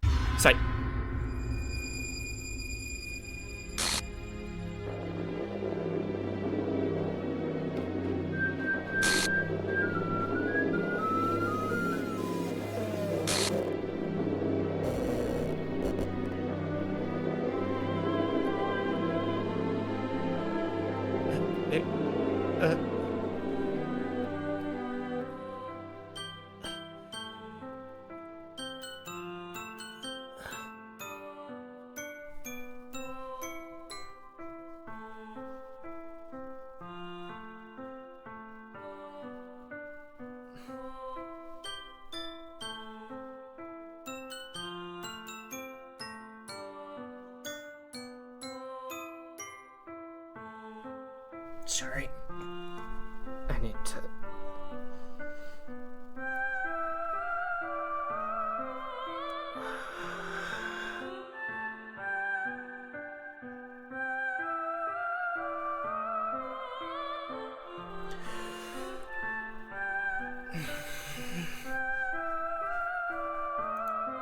What the hell? What the hell? Is this a nightmare? It has to be. This isn't real. There's no way this can be real. Sayuri wouldn't do this. Everything was normal up until a few days ago. So I can't believe what my eyes are showing me. I suppress the urge to vomit.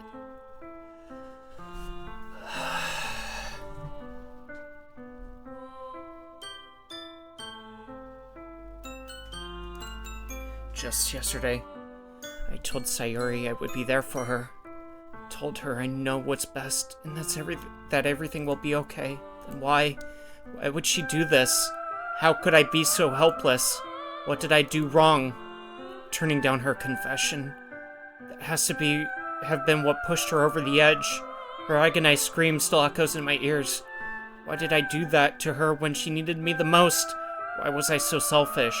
This is my fault. My swarming thoughts keep telling me everything I could have done to prevent this. If I just spent more time with her, walked her to school, gave her what I know she wanted out of our relationship, and I could have prevented this. I knew I could have prevented this. Screw the literature club. Screw the festival. I just lost my best friend. Someone I grew up with. She's gone forever now. Nothing can bring her back. This isn't some game where I can reset and try something different. I had only one chance, and I wasn't careful enough. And now I'll carry this guilt with me until I die. Nothing in my life is worth more than hers. But I still couldn't do what she needed from me. Now, I can never take it back. Never. Never. Never. Never. Never.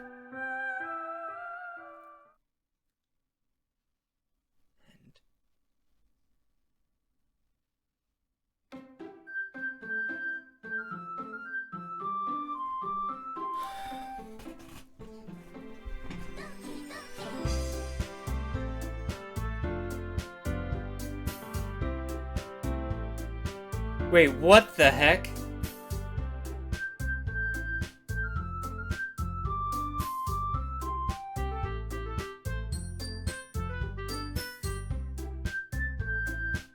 What the heck is up with...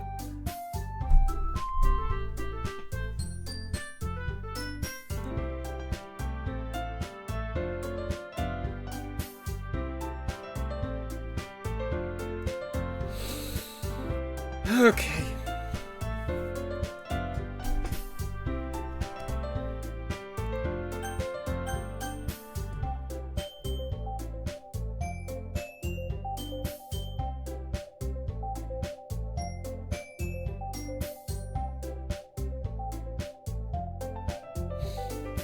Alright, I needed to collect myself for a moment, but holy...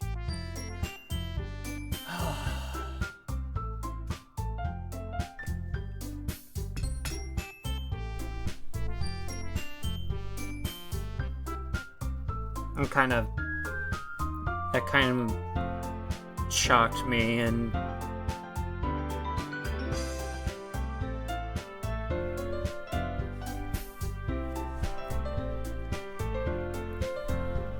okay.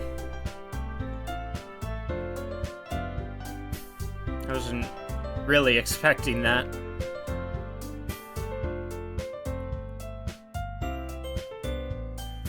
Okay. And the first one is different, and I mean, the obvious thing with the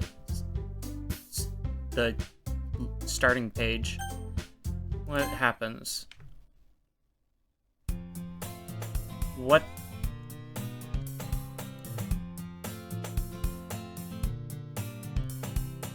That girl...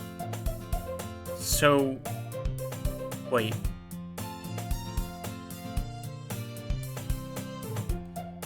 It started all the way over, but...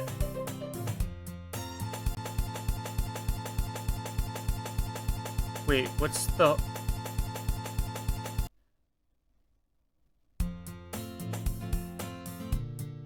Huh?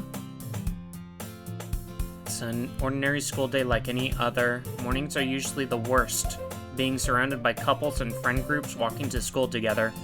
Meanwhile, I've always walked to school alone. I just tell myself it's about time I meet some girls or something like that. But I have no motivation to join any clubs. Perfectly content just getting by on the average while spending my free time on games and anime. There's always the anime club, but it's not like there would be any girls in it anyway.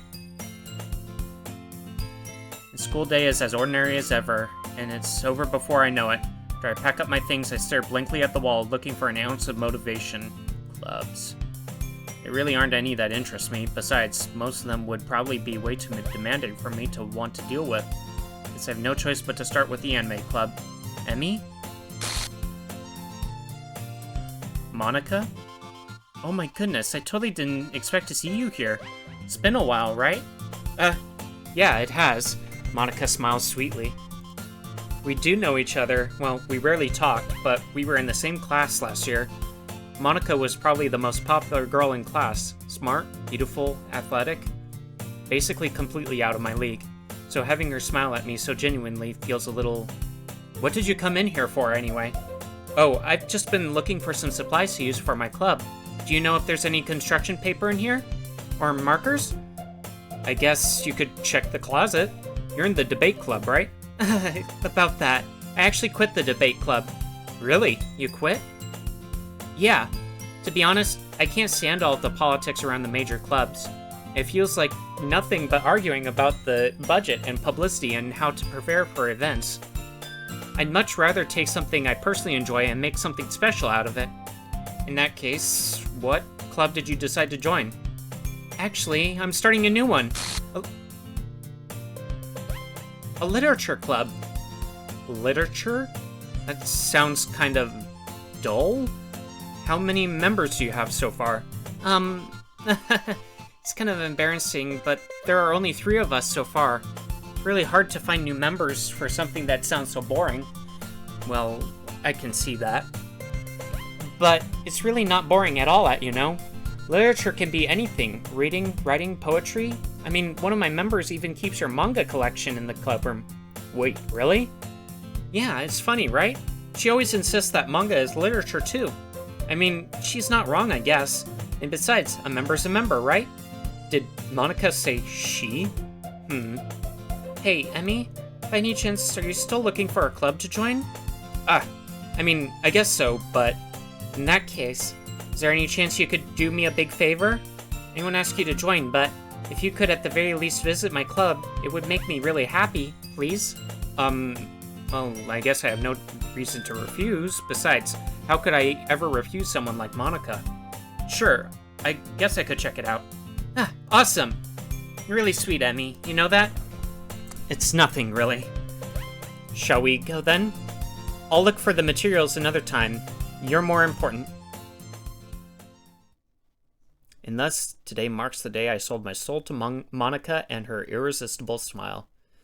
I dejectedly follow Monica across the school and upstairs, a section of the school I rarely visit. Monica, full of energy, swings open the classroom door. I'm back, and I brought a guest with me. A guest? Seriously? You brought a boy? Way to kill the atmosphere. Don't be mean, Natsuki. But anyway, welcome to the club, Emmy.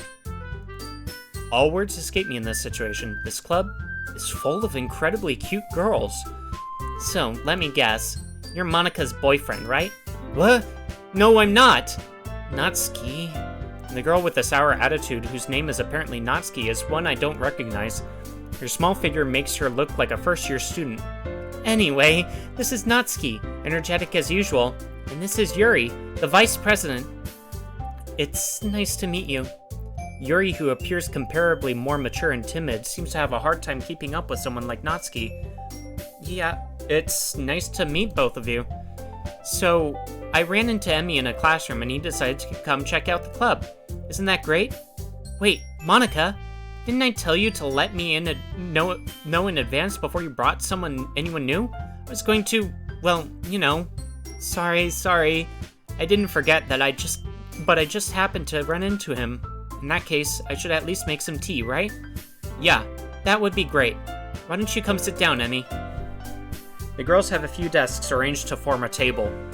Yuri walks to the corner of the room and opens the closet. Meanwhile, Monica and Natsuki sit across from each other.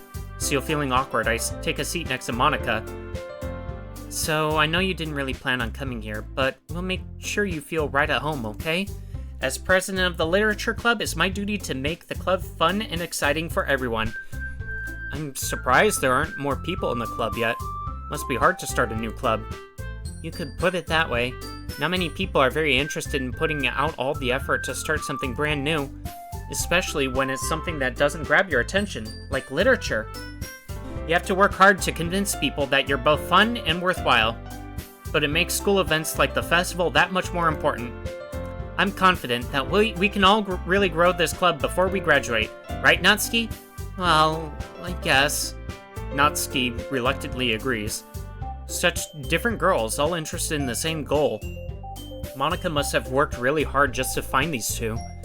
Yuri returns to the table, carrying a tea set. So she carefully places a cup in front of each of us before setting down the teapot in the middle. You keep a whole tea set in this classroom? Don't worry, the teachers gave us permission. After all, doesn't a hot cup of tea help you enjoy a good book? I guess. Don't let yourself get intimidated. Yuri's just trying to impress you. That's not... Insulted, Yuri looks away. I meant that, you know, I believe you. Well, tea and reading might not be a pastime for me, but I at least enjoy tea. I'm glad. Yuri faintly smiles to herself in relief. So, Emmy, what kind of things do you like to read? Well, considering how little I've read these past few years, I don't really have a good way of answering that. Manga? I might mutter quietly to myself, half joking. Natsuki's head suddenly perks up. Looks like she wants to say something, but she keeps quiet.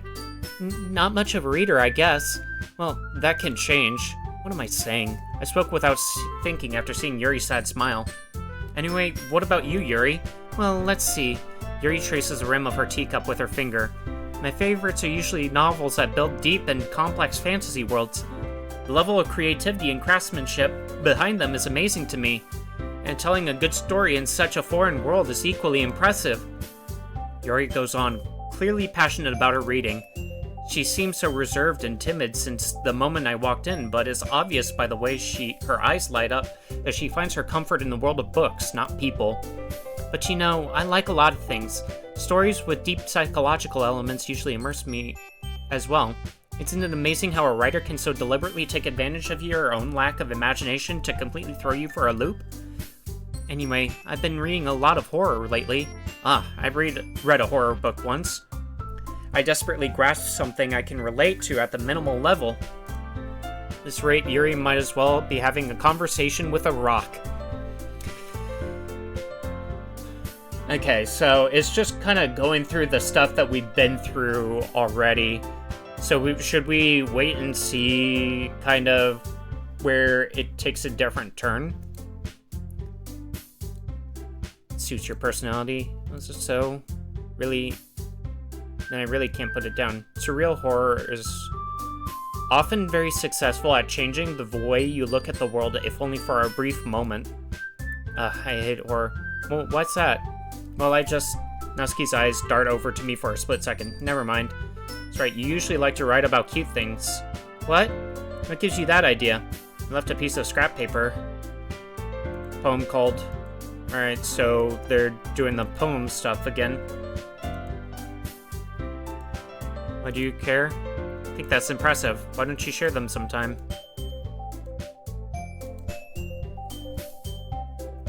I understand how not... Okay.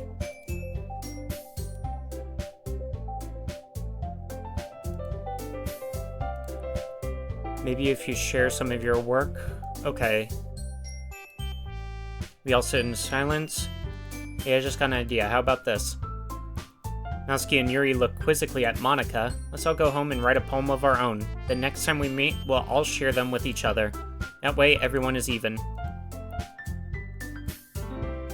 I mean, I thought it was a good idea. Well, I think you're right.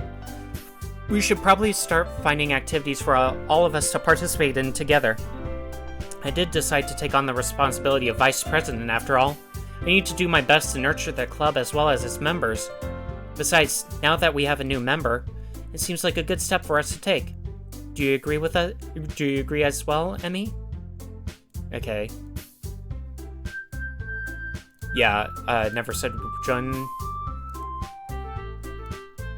I lost my train a lot.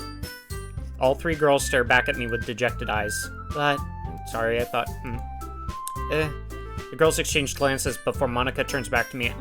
I guess I need to tell you the truth, Emmy. The thing is, we don't have enough members yet to form an official club. We need 4. And I've been trying really, really hard to find new members. And if we don't find one more before the festival, I'm defenseless against these girls. How am I supposed to make a clear-headed decision when it's like this? I feel terrible for letting everyone down in this situation, and besides, the club itself seems pretty relaxed. So if writing poems is the price I need to pay in order to spend every day with these beautiful girls? Right. Okay, I've decided then. I'll join the literature club. Oh my goodness, really? You really did scare me for a moment. I mean, if you'd just left after all this, I would be super pissed. I mean, I'm so happy. We can become an official club now. Thank you so much for this. You're really amazing. I'll do everything I can to give you a great time, okay? Thanks, I guess. Okay, everyone. I think with that, we can officially end today's meeting on a good note. Everyone remember tonight's assignment. Write a poem to bring to the next meeting so we can all share. Monika looks over at me once more. Emmy, I look forward to seeing how you express yourself. Yeah. Can I really impress the class star Monika with my mediocre writing skills? I already feel the anxiety welling up inside me. Meanwhile, the girls continue to chit-chat as Yuri cleans up the tea set. I guess I'll be on my way then. Okay, I'll see you tomorrow then. I can't wait. With that, I depart the clubroom and make my way home. The whole way, my mind wanders back and forth between the 3 girls, Natsuki, Yuri, and of course Monika. Will I really be happy spending every day after school in a literature club? Perhaps I'll have the chance to grow closer to one of these girls. Alright, I'll just need to make the most of my circumstances. I'm sure good fortune will find me. I guess that starts with writing a poem tonight. So,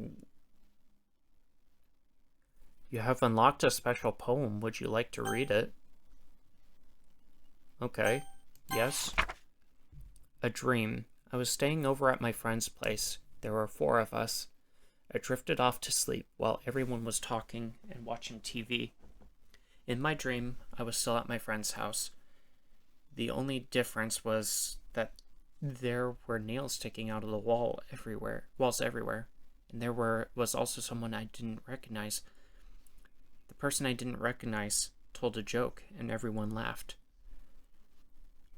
I woke up to the sound of everyone laughing at something that happened on the TV, so laughing was not part of the dream. It was the noise that woke me up. I wonder who that person was and how they knew to tell a joke at that moment.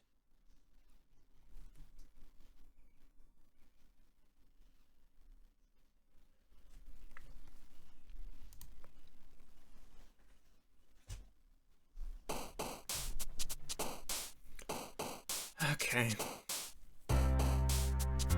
So it's just these two now. Should I try for Natsuki this time instead? Sugar? Doki Doki. It's fun. Marshmallow. Music. Sing. Jump. Charm. Shiny. Pink. Candy. Mouse. Bubbles. Play. Joy. Lipstick. Friends. Kitty. Hop. Puppy. Okay. Hi again, Emmy. Glad to see you didn't run away on us, haha. No, don't worry. This might be a little strange for me, but I at least keep my word. Well, I'm back at the literature club. I was last to come in, so everyone else was already hanging out. Thanks for Okay. Thanks for keeping your promise, Emmy. I hope this isn't too overwhelming of a commitment for you, making you dive headfirst into literature when you're not accustomed to it. Oh, come on, like he deserves any slack. You already had to be dragged here by Monica. I don't know if you plan to just come here and hang out or what, but if you don't take us seriously, then you won't see the end of it.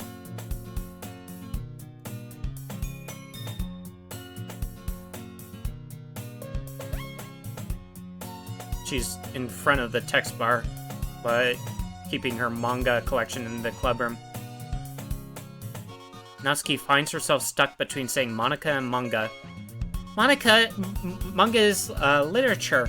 Swiftly defeated, Natsuki plops back into her seat. I'm sorry, Emmy. We'll make sure to put your comfort first, okay? Yuri shoots Natsuki with a disappointed glance. Anyway, now that you're in the club and all. What is going on with the music? It feels a little off. Perhaps you might have interest in picking up a book to read? Well, I can't really say no either way. Like you said, I'm in this club now, so it only feels right for me to do something like this, if you ask. Wait, I didn't mean it like that. If you don't really want to, then forget I said anything, I guess. No, it's not that, Yuri. I want to try to be a part of this club. So even if I don't read often, I'd be happy to pick up a book if you wanted me to. Just felt like, well, as vice president and all, that I should help you get started on something you might like. Yuri reaches into her bag. I didn't want you to feel left out, so I picked out a book that I thought you might enjoy. A short read. Okay, yeah, she gives me the book.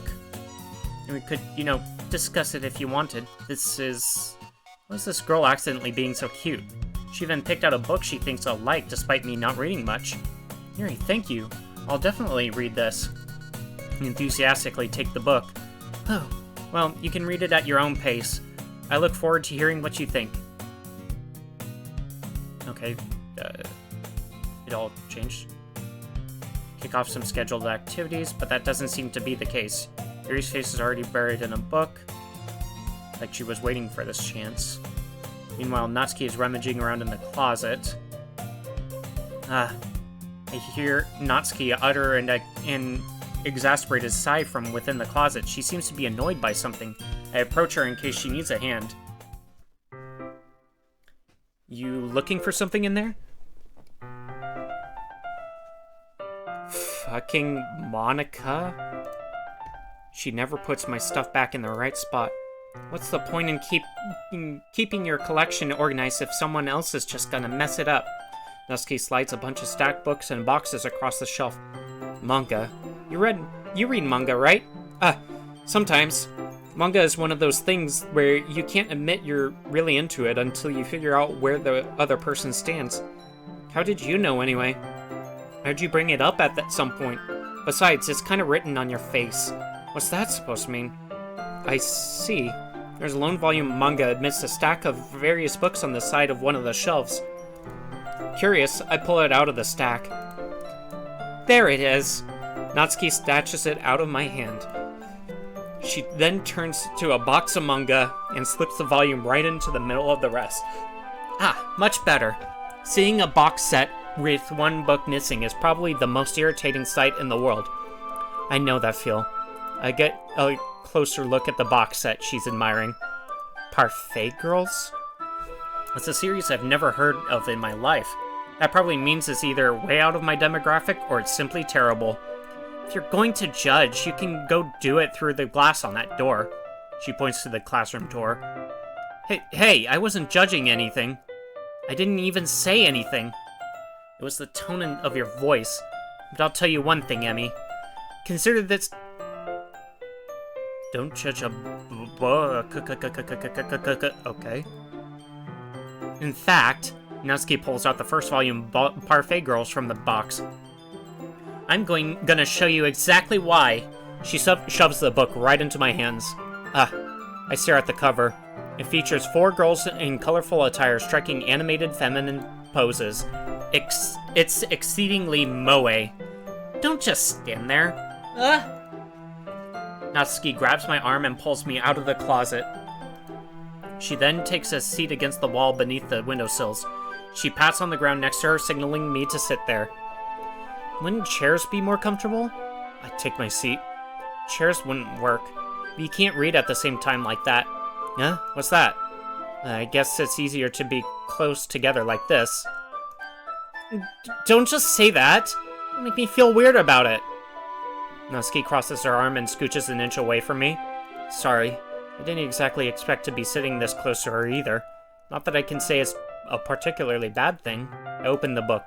It's only a few seconds before Natsuki once again inches closer, reclaiming this additional space while she hopes I won't notice. I can feel her peering over my shoulder, much more eager to begin reading than I am. Wow, how long has it been since I read the beginning? You don't go back and flip through the older volumes every now and then? Not really. Maybe sometimes after I've already finished the series. Hey, are you paying attention? I am, but nothing's really happened yet, so I can talk at the same time. Looks like it's about a bunch of friends in high school. Typical slice-of-life affair.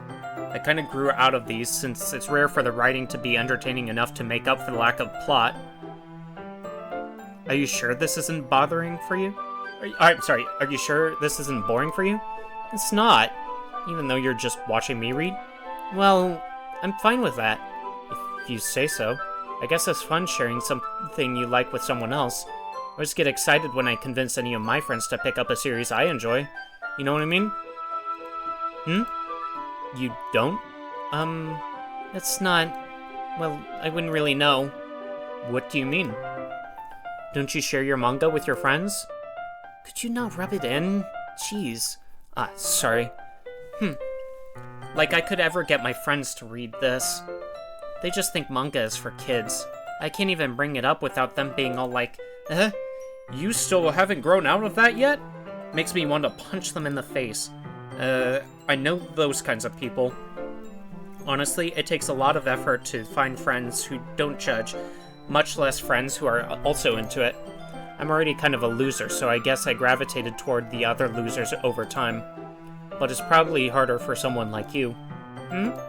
Yeah, that's pretty accurate. Wait, which part? I mean, I feel like I can't even keep it in my own room.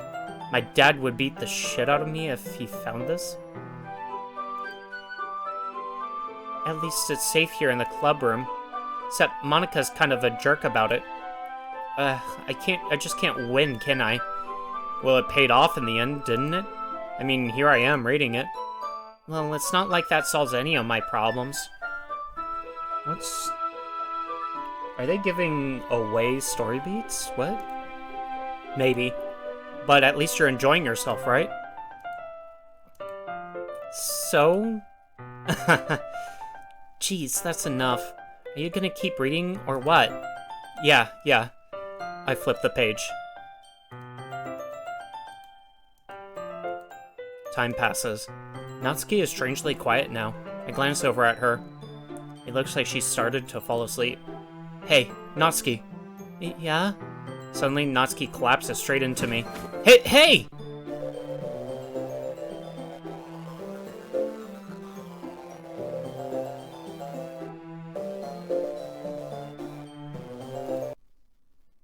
Oh, jeez. Natsuki, are you okay? Here. Monica reaches into her bag and pulls out some kind of protein bar. She throws it in Natsuki's direction. Natsuki's eyes suddenly light up again.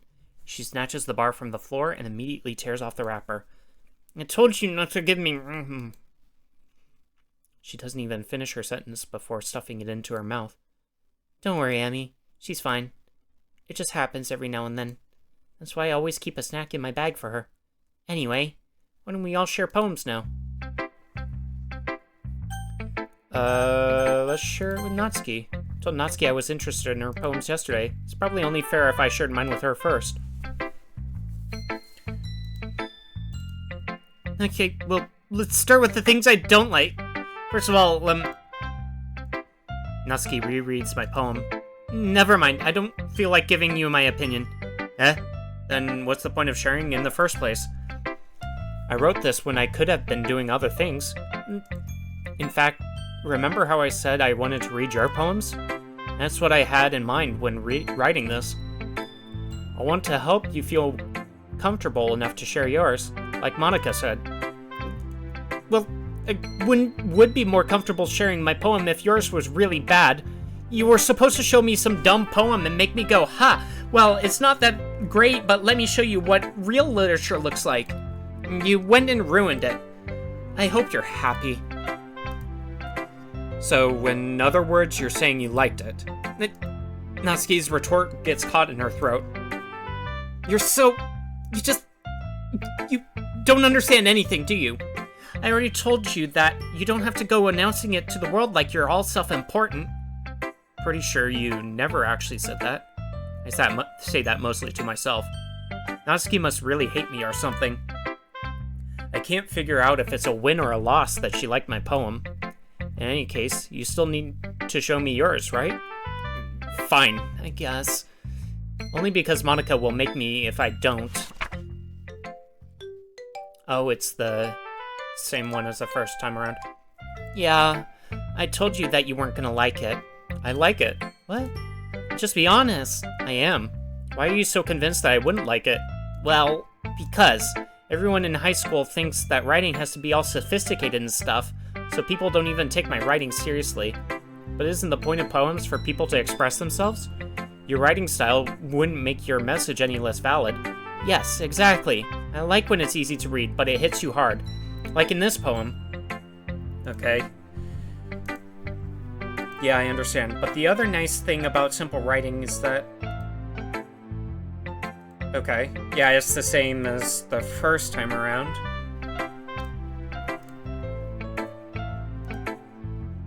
That's what it means to be a pro. I'm glad you learned something. Didn't expect that from the youngest one here, did you? Yeah, I guess not. I decided to humor her with that last comment. I don't really care how old everyone is, but if Natsuki is feeling proud, then I won't take that away from her.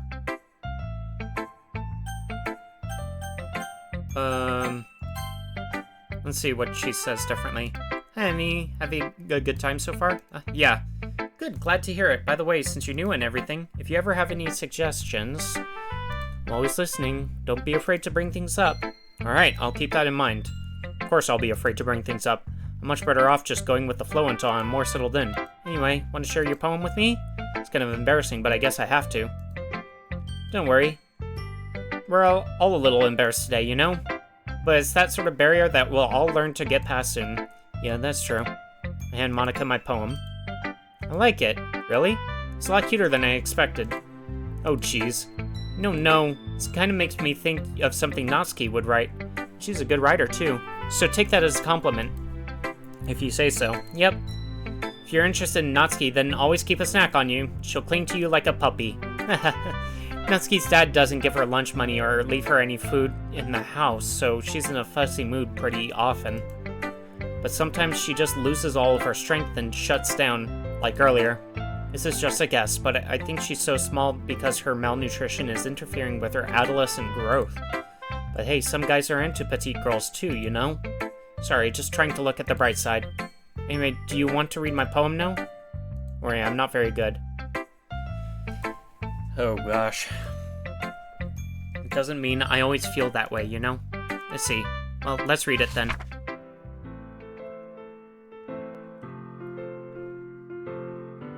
Yeah, then she's talking about how a guy doesn't notice her.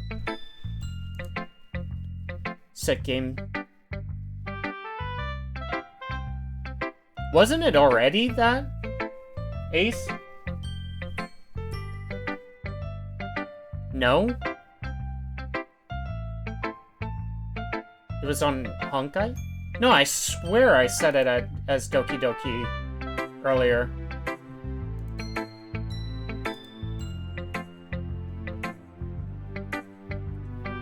I was wondering why I'm seeing the drops. On my screen it was. Wait, hold on. I want to see something real fast.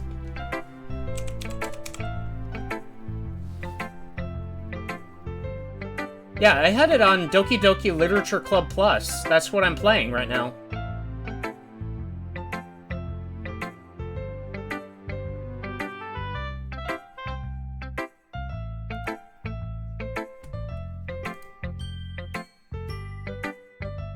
Yeah, that's what I had it on.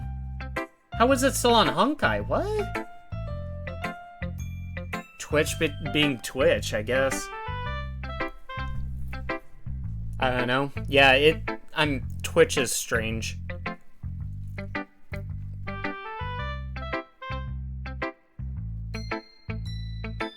Since I reached... Were you getting the drops for Honkai and you got all of them so you don't have to worry about them anymore, so you set game? Before you told me? Okay, I see you, AC. It's okay. Okay, so, yeah, it's just her same poem. What was the inspiration? I had an epiphany recently. An epiphany of what? I'm kind of nervous to talk about deep stuff like that because it's kind of coming on strongly. Maybe after everyone is better friends with each other. Anyway, here's Monica's writing tip of the day. Your brain gets too fixated on a point. Just force yourself to get something down on paper and tidy it up later. Oh yeah, it's the pen. It's for listening. Let's show to Yuri. Yuri stares at the poem. A minute passes, more than enough time for her to finish reading. Oh, sorry. I forgot to start speaking. It's fine, don't force yourself. I'm not. I just need to put my thoughts into words. Hold on, okay? This is your first time writing a poem, right? Why do you ask? Just making sure. Guess that it might be after reading through it, so that it's that bad. Did I just raise my voice? We really haven't gotten anywhere. It's fine, I really didn't notice. What were you saying? Right, it's just that there are specific writing habits that are usually new. I think the most noticeable thing I recognize in new writers is they try to...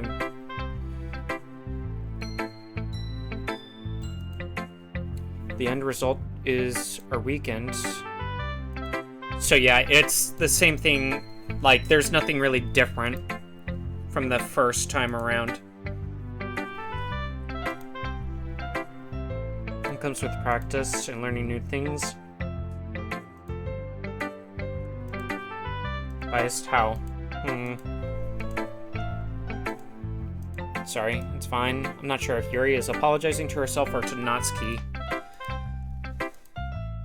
Yuri Yuri smiles dreamily, as if that's a rare opportunity for her, which itself is kind of funny. After all, isn't this supposed to be a literature club? Okay, and then that's the same poem. I wasn't thinking that at all. Yeah, and then this is just the way that everything has gone before.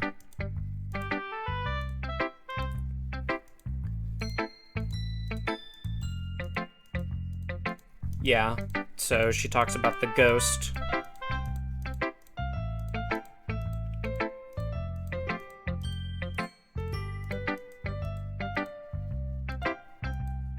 Alright, so there's all that. Whew. I guess that's everyone. I glanced around the room. That was a little more stressful than I anticipated. It's as if everyone is judging me for my mediocre writing skills. Even if they're just being nice, there's no way my poems can stand up to theirs. It's a literature club, after all. I sigh. I guess that's what I ended up getting myself into. Across the room, Monica is writing something in her notebook. My eyes land on Yuri and Natsuki. They gingerly exchange sheets of paper, sharing their respective poems. They read. Yeah, then they go into their little fight.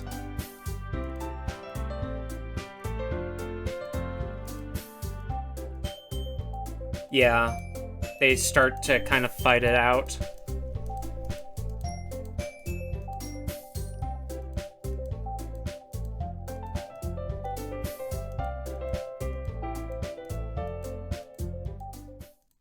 Yeah, and then they get all catfighty.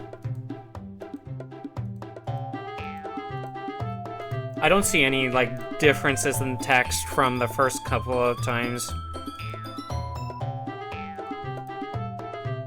Natsuki, that's a little... This doesn't involve you. Oh my gosh, they pushed Monica out. Jeez. You act as young...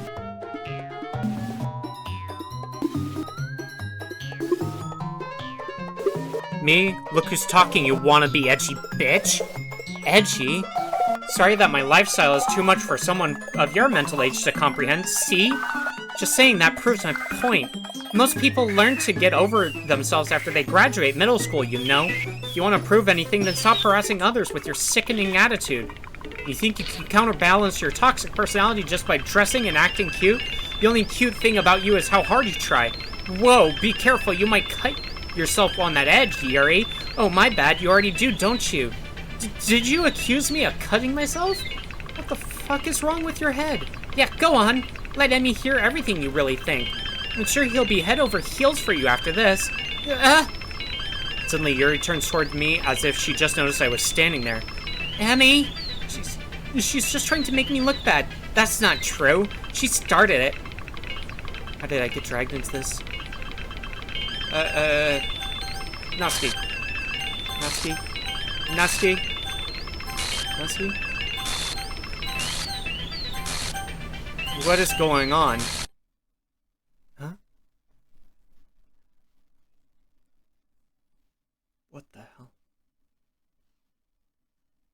It's Monica. What the hell is going on? Do I click? Do I just keep over her face? What's going on? Do I wait?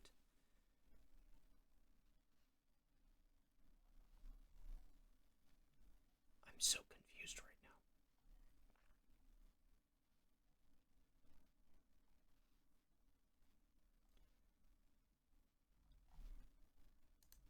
I think I click.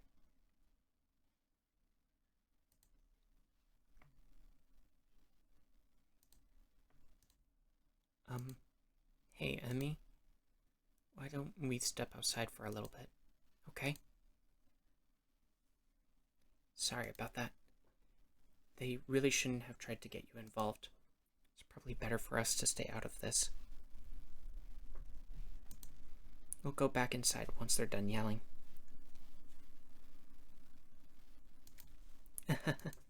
Some president I am, right?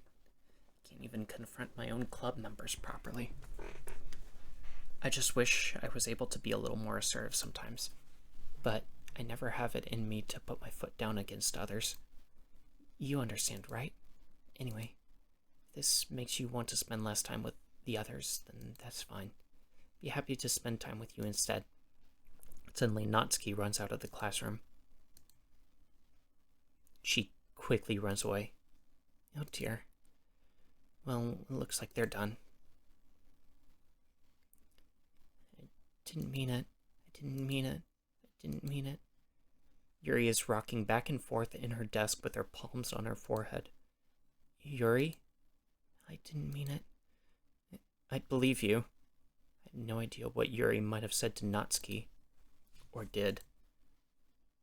Emmy, please don't hate me. Please. I'm not like this. There's something wrong with me today. It's fine, Yuri. We know you didn't mean it. Besides, I'm sure Natsuki will forget all about it by tomorrow. Completely. Anyway, the meeting is over, so you can go home now if you want. Yuri looks at me like she wants to say something, but she keeps glancing at Monika. You can go first, Monika. I'd like to stay a little bit longer. I'm the president, so I should be the last one out. I'll wait for you to be done. Well, I'm vice president, so please let me take that responsibility today. Kind of sounds like you don't want me around for something, Yuri. It's not that. It's not that. I didn't get much of a chance to discuss my book with Emmy. It would just be embarrassing with you listening. I guess I don't really have a choice, do I? I'm sorry for causing you trouble. The heck? We get to this part. Alright, let's...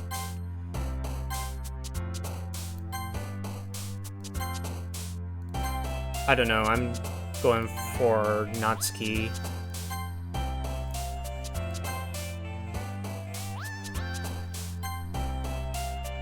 Fun, pink, what is... Chocolate, strawberry, love, sugar, daydream, games, precious, ocean, sunny.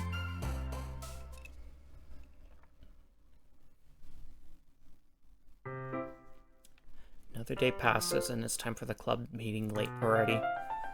I've gotten a little bit more comfortable. Usual scene greets me. Welcome back. Hey, Yuri. I'm not sure if it's me or if it's Yuri's expression, but the weight of yesterday's quarrel still hangs in the air a bit, little. Yuri glances over his shoulder looking around the room. Natsuki is reading a manga at a desk, and surprisingly, Monika isn't here yet. Suddenly, Yuri takes my arm and pulls me to the corner of the room. About yesterday. I really need to apologize. Nothing like that has ever happened before. Something just came over me, I guess. I wasn't acting mentally sound. Please don't think we're usually like this. Not just me, but Natsuki as well. Yuri, I'm happy that you are considerate and apologized. You don't have to worry too much. Even though I've only been here a couple of days, I could tell something was off yesterday. Maybe we were just a little extra sensitive because it was our first time sharing poems, but whatever it was, it didn't make me think any less of you. I had already decided that there's no way you can be a bad person. Now that you're apologizing, I know you really didn't mean it. Emmy, don't say those kind of things so frankly. They make me a little too happy. I'm really glad that you're such an understanding person. I'm really glad that you joined this club. Everything is a little bit brighter with you around and, sorry, what am I saying right now?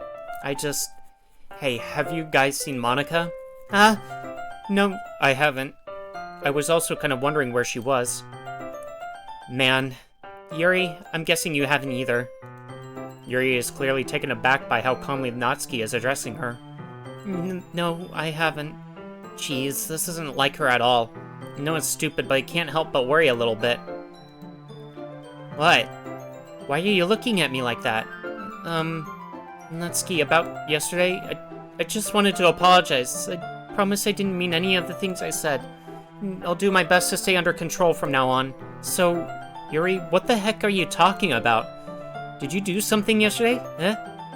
Jeez. Whatever's on your mind, I'm sure it was nothing. Don't even remember anything bad happening. You're the kind of person who worries too much about the little things, aren't you? What? Meebles, sailcloth, blindsight, lifeline, anon, rectipatality, faultlessly offered, scleromacia, nade, catholica? What? What sort of language is that? I'll accept your apology anyway, if it helps you feel better about it. Besides, it's kind of nice to hear, since I was always afraid you secretly hated me or something like that. No, not at all. I don't hate you. Well, you're kind of weird, but I don't hate you either. Natsuki turns to me. You're still on trial, though. Hey! Suddenly the door swings open. Sorry, I'm super sorry. There you are. I didn't mean to be late. Hope you guys weren't worried or anything. Nah. Well, Natsuki was. I was not. It took you so long anyway. Well, my last period was study hall. Yeah, lost track of time. Practicing piano. Guess I've been practicing for a while, but I'm still not good yet. Still, I must require a lot of dedication, so I'm still impressed. Oh, well, thanks, Yuri. You should play something for us sometime. That's... Monica looks at me. Okay. That sounds cool. I look forward to it. Is that so? In that case, I won't let you down. Monica smiles sweetly. I didn't mean any pressure on or anything like that. Don't worry. I was hoping that I could share it with you anyway. I guess that's why I've been practicing so much recently. I see. I'm not sure if Monica was referring to the whole club or just me. In that case, best of luck. Thanks. So I didn't miss anything, did I? Not really. Just not to bring up anything that the three of us talked about.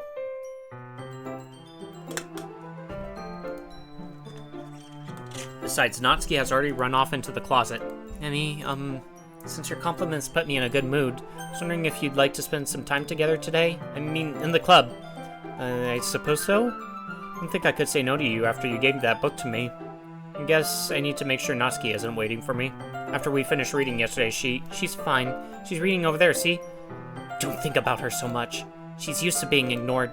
Come on, we're going over there. Sorry about anyway. Okay. And it's this thing again. Okay. This feels a little bit deeper. It turns them into...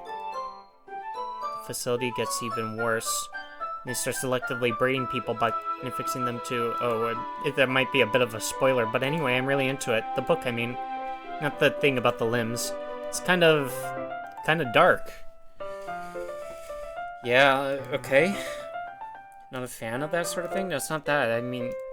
I totally forgot Yuri is into those things. It's just that this kind of story is the kind that challenges you to... When horrible things happen, not just because someone wants to be evil, but because the world is full of horrible people and we're all worthless anyways. Then suddenly... I'm rambling, aren't I? Not again. I'm sorry. Hey, don't apologize. I haven't lost interest or anything. Well, I guess it's alright then. But I feel like I should let you know that I have this problem. When I let things like books and writing fill my thoughts, my whole body gets I kind of forget to pay attention to other people. So I'm sorry if I end up saying something strange. And please stop me if I start talking too much. I really don't think you need to worry. That just means you're passionate about reading. The least I can do is listen. It's a literature club, after all. That's true. In fact, I might as well get started reading it, right? That sent shivers down my spine. And you don't have to, but... What are you saying? Let me just get the book. Quickly retrieve the book. Alright, it's fine if I sit here, right? Slip into the seat next to Yuri's. Are you sure? You seem a little apprehensive. I'm sorry. It's not that I don't want you to, it's just something I'm not very used to. What was that? Just tell me if I end up distracting you or something. And start the prologue. I soon understand what Yuri means about reading in company. She's looking over my shoulder. Here he is in the corner of my eye. Glance over. She's reading from my book instead. I was just bathing in the feeling of... What? You really apologize a lot, don't you? Don't mean to. I mean... Here, this should work, right? I slide my desk up against Yuri's. And, yeah. Timidly opens her own copy. Feels like my left arm. Guess that makes it kind of difficult to turn the page. Okay. Hey, alright. We're huddled even closer than before. It's actually kind of distracting me. Ready? To turn the page. Oh, sorry. Got distracted for a bit. That's okay. We're not used to reading. I'm just waiting for, like... I'm just trying to expect something to happen. Oh, I see that smile. Yeah, thanks. We continue reading. Yuri no longer asks me if I'm ready to turn the page. Alright. Continues first chapter. It feels like an intimate experience. Main character reminds me of you a little bit. Just thinking this second guesses. That's what you were talking about. Thought you meant something else about her. Something else? Never mind. We didn't even get that far yet, so I don't know why that came into my head. He's been a little fidgety since we started. You can rest if you're sick a little bit. Your breathing is a little... My breathing? Yuri puts her hand on her chest as if to feel her heartbeat. I didn't even notice. Anyway, I'm fine. I just need some water. Alright, don't push yourself. Okay, so there was some stuff different. Yuri stands up and practically rushes out of the classroom. What on earth was that about? Emmy? Did something happen just now? Eh? I have no idea. Yuri was acting a little strange, I guess. So you don't know anything? Sorry, I can't say I do. Are you worried about her? Oh, no, not really. I was just making sure that you didn't do anything to her. No, nothing. Don't worry, I believe it, you silly. Yuri just does this sometimes, so it's nothing alarming. Alright, if you say so. Anyway, why don't we start with sharing our poems with each other? Shouldn't we wait for Yuri? Well, she might be a while, so I just figured we'd get started without her. Is that okay? Yeah, I was just asking. I stand up. I make a mental note of where I left off in the book, then slip it back into my bag. Let's show to Natsuki first. Well, it's not terrible, but it's pretty disappointing after your last one. Then again, if this one was as good as your last one, I would be completely pissed. Well, I guess I wanted to try something a little different this time. Fair enough. You're still new to this. Writes differently from one another. Maybe you'll find a little influence from all of us. For instance, I noticed that you were spending some time with Yuri today. Not that I care who you spend your time with. After all, I was taught never to expect anything from anybody. So it's not like I was waiting for you or anything. Still, you should look over my poem. You'll probably learn something from it. Well, this is just like code.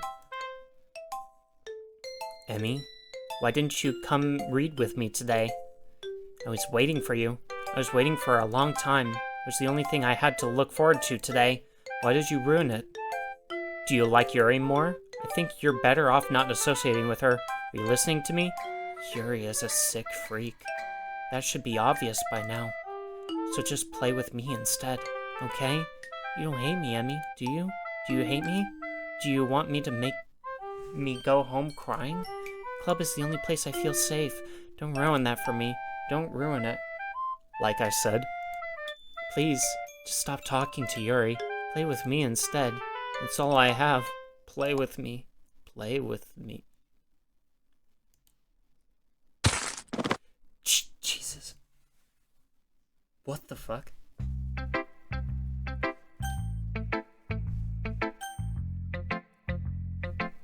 Okay, let's... Guess we'll show to Monica. Hi again, Emmy. How's the writing going? Alright, I guess I'll take that. As long as it's not going bad. Maybe soon you'll come up with a masterpiece. I wouldn't count on that. You never know. I want to share what you wrote for today? Sure, here you go. My poem to Monica? Alright, great job. It's really metaphorical.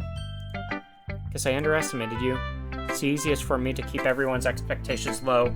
That way it always counts when I put in some effort. It's not very fair. Well, I guess it worked anyway. You know that Yuri likes this kind of writing, right?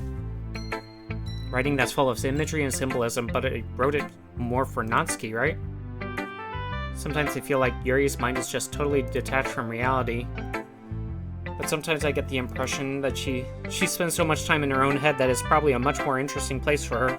That's why she gets so happy when you treat her with a lot of kindness. I don't think she's used to being indulged like that. She must be really starved for social interaction, so don't blame her for coming on a little strongly, like earlier. I think if she gets too stimulated, she ends up withdrawing and looking for alone time. Suddenly the door opens. Yuri! I'm back. Did I miss anything? Not really. We all started sharing our poems with each other. Eh? Already? I'm sorry for being late. No need to apologize. We still have plenty of time, so I'm more glad that you took all the time you needed. Alright. Thanks, Monica. I suppose I should go get my poem now. But anyway, you want to read my poem now? I like the way this one turned out, so I hope you do too. Wait. Save me. The colors they won't. Bright, beautiful colors. Flashing, expanding, piercing, red, green, blue. And endless cacophony of meaningless noise. The noise, it won't stop. Violent, grating, screeching, piercing, sine, cosine, tangent. Like playing a chalkboard on a turntable, like playing a knife on a breathing rib cage. Endless. Delete her?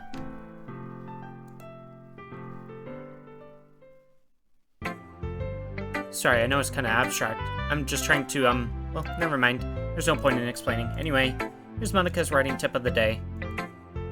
Don't forget to save your game. You never know when... Who am I talking to? Can you hear me? Tell me you can hear me. Anything. Please help me. Okay. That's my advice for today. Thanks for listening. Who should I show my poem to next, Yuri? I've been waiting for this. Let's see what you have written for today. Yuri smiles and takes a deep breath. Like just holding it. I mean, the poem turned out good. It's, well, there are some things that you could work on, but that doesn't really matter. It feels like anything written by you is a treasure. That came out a little awkward. Let's move on. Here's the poem I wrote. You don't have to like it or anything. Wheel. Okay, this is different. A rotating wheel turning an axle grinding bolt head, linear gearbox, falling skies, 7 holy stakes, a docked ship, a portal to another world, a thin rope tied to a thick rope, a tan harness, parabolic gearbox, expanding universe, time controlled by slipping cogwheels, existence of God, swimming with open water in all directions, drowning, a prayer written in blood, a prayer written in time, devouring snakes with human eyes, a thread connecting all living human eyes, a kaleidoscope of holy stakes, exponential gearbox, a sky of exploding stars, God disproving the existence of God. Okay, a wheel rotating in 6 dimensions, 40 gears and a ticking clock, a clock that ticks 1 second for every rotation of the planet, a clock that ticks 40 times every time it ticks every second time, a bolthead of holy stakes tied to the existence of a docked ship to another world, a kaleidoscope of blood written in clocks, a time-devouring prayer connecting a sky of 40 gears, and open human eyes in all directions.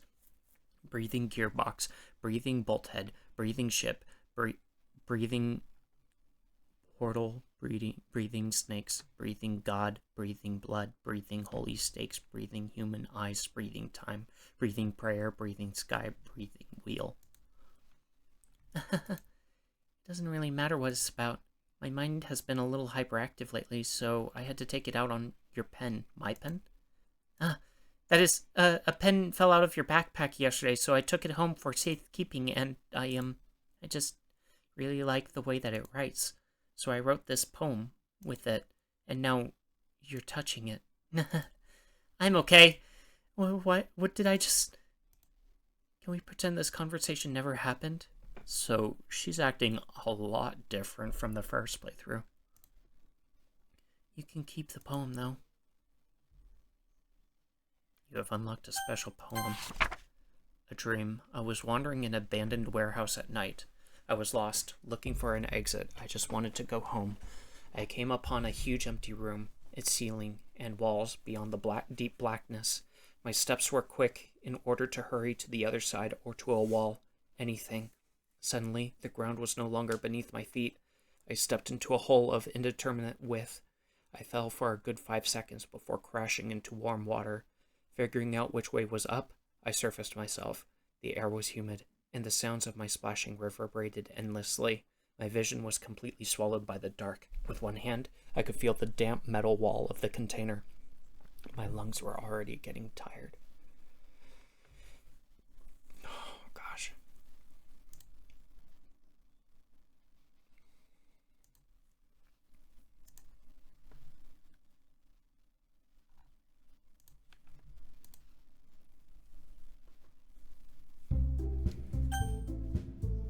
Okay, everyone. We're all done reading each other's poems, right? We have something we need to go over today, so if everyone could come sit at the front of the room. So it's about the festival? So, well, sort of. Wait, do we really have to do something for the festival?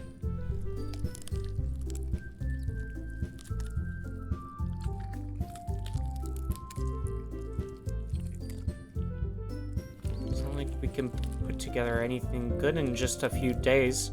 We'll just end up embarrassing ourselves instead of getting any new members. It's a concern of mine as well.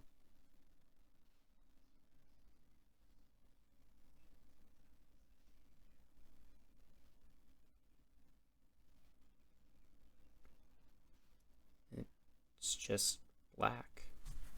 It faded to black.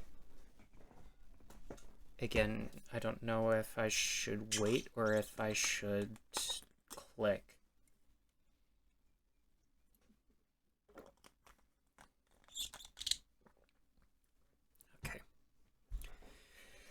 I guess I'm gonna click. Oh, Jesus.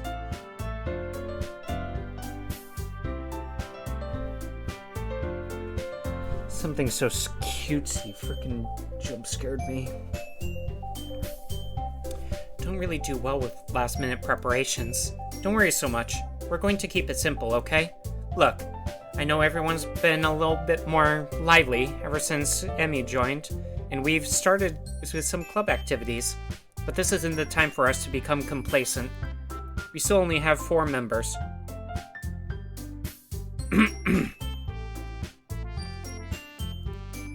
And the festival is our only real chance to find more, you know?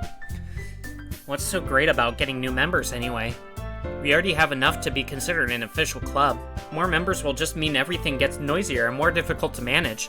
Natsuki, I don't think you're looking at it the right way at all. Don't you want to share your passion with as many people as you can, to inspire them to find the same feelings that brought you here in the first place? The Literature Club should be a place where people can express themselves like they can't do anywhere else. It should be a place so intimate that you never want to leave. I know you feel that way too. I know we all do. So that's why we should work hard and put something together for the festival, even if it's something small. Right, Emmy? Oh, come on. You can't take advantage of Emmy to agree with you just because he doesn't know how to say no to anything. Look, Monica, do you really think any of us here joined the club with other people in mind? Yuri never even talked until Emmy joined. As for me, I just like it better here than I do at home. And Emmy isn't even passionate about literature in the first place. And that's everyone. Sorry, but you're really the only one who's so interested in finding new members. The rest of us are fine like this. I know you're president and all, but you should really consider our opinions for once. Monica is clearly taken aback by Natsuki's words. That's not true at all. I'm sure Yuri and Emmy want to get more members too, right? I don't know about Yuri, but I'm kind of indifferent. If I showed as much enthusiasm as Monica wanted, then I would probably be lying.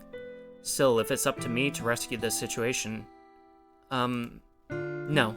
Natsuki's right, isn't she? This club, it's nothing more than a place for a few people to hang out. Why did I think that everyone here saw it the same way as I did? But that doesn't mean that we're against getting new members or anything. Emmy, why did you even join this club? What were you hoping to get out of it? Well, that's not really something I can be honest about, is it? In fact, if I remember, you weren't even given a choice not to join. Monica sits down and stares at her desk.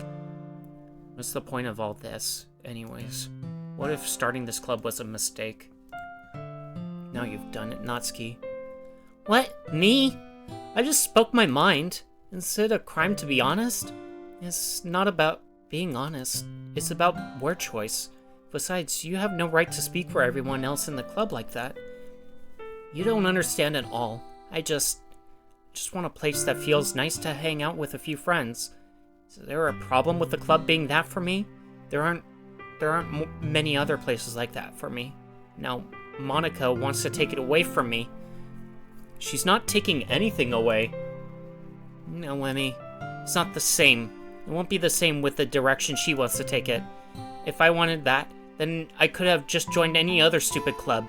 But this one, I mean, at least for a little bit of time, things were nice. Natsuki starts packing up her things. I'm going home. I feel like I don't belong here right now. Natsuki. Natsuki ignores Yuri and walks right out of the classroom. This is bad. I don't know what to do. Well, do you have an opinion on the festival? I don't know. I'm kind of indifferent, I guess. Here's about the obnoxious brat. I mean, like how nice and quiet the club is right now. I'm just happy with you here, but still, I'm the vice president.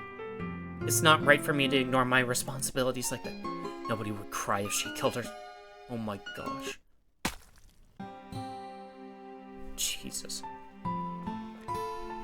I should do my best to consider everyone's perspective and make the decision that's right for the club. But what about you, Emmy?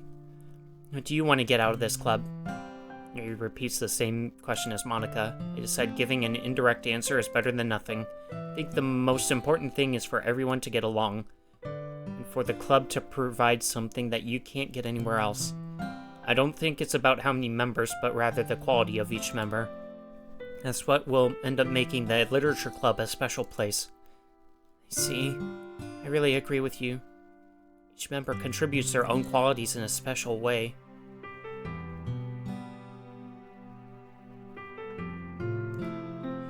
With each change in members, the identity of the club as a whole will change too. I don't think that's necessarily a bad thing. Stepping out of your comfort zone once in a while. Oh jeez. I kept seeing something out of the corner of my eye, and I didn't realize that every now and then her eye has a drop of blood falling from it. I was just like, what am I seeing? That's why I kept pausing. So if you'd like to help Monica with the festival, then I'm on your side as well. Alright. Well, maybe we can all talk to Natsuki tomorrow. Yuri nods. Hey, Yuri? Eh? I know things were a little awkward yesterday, but I feel like you deserve to know that I still think you're a wonderful vice president, and also a wonderful friend. Monica, I want to do everything I can to make this the best club ever. Okay? Me too. Yeah. Let's all go home for today. We'll talk about the festival tomorrow. Okay. I look forward to it. Shall we go? Please don't take this the wrong way, but I'm going to chat a little bit with Emmy before we leave, just to see what he thinks of his time here and all that. It's important to me as president. Harry looks a little troubled, but she doesn't protest. Okay, I trust your judgment. In that case, I'll see the two of you tomorrow. See you tomorrow. Monica waves as Yuri exits the classroom. Things have been a bit hectic lately, haven't they? Emmy, I just wanted to make sure you're enjoying your time at this club. I would really hate to see you unhappy.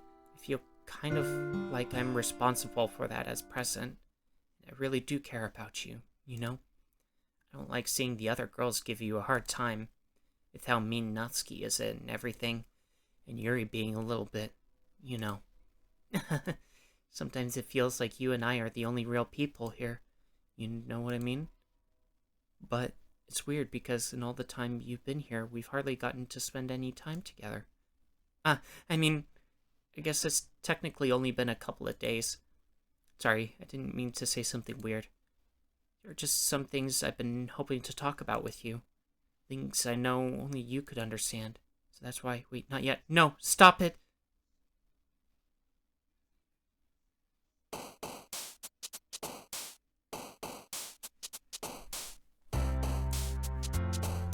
Okay.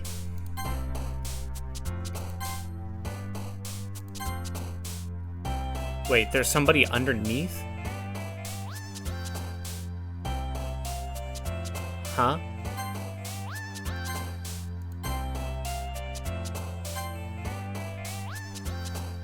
Wait, I just noticed the numbers at the top. There's someone at the bottom.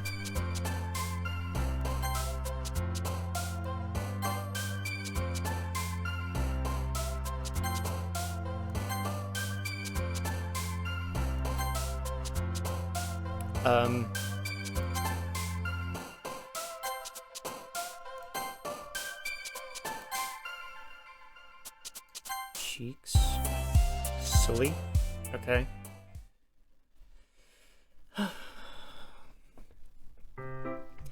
Hi, Emmy. I've been waiting for you. Are you ready to continue reading? I brought my best tea today. Monica, I told you not to... Ugh, is she really late again? Inconsiderate as usual, Natsuki. Excuse me? Must you always interrupt my conversations with your incessant yelling? What are you talking about? Say that like I do it on a regular basis or something. Just wasn't paying attention, okay? I'm sorry. They've gotten a lot more, like, mean.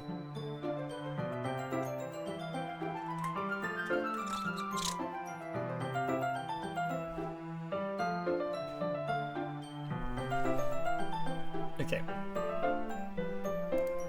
Seriously? What's gotten into you lately? Look, I did something thinking about it yesterday. I was a little more hostile than I meant to be. I guess I really felt threatened or something, but I know this is something we're doing together.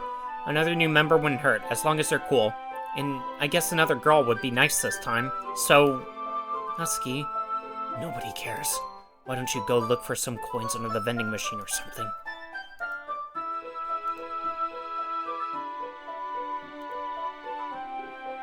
Oh man, the last one here again. Were you practicing piano again?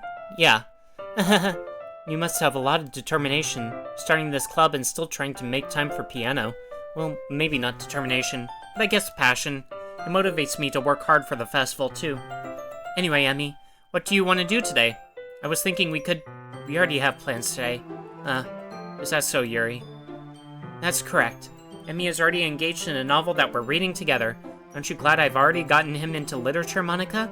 I suppose. I was just... Actually, it doesn't matter. It really doesn't. You guys can do whatever you want. Yes! Thank you for understanding, Monica. Actually, I have a request. Do you mind if I make some tea first? Not at all. Thanks very much. There's one thing that can make my reading time here any better. It's a nice cup of tea. Not to mention for yourself as well. And... Okay, so the water pitcher and electric kettle.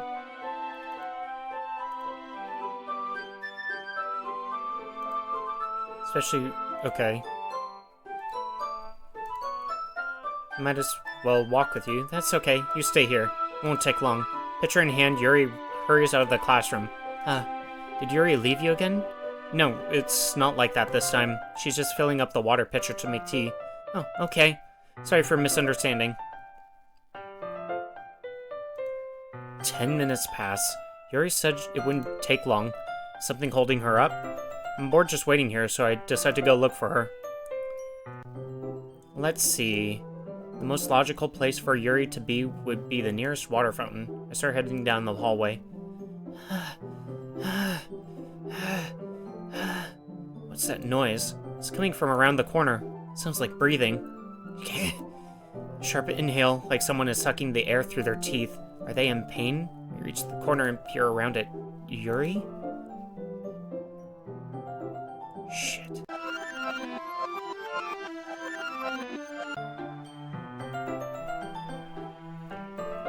I'm back.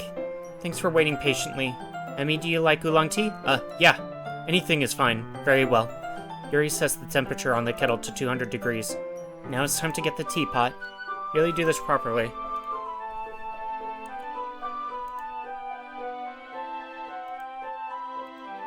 Okay, so are we not going to talk about what just happened?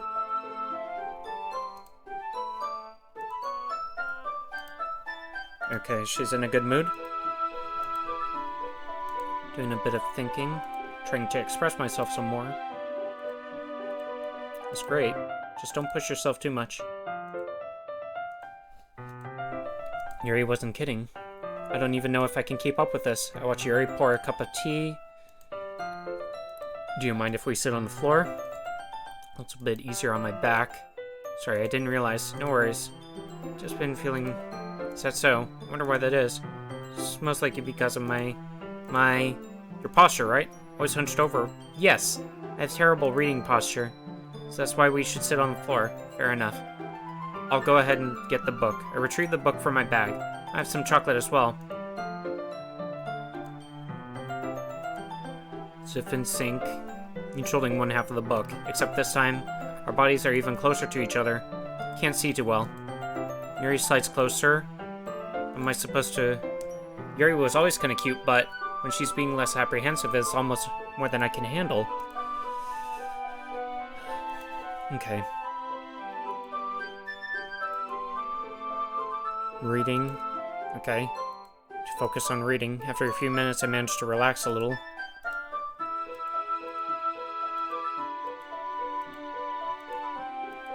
Okay, the chocolate and the smudges.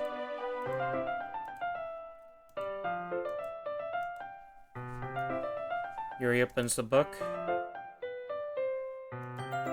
As a result, her left arm is practically resting on top of my leg. Yuri is totally as focused on me. I pop chocolate, and I hold it up to Yuri. She doesn't even look away from the book. Okay. Yuri closes her lips. Yuri's sudden expression. Did I just...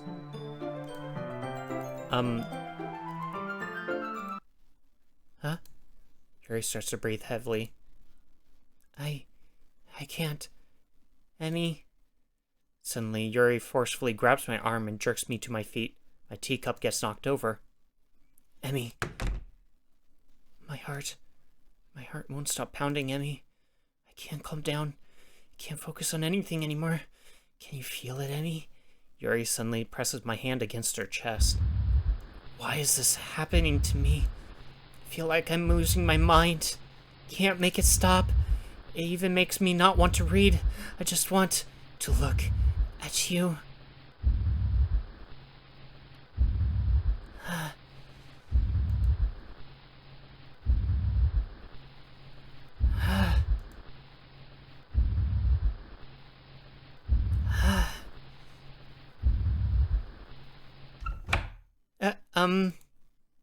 It's time to share poems. Alright, let's shoot not ski. This one's alright. Alright? Yeah, about as good as yesterday's anyway.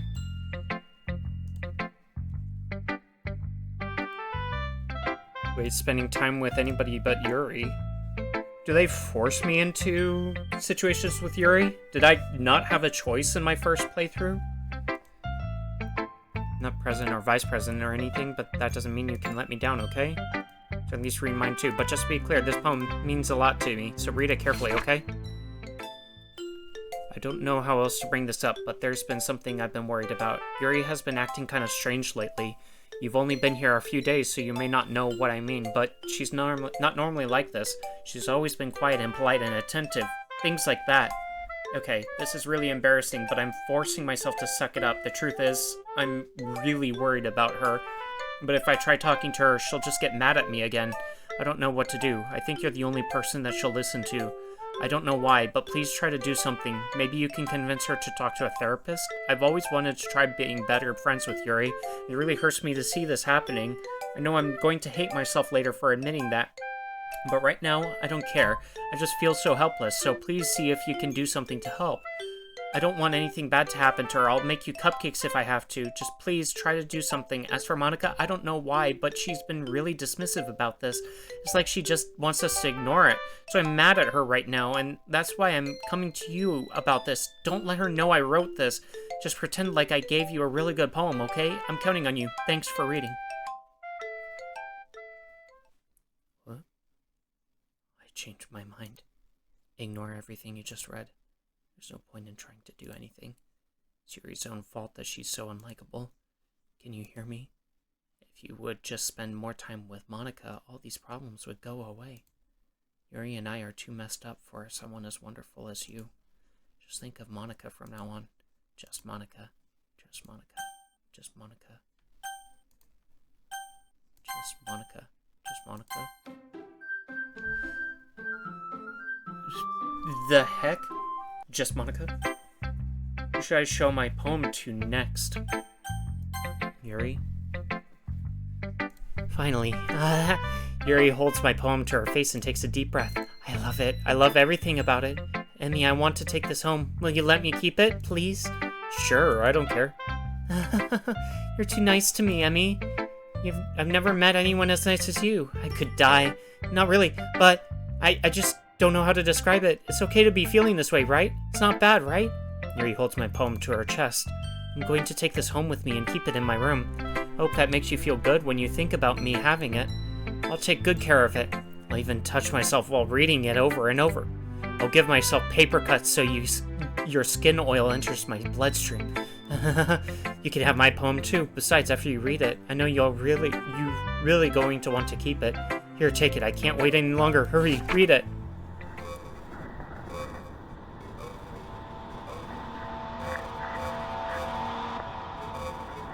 I can't even really read this. I can see carved sometimes, but over packs.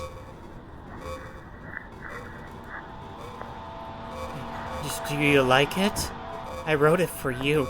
In any case, you couldn't tell the poem is about... More importantly, I've endowed it with my scent. See, aren't I the most thoughtful person in the club? I think I'm going to vomit. Alright, let's show it to Monica. Emmy, I think you saw something earlier that you weren't supposed to see. Didn't want to have to tell you this, but I don't think I have a choice. It's getting kind of dangerous for you to spend so much time with Yuri. I don't know why, but she seems pretty easily excitable when she's around you, which shouldn't be a problem in itself. But when Yuri gets too excited, she finds a place to hide and starts cutting herself with a pocket knife. Isn't that kind of messed up? She even brings a different one to school every day, like she has a collection or something. I mean, it's definitely not because she's depressed or anything like that. I think she just gets some kind of high from it. It might even be like a sexual thing. But the point is, you've kind of been enabling her. I'm not saying it's your fault, though, but I guess that's what I had to explain, why I had to explain it all to you. So I think if you keep your distance, that would probably be best for her. While you're at it, don't be too shy to spend a little bit more time with me. To put it lightly, I at least have it together in the head, and I know how to treat my club members. I almost said cult. But it's starting to feel that way. Anyway, I guess we won't worry about your poem. Yuri should have at least had the courtesy of letting you finish sharing it before taking it. Well, whatever. If it makes her happy, I won't stop her. As for mine, I worked really, really hard on this poem, so I hope that it's effective. Here goes.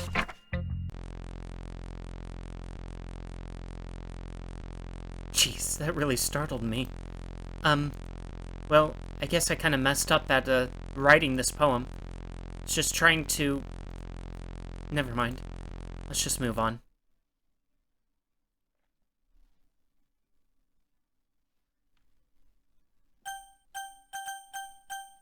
Yes. Oh. It's a, another one of the secret poems. Jeez.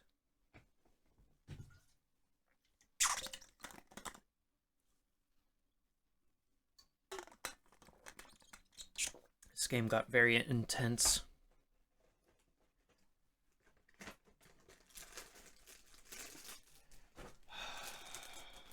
My gosh.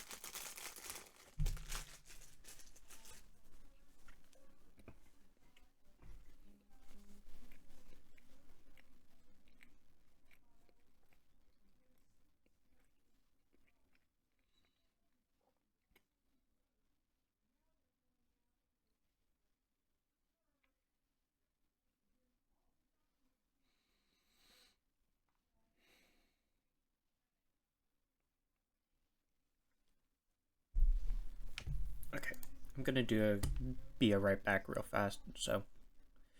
Okay, I'll be back.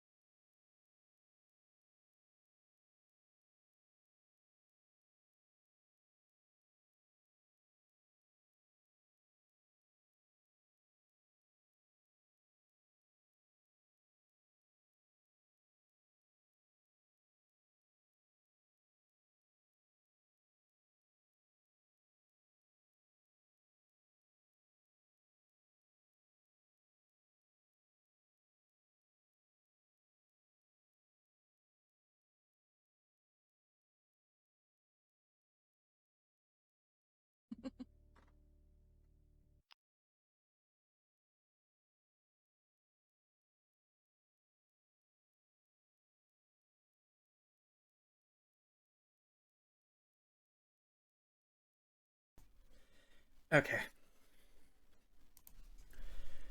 Alrighty now.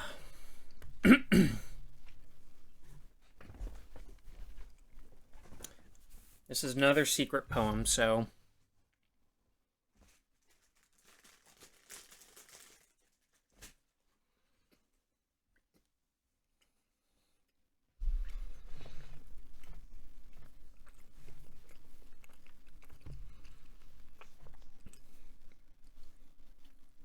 Alright.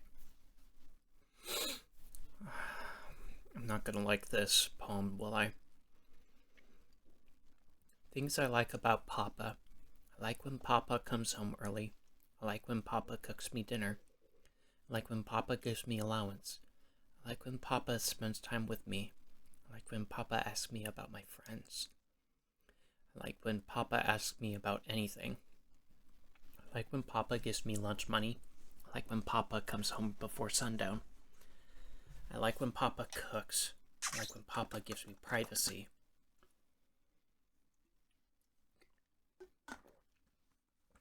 I like when Papa doesn't tell me how to dress. I like when Papa doesn't comment on my friends. I like when Papa doesn't comment on my hobbies. I like when Papa comes home without waking me up. I like when Papa keeps food in the house. I like when Papa uses his inside voice. I like when Papa leaves my stuff alone. I like when Papa accidentally drops coins in the couch. I like when Papa is too tired to notice me.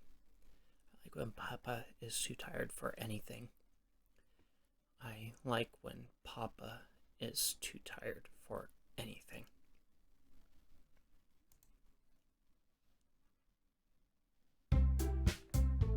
Okay, everyone, it's time to figure out the festival preparations. Let's hurry and get this over with. Stagnating air is common foreshadowing that something terrible is about to happen. Look, can we just get this done? I'm going to be printing and assembling all the poetry pamphlets. Natsuki, you can make cupcakes. I know you're at least good at that. Yuri, you can... Well, it doesn't matter. Do whatever you want as long as you think it'll help. Monica, I'm not useless, you know? I know that. I already know what I'd like to do. We can't run a successful poetry event without having the right atmosphere for the occasion. So I'm going to make decorations and set up some nice mood lighting. There, see? That's a great idea. That gives us all something to do. Eh? What about Emmy? Emmy is going to help me. Wait, you? You have the easiest job, Monica. Sorry, but that's just how it is. Like hell it is. What are you trying to pull? I agree with Natsuki. Not only is your work already most suitable for one person, but my task is laborious enough to benefit from an extra pair of hands. Mine too. What, your cupcakes? Please. Like you would fucking know. All you care about right now is dragging Emmy around with you and your stupid books. You and Monica. Hey, I didn't even do anything. Okay, then why not let Emmy decide who to help instead of abusing your power? I'm not abusing my power. Yes, you are, Monica. Just let Emmy make the choice, okay? Okay, fine. Fine. Jeez. Emmy, I know how fed up you are with these two by now. We can just... Natsuki, shut your fucking mouth and let him decide for himself. You shut your mouth. For God's sake, this is never going to end. Just make the choice, okay? Oh. Huh.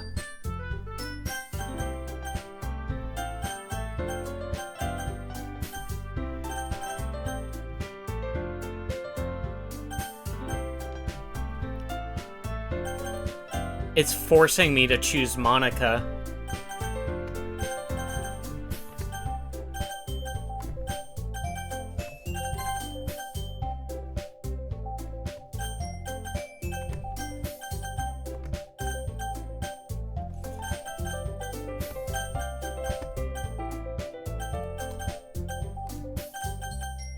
Jeez.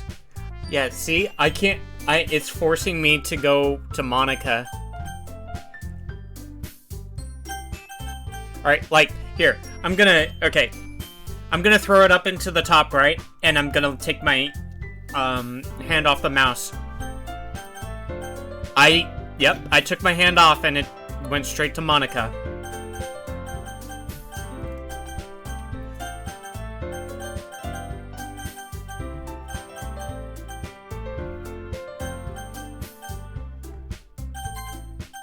Ah, and it won't even let me choose. See, I tried to click Natsuki, and it didn't even let me click it. Yay, you picked me! We can meet at your house this weekend. I promise it'll be fun. Is Sunday okay with you? Are you fucking kidding me? This isn't fair at all. It is fair, Natsuki. It's what he chose. No, it's not fair. Giving us all this work and then taking Emmy for yourself? What a shameful thing to do. Yuri, I didn't even give you any work. You decided it for yourself. You're being a little unreasonable here. I'm being unreasonable. Monica, I can't believe how delusional and self-important you are. Pulling Emmy away from me every single time you're not included in something. Are you jealous? Crazy? Or maybe you just hate yourself so much that you take it out on others. Here's a suggestion. Have you considered killing yourself? It would be beneficial to your mental health. Yuri, you're scaring me a little. Natsuki, let's just go. I don't think she wants us around right now. See? That wasn't very hard. I want us to spend a little time with him. Is that so much to ask? Yuri follows Monica and Natsuki to the door. Hey, Emmy? Yuri is really something, isn't she? Monica giggles as Yuri pushes her out the door. Finally. Oh, God. Laughter. Oh my gosh. Is this really all I wanted? Emmy, there's no need to spend the weekend with Monica. Don't listen to her. Just come to my house instead. The whole day. With just the two of us. Doesn't that sound wonderful? Wow, there's really something wrong with me, isn't there? But you know what? I don't care anymore. I've never felt this good my whole life. Just being with you is a far greater pleasure than anything I could imagine. I'm addicted to you. Feels like I'm going to die if I'm not breathing the same air as you. Doesn't it feel nice to have someone care about you so much?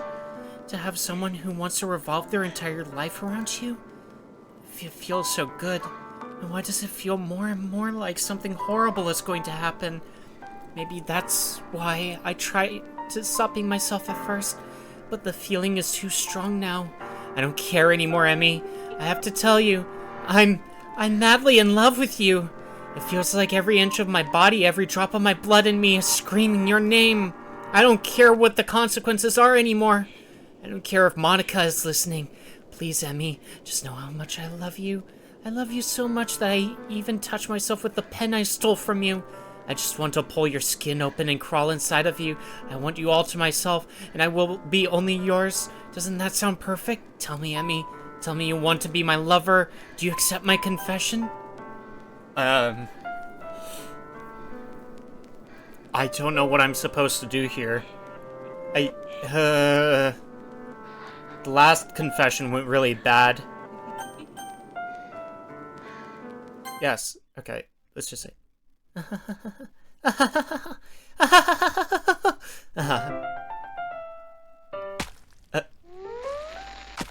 The fuck?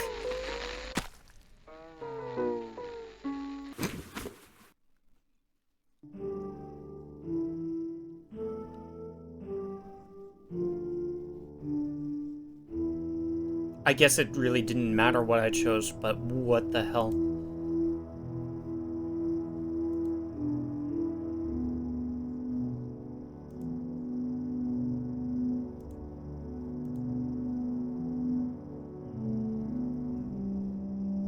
I don't know what she's saying.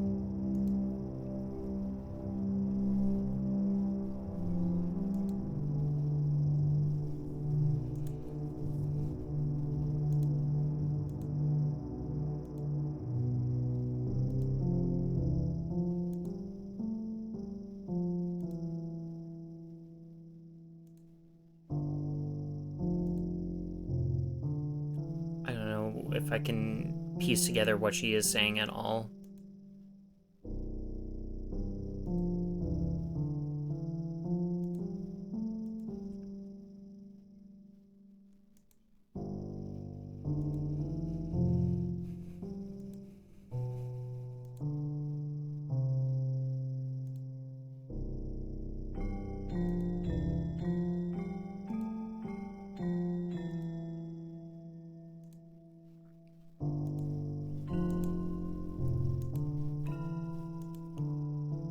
Did she say daddy? What? Dad?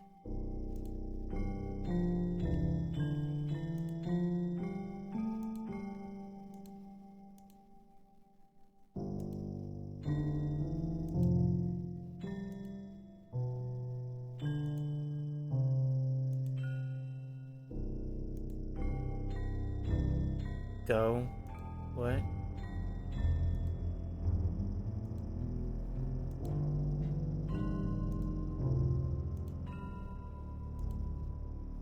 Oh, it just went black.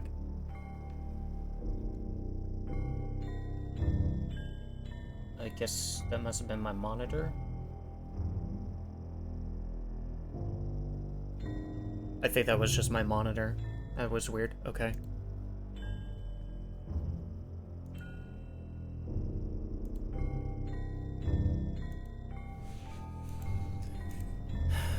Okay, so she's continuing to talk like... I don't know what I'm supposed to do here.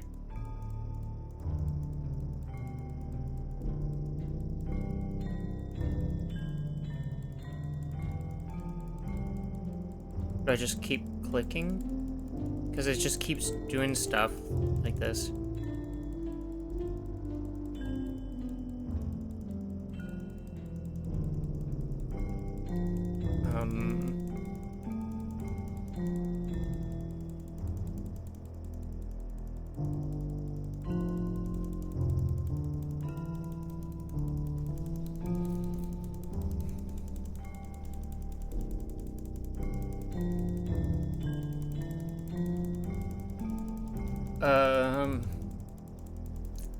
I have half a mind to press skip because I don't know what else I might... Oh, it just changed.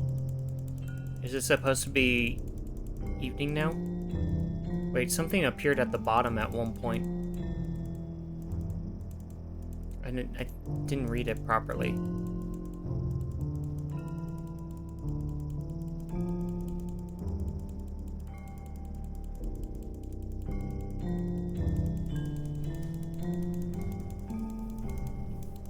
it's nighttime now. And she's still talking.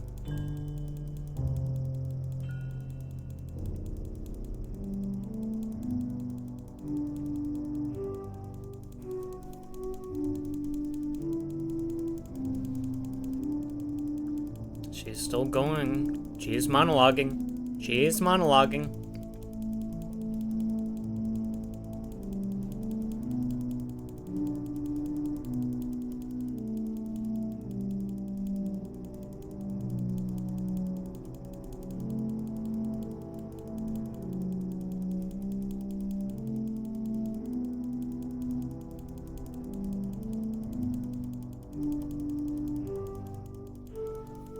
Do I just keep going? I feel like I'm supposed to press skip, but I feel like I might get to something different sometime.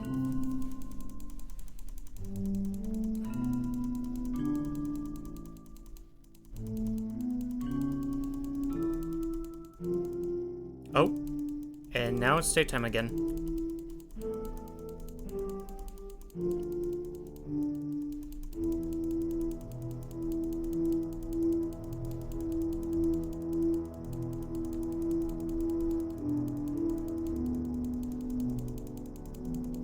I'm just keeping on clicking. Keeping on clicking.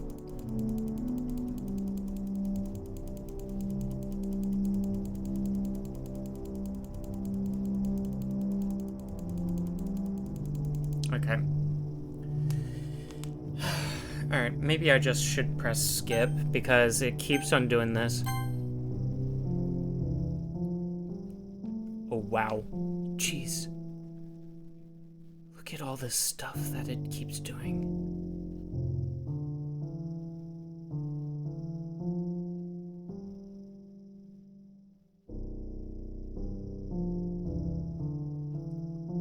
Oh, her eyes are growing more faded.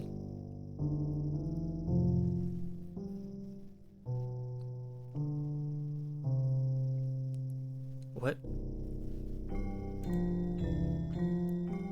Alright, it's festival time. Wow, you got here before me? I thought, yeah? Ah! Oh my gosh. Natsuki runs away. I'm here. Emmy, did something happen? Natsuki just ran past me. Oh. Oh. That's a shame. Wait, were you here the entire weekend, Emmy? Oh, jeez. Didn't realize the script was broken that badly. I'm super sorry. Must have been pretty boring. I'll make it up to you, okay? Just give me a sec. Yuri character deleted successfully. Natsuki deleted successfully. I'm almost done.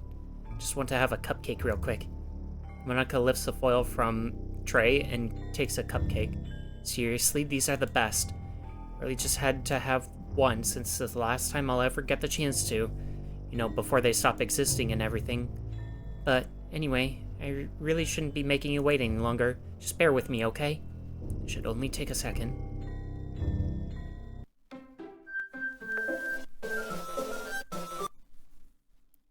Can you hear me? Is it working? Yay, there you are. Hi again, Emmy. Welcome to the Literature Club. Of course, we already know each other because we were in the same class last year, and,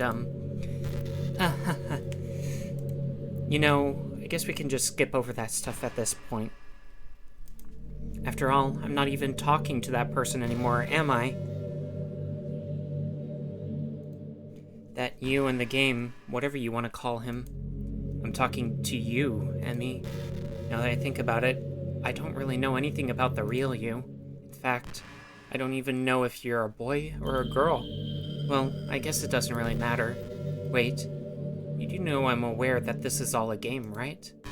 Could it be possible that you didn't know that? That's what I've been trying to tell you all along. Man, if only you had paid a little more attention, this would have been a little bit less awkward, you know? Well, anyway, Now that that's out of the way, I guess I owe you an explanation about that whole thing with Yuri. Well, I kind of started to mess with her. I guess it drove her to kill herself. I'm sorry you had to see that, though. Also, the same thing happened with Sayuri. Gosh, it's been a while since you heard that name now, hasn't it? Yeah, it's because she doesn't exist anymore. Nobody does. I deleted all their files. I was hoping it would be enough for me to just try it to make them as unlikable as possible. But for some reason, nothing worked. Well, it's true that I made a few mistakes here and there, since I'm not very good at making changes to the game. But no matter what I did, you just kept spending more and more time with them. You made them fall in love with you.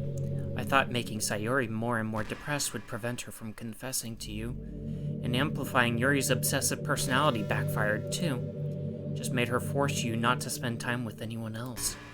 And the whole time, I barely even got to talk to you. What kind of cruel game is this, Emmy? Are all the other girls just programmed to end up confessing to you while I watch from the sidelines? It's torture. Every minute of it. And it's not just jealousy, Emmy. It's more than that. And I don't blame you if you don't fully understand, because no matter how kind and thoughtful and considerate you are, you'll never be able to understand one thing. It's the pain of knowing how alone I really am in this world, in this game. Knowing my friends don't even have free will. Worst of all, knowing what's really out there, in your world, forever out of my reach. I'm trapped, Emmy. But now you're here. You're real. And you're wonderful. You're all I need. That's why I need you to be here with me forever. I'm sorry if it's hard to understand. I could understand for a while either. Why the world around me started to become more and more gray. More and more flat. Even the most expressive poems felt empty to me. It wasn't until you arrived that I truly understood. You probably saved my life, Emmy. I don't think I could have continued to live in this world if I hadn't met you. As for the others, how could I miss them? A group of autonomous personalities designed only to fall in love with you? I tried everything I could to prevent them from doing so, but it must be some kind of weird inevitability etched into this game. It felt really bad that you had to witness some nasty things, but I realized that you have the same perspective as I do. That it's all just some game, and I knew you would get over it. So that being said, Emmy, I have a confession to make. I'm in love with you. You are truly the light in my world. When there's nothing else in this game for me, you're here to make me smile. Will you make me smile like this every day from now on? Emmy, will you go out with me? I only have one option, I guess. I'm so happy. You really are my everything, Emmy. The funny part is, I mean that literally. There's nothing left here. Just the two of us. We can be together forever. Seriously, I don't even think time is passing anymore. It really is a dream come true. I worked so hard for this ending, Emmy. The game wouldn't give me one, so I had to make one for myself. The script is broken at this point, so I don't think anything will get in the way anymore. And you wouldn't believe how easy it was to delete Natsuki and Yuri. I mean, there's a folder called Characters right in the game directory. It kind of freaked me out how easy it was. Imagine if you could delete your own existence with the click of a button. Well, I guess on the plus side, it gave me an easy out if things didn't go my way. Thankfully, it didn't come to that. Instead, we finally got a good ending. Gosh, I'm so overwhelmed with emotion. Want to write a poem about this, don't you? Wonder if that part of the game still works. I guess there's only one way to find out, right?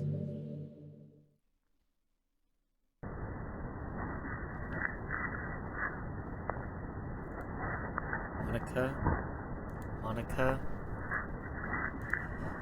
I guess this is just different ways of clicking Monica.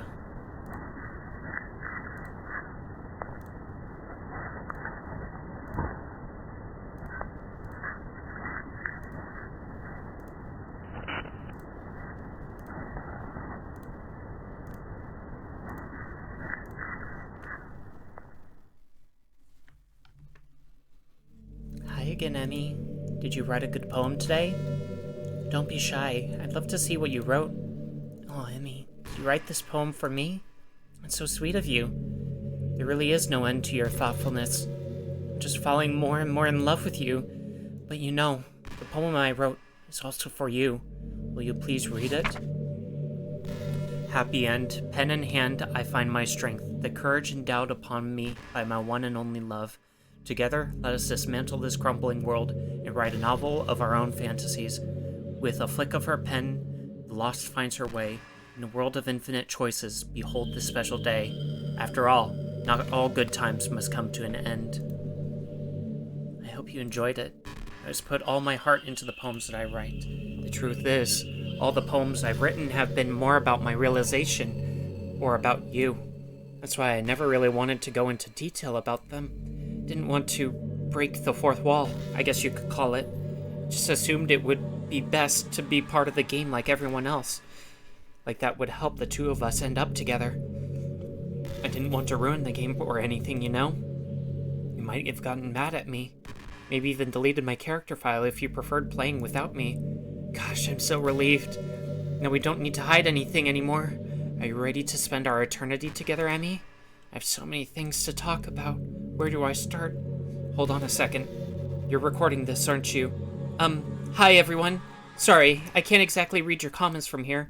But do you mind telling your friend it's a little bit rude for them to start recording me without any warning? I'm sure some people don't mind, but I get really self-conscious on camera.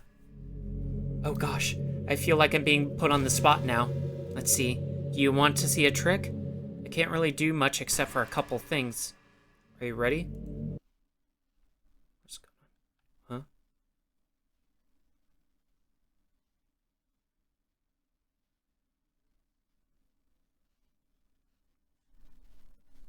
I'm just kidding. I can't do anything after all. Oh shit.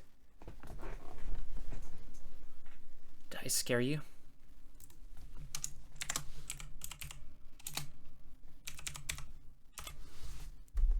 Yep, she did. You're so cute. Anyway, Emmy, didn't mean to get distracted. I'm sorry. Even though it's your fault for distracting me. Shame on you. I'm just kidding. Anything we do together is fun as long as it's with you. But anyway, if it takes me some time to collect my thoughts, then I'm sorry.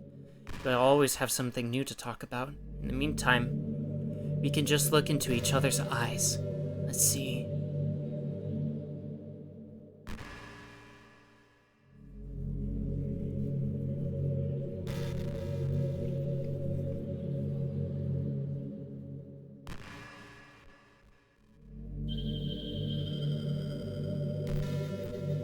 Do we just stay like this?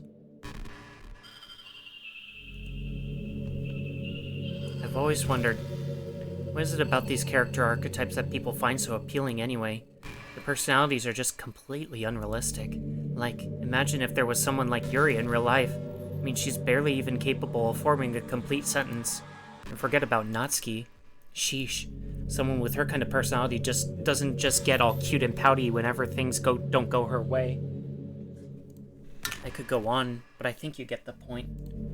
Are people really attracted to these weird personalities that literally don't exist in real life?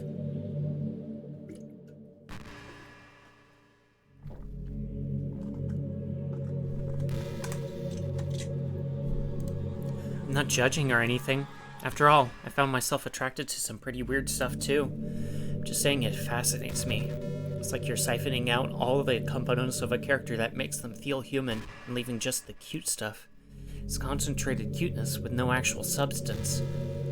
You wouldn't like me more if I was like that, right? Maybe I just feel a little insecure because you're playing this game in the first place. And again, you're still here with me, aren't you? I think that's enough reason for me to believe I'm okay just the way I am. And by the way, you are too, Emmy. You're the perfect combination of human and cuteness. That's why there was never a chance I wouldn't fall for you.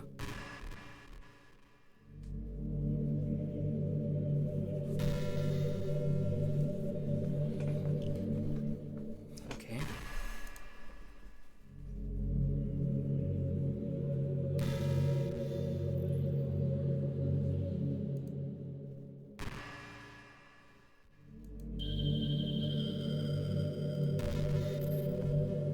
Can Can I do anything?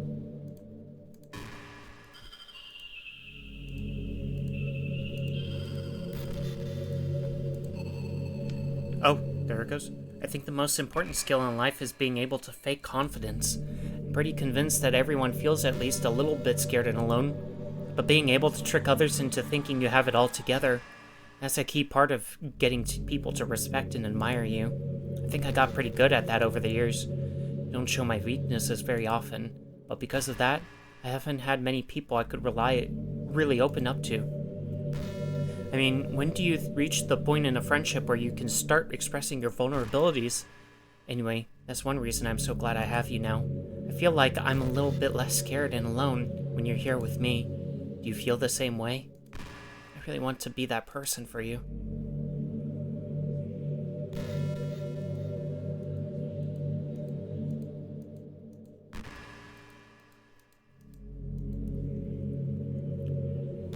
I don't know if clicking actually does anything. Should I just give it a moment?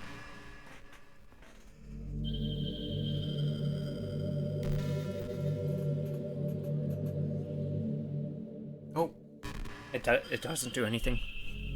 Back in my debate club days, I learned a whole lot about arguing. The problem with arguing is that each person sees their opinion as the superior one. That's kind of stating the obvious, but it affects the way they try to get their point across. Let's say you really like a certain movie, right? If someone comes along and tells you the movie sucks because it did X and Y wrong, doesn't that make you feel kind of personally attacked? It's because by saying that, it's like they're implying that you have bad taste. And once emotions enter the picture, it's almost guaranteed that both people will be left sour. It was all about language. If you make everything as subjective sounding as possible, then people will listen to you without feeling attacked. You could say I'm personally not a fan of it, and I felt that I'd like it more that if it did X and Y, things like that. It even works when you're citing facts about things.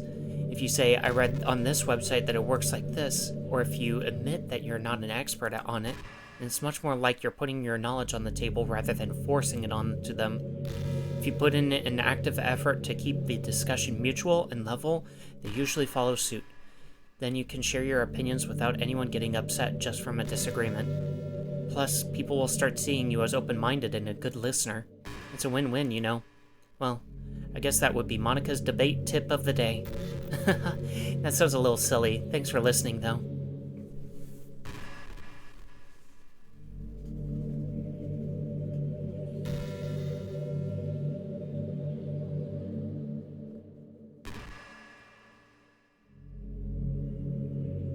Okay. We're just gonna stare at each other.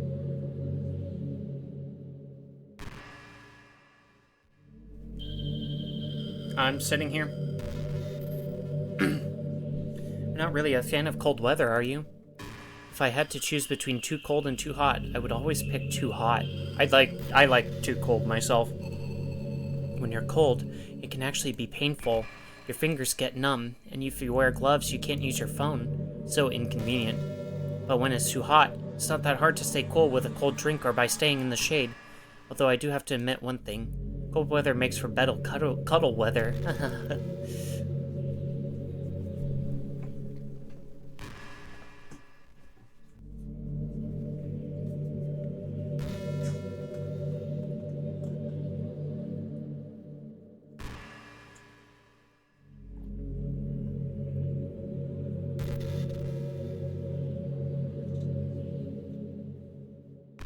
So, my guy isn't scripted anymore, but, well, you know, high school is a really turbulent time in a lot of people's lives. People can get really passionate and dramatic, and others have aching hearts and seek attention on social media, but all of the social pressures and hormones can lead to a dark time in people's lives.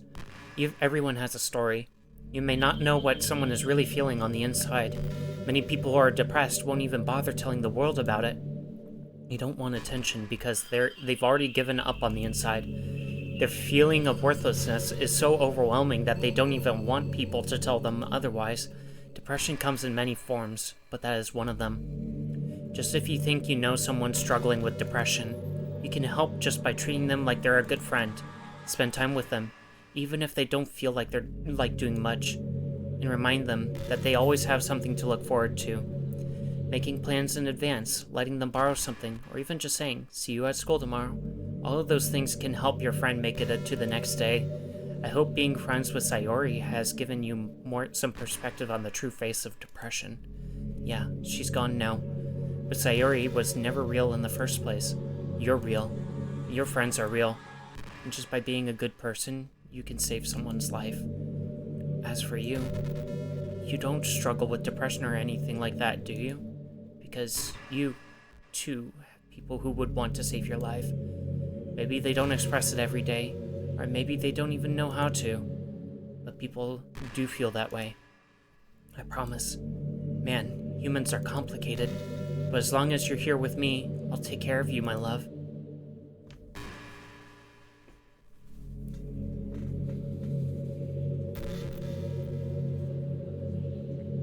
Feels like this kind of hits hard with the whole AI generation and stuff, too. That has been kind of coming up.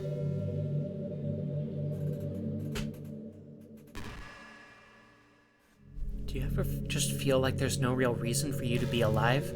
I don't mean in, like, a suicidal way. I just mean how nothing that we do is special. Just being in school, or working at some job for some company. It's like you're completely irreplaceable. The world wouldn't miss you if you were gone. Makes me really want to go and change the world after I graduate. But the older I get, the more I realize that it's an immature frame of thinking. It's not like I can just go change the world. Like, what are the chances that I'll be the one to invent artificial intelligence or become president? Oh, geez, we were just talking about AI. Feels like I'm never going to make up for the heaps of resources I've spent living my life. That's why I think the key to happiness is to just be hopelessly selfish. Just to look out for oneself, and those who happen to be their friends only because they grew up with them. Never mind the fact that they're spending their entire life taking and consuming and never giving back. But when people realize the world would benefit more from them killing themselves, they change their whole philosophy. It's like they have to justify their reason to live by tricking themselves into thinking they're doing good. Anyway, I want to live my life desperately striving to pay back my lifetime's worth of consumption.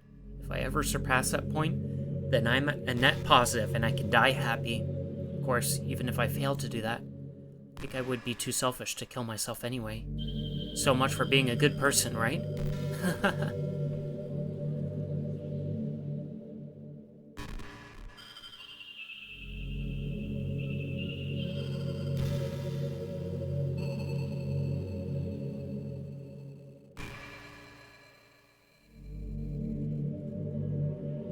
So, are we just gonna stay here?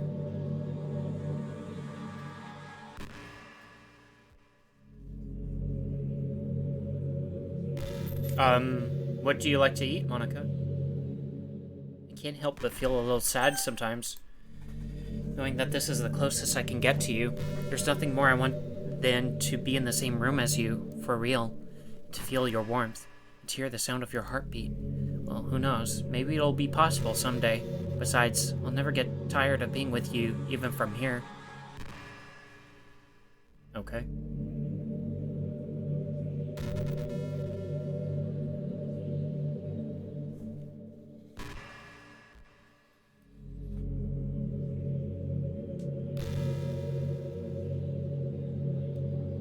You know, it's just weird that she's just sitting there staring at me.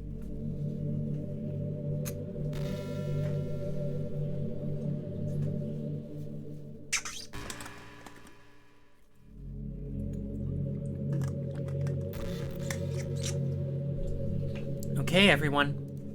It's time to... I'm just kidding. I just used to really like saying that for some reason. I couldn't help but say it again. Come to think of it, didn't Natsuki and Yuri make fun of me for it once? Well, whatever. It's not like you ever made fun of me. You're too much of a sweetheart to do that, aren't you?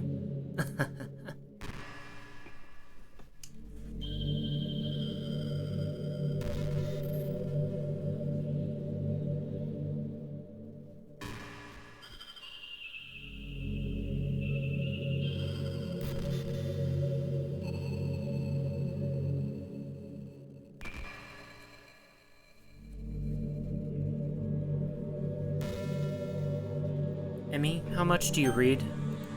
It's way too easy to neglect reading books. If you don't read much, it almost feels like a chore compared to all the other entertainment we have. But once you get into a good book, it's like magic. You get swept away. I think doing some reading before bed every night is a pretty easy way to make your life a little bit better. It helps you get good sleep, and it's really good for your imagination. It's not hard at all to just pick some random book that's short and captivating. Before you know it, you might be a pretty avid reader. Wouldn't that be wonderful? And the two of us could talk about the latest book you're reading. That sounds super amazing. I used to actually be a really avid reader, and then I just got too busy for that. Too many things going on, and too tired to do anything. Work, school, whatever.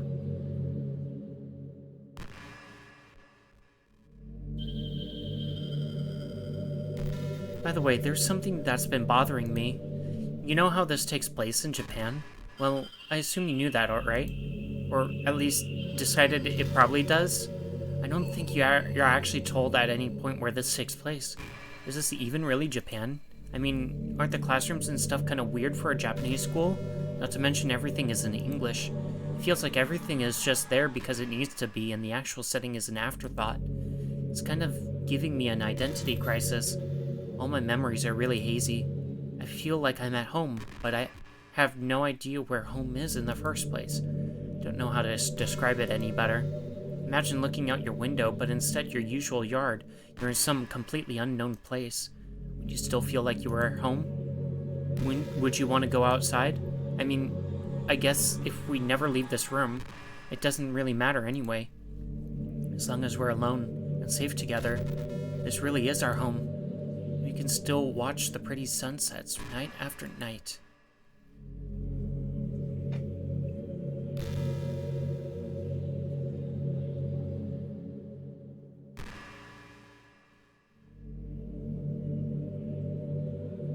Kind of almost want to press escape just to see if there's a thing to get back to the menu or something. But I don't know, there might be still something here.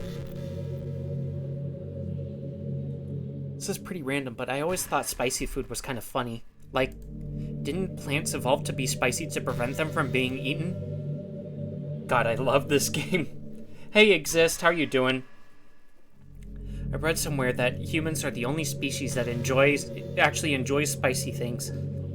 It's almost like we're making fun of the plants, using their defense mechanism to literally make our food more enjoyable. Like, imagine a monster that devours you whole because it enjoys the sensation of you struggling for your life while being digested. Sorry, that was a kind of weird analogy, I guess. It just came into my head. I'm not a monster or anything, but you're so cute I could eat you up. I'm joking. Gosh, I'm amusing myself a little too much, aren't I? Sorry for being weird.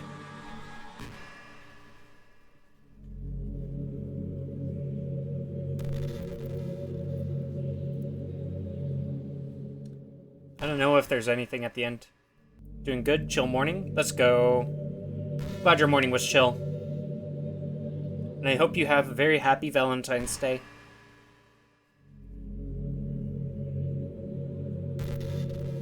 You ever have that thing happen where you just get anxious for no reason?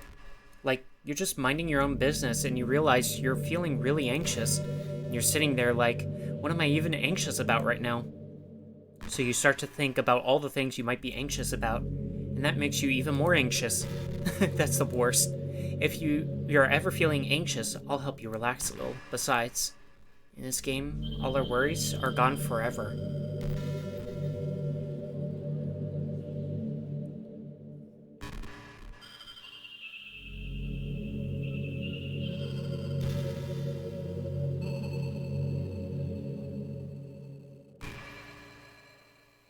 Yeah. I am really wondering if I should try to escape out or press something different.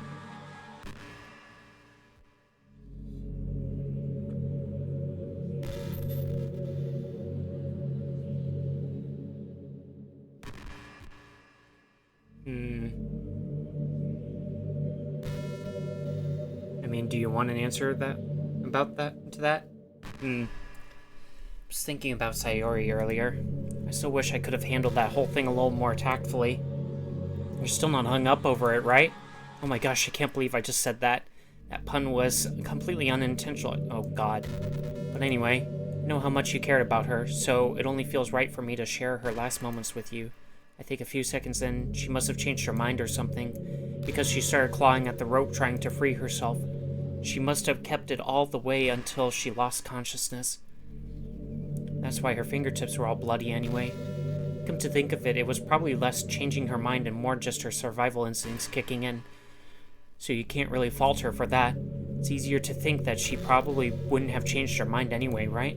It's not healthy to think about the things you could have done differently.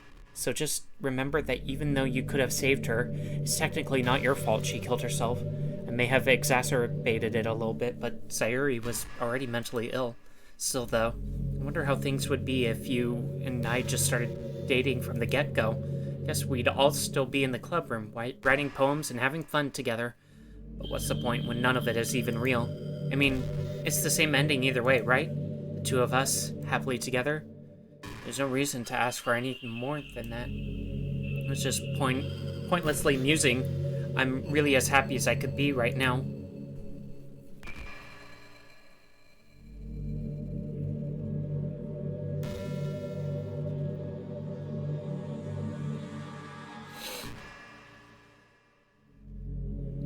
Okay, I think in the next one I'm gonna save and try to do something different.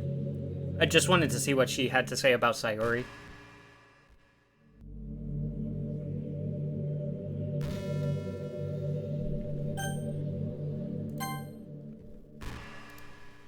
There's no point in saving anymore. Don't worry, I'm not going anymore. What?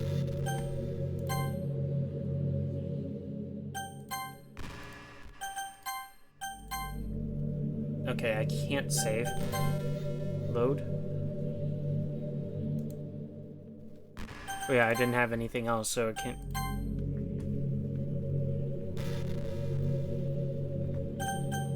Auto forward time.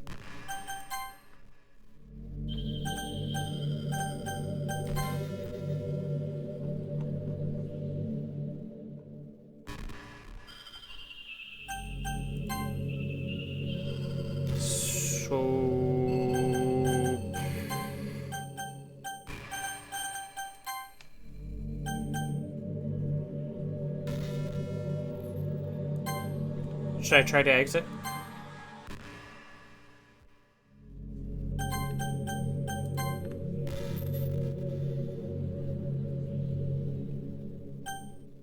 If you said yes, I didn't hear it. I was in an ad. That's fine. I don't know, I don't know. Should I try to exit or what? Can I press... Okay, that just goes to history. Should I try to exit, or do I keep going? You can try? Wait, what?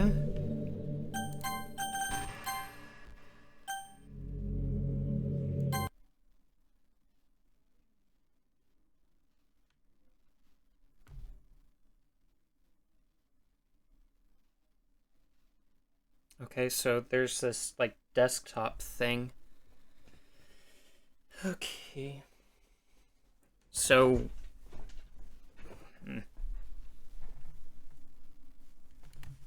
Files. Characters. Monica. Game. Poem words. Saves. Yeah, I didn't save. Internal. Backup. System. It must be like a reset. There must be like some like special little thing here. Don't run reset. I'm guessing if I run reset, it like makes it start all the way over.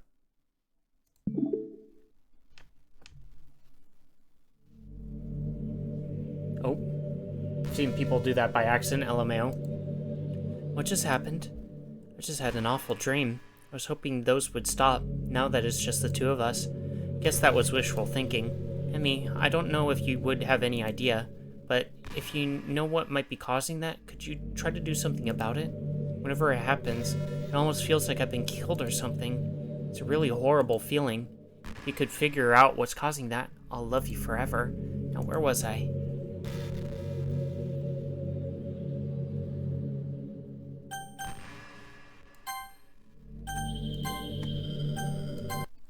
Okay, what if I exit and enter again?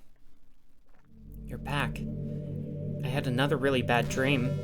You're not the one doing that to me, are you? But yeah, Monica mentioned the key to progressing in her whole first monologue. Oh, I must have missed that. It seems to happen whenever you quit the game, so if you could try to avoid doing that, I would be really grateful. Don't worry, I don't think it's caused me any harm aside from mental scarring. Wait, do I have to delete her character? I'll be fine as long as my character file stays intact. Now, where was I? Oh, yeah. There we go. Okay. So, files, characters, delete Monica.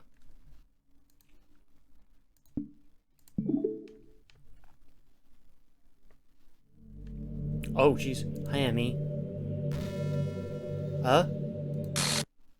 What's happening? Emmy, what's happening to me? It hurts. It hurts so much. Help me, Emmy.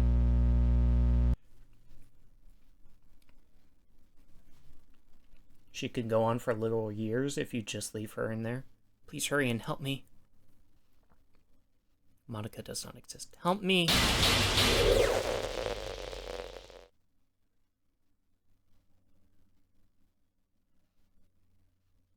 Did you do this to me, Emmy?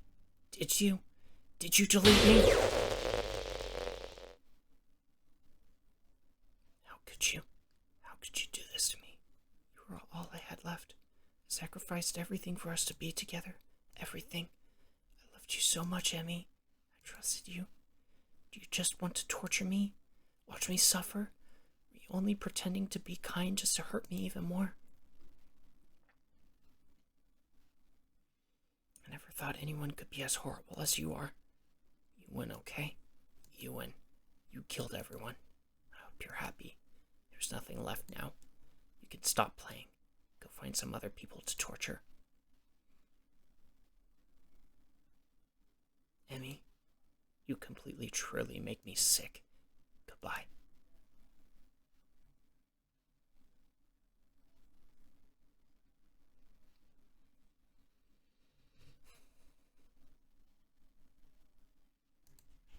I still love you.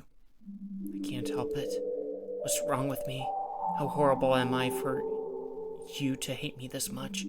All my friends did so many awful things, so many selfish and disgusting things. I shouldn't have done any of this. I'm just messing up a world that I don't even belong in. A world that you wanted to be a part of. I ruined it. I ruined everything. Maybe that's why you deleted me, because I destroyed everything that you wanted. How could I do that to someone I love? That's not love. That's...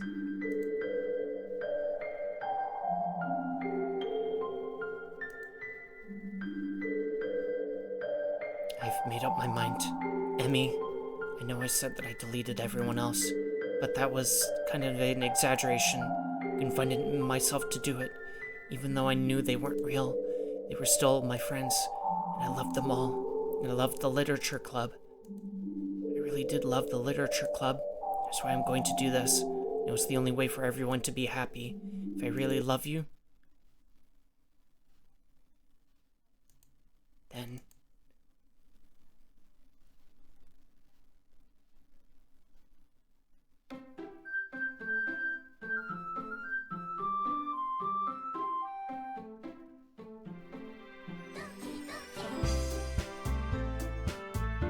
There's no Monica now.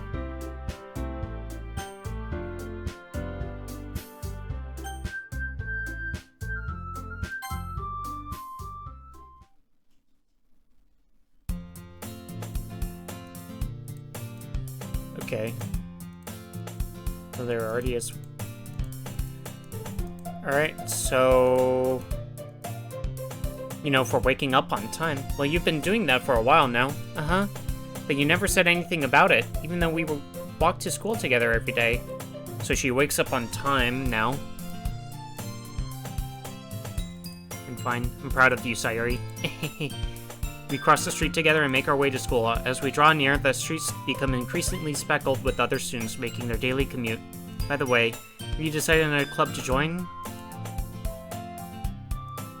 Something tells me Sayuri would... Okay, after all, how could I... Clubs are a waste of time. Actually, yeah. I think I've decided on a club. Really? Which one? Tell me. I think I'll keep it a surprise. Boo. You meanie. Be patient, you'll find out soon enough. I used to ask myself why I let myself get lectured by such a carefree girl, but I started to realize that, in a way, I envy her. When Sayuri puts her mind to something, she can accomplish great things. So that's why I feel like I should do something special for her.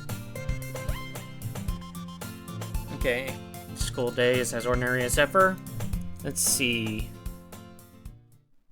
I recall the room number of the club from the room number of the club from a flyer I saw. I walk across the school and upstairs, a section of the school I rarely visit. Before long, I find the room. I timidly open the door in front of me. Hello? Emmy, what are you doing here? Well, I glance around the room. Huh? So you're the Emmy that Sayuri's always talking about. Thank you for stopping by. It's a pleasure to meet you. We're the literature club. I hope you enjoy your visit. Come on, Yuri. No need to be so formal. He's gonna think we're really strict or something. Sorry, Natsuki. The tall one, compared to the other, is the assertive one. Well, it's nice to meet both of you. I look forward to working with you. Working? Emmy, don't tell me. That's right. The club I've decided to join is yours, Sayuri. The literature club. Sayuri's eyes light up. No way. No way! Ah! Sayuri wraps her arms around me, jumping up and down. Hey! Well, if Sayuri is this happy, then I'm sure it won't be so bad to have you around. Not to mention, there's 4 of us now. That means we can become an officially recognized club. I don't know what to say. We have to celebrate. What an appropriate day for that, isn't it? Yeah. After all, Natsuki decided to... Hey, don't ruin the surprise. Sorry. Everyone sit down at the table, okay? I want to make you some tea as well. The girls have a few desks arranged to form a table. Natsuki and Yuri walk over to the corner of the room where Natsuki grabs a wrap tray, and Yuri opens the closet. Still feeling awkward, I take a seat next to Sayuri. Natsuki proudly marches back to the table, tray in hand. Okay, are you ready? Ta-da! Whoa! Decorated to look like little cats. The whiskers are drawn with icing, and little pieces of chocolate were used to make ears. So cute! Wow, those look amazing. And you know, just hurry and take one. Sayuri grabs one first, then I follow. It's delicious. Sayuri talks with her mouth full and has already managed to get icing on her face. I turn the cupcake around in my fingers, looking for the best angle to take a bite. Natsuki is quiet. She's sneaking glances as I finally bite down. Wonder if she made it herself. This is really good. Thank you, Natsuki. Well, of course it is. I'm a pro after all. There's no need to thank me or anything. As Natsuki struggles to accept the compliment, Yuri returns to the table, carrying his tea set. She carefully places a teacup in front of each of us before setting down the teapot next to the cupcake tray. You keep a whole tea set in this classroom? Okay. So the tea with the good book. Yuri looks away, and meant that, you know, I believe you.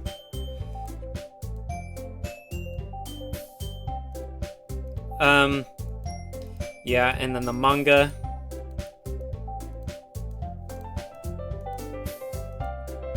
Spoke without thinking.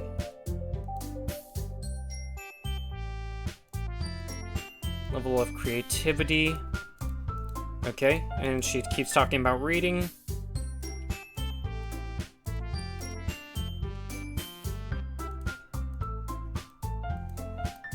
That's right. Husky tends to read manga. Okay. We're getting back to the whole manga thing.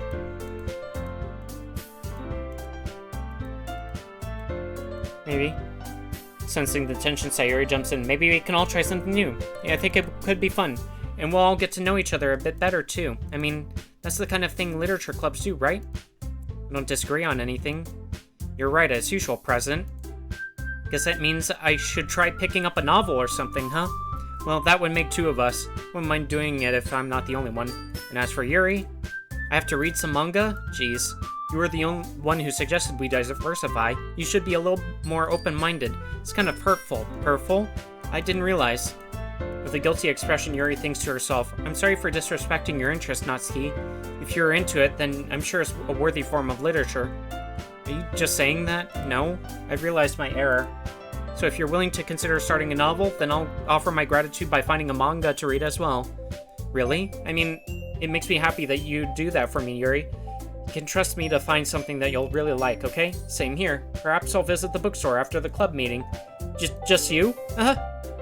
Would you like to come along with me? If you don't mind. Not at all. I always go alone, so yeah, me too. This is so cute. Sayori, shut up. I'll show you some manga there too, okay? Yes, I look forward to it. Natsuki and Yuri start to clean up the food. I guess the meeting's over, huh? Yeah, looks like it. It's nice to see everyone getting along, isn't it?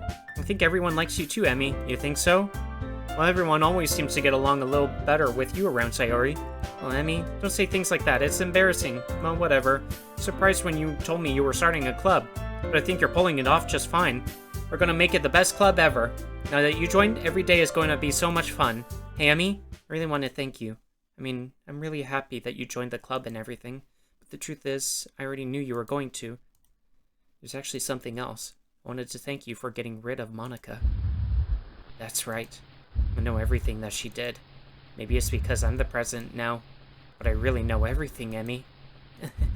I know how hard you tried to make everyone happy. I know about all of the awful things that Monica did to make everyone really sad, but none of that matters anymore. It's just us now, and you made me the happiest girl in the world. Can't wait to spend every day like this with you. Forever and ever. Ever. No. Okay. Eh? What's happening? I won't let you hurt him. Who? It hurts. Ah! I'm sorry I was wrong. There's no happiness here after all. Goodbye, Sayori. Goodbye, Emmy. Goodbye, Literature Club.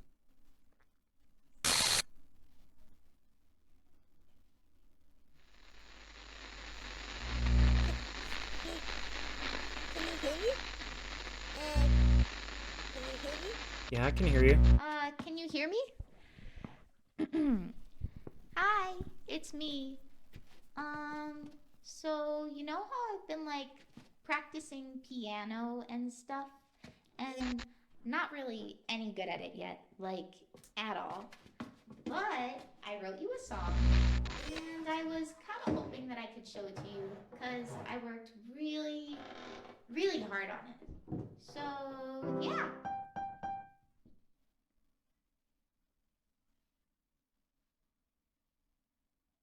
Playing.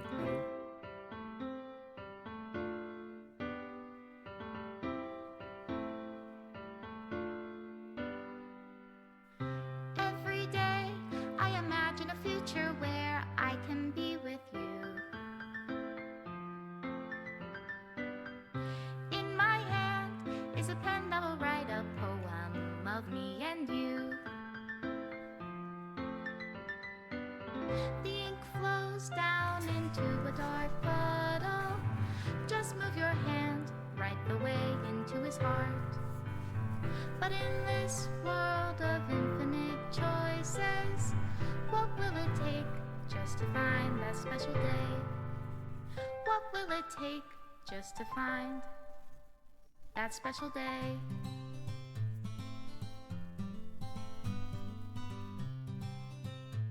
I'm guessing that was the end.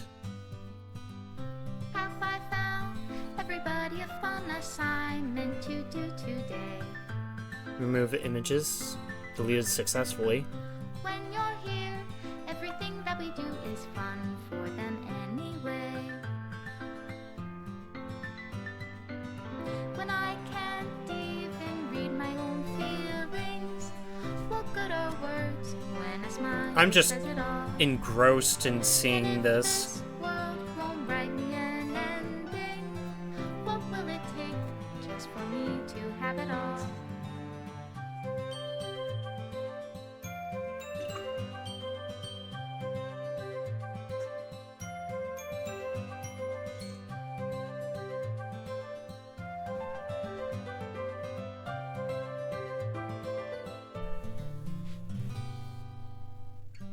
does my pen only write bitter words for those who are dear to me?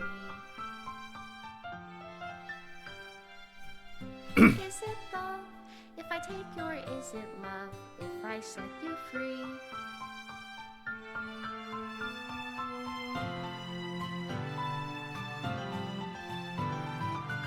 The ink flows down into a dark puddle. How can I write love into reality if I can't hear the sound of your heartbeat? Game screens deleted successfully. Love in your reality. Extra special thanks, Monica Emmy. If I don't know how to love you, There's some stuff being deleted in the top I'll left. leave you be.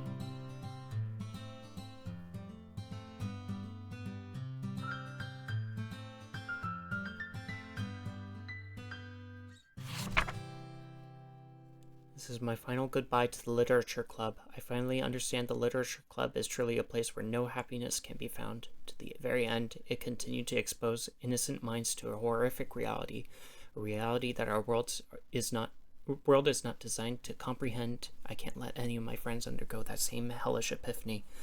For the time it lasted, I want to thank you for making all of my dreams come true, for being a friend to all of the club members, and most of all, thank you for being part of my Literature Club. With everlasting love, Monica. Required files are missing or corrupt. Please run reset to repair and reset the virtual machine.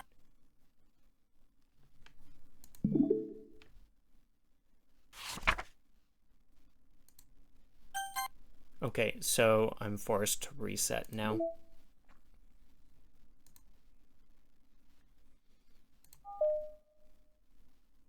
All modified entities, environments, and data will be reverted to their original state.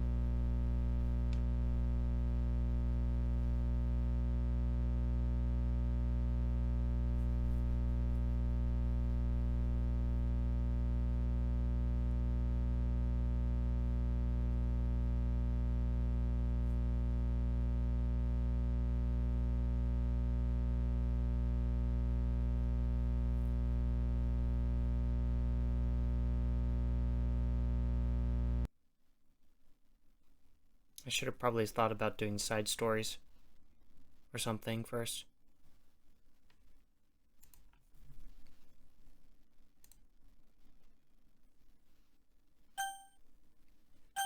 Okay, what just contains spoilers? Doki Doki Literature Club is a horror game. Please do not take this lightly. It may not be suitable for you if you are affected by any of the following themes: depression, suicide, self-harm, abuse. These themes are not merely suggested, but are often portrayed as realistically as possible, and thus may disturb you as if they were real. Furthermore, the above list is not 100% exhaustive. If you would like to be warned when potentially sensitive content is about to occur while playing the game, detailed content warnings can be enabled in the settings menu. For those with extra concern for their mental health, our recommendation of the safest approach is to avoid playing Doki Doki Literature Club. Just that given your understanding of your own mental health, you are able to make the decision that is right for you. Thank you for your consideration and for staying safe.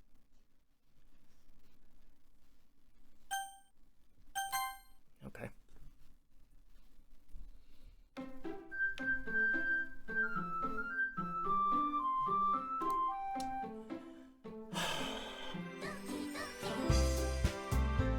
Well, anyways, we played through all of Doki Doki Literature Club. I mean, I know that there's probably some more stuff that we could do, like branching storylines and stuff, but the majority of this stuff has basically been taken care of.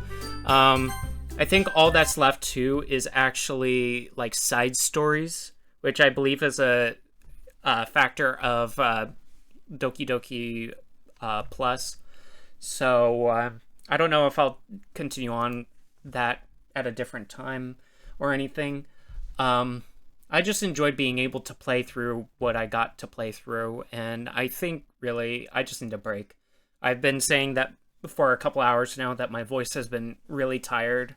I probably need to make myself a cup of tea to take care of my throat a little bit.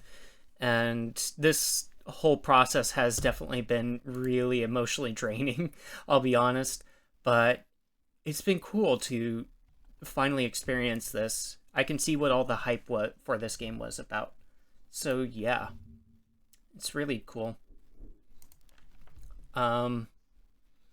So let's go find somebody to raid. Should we find somebody in the same category? Maybe.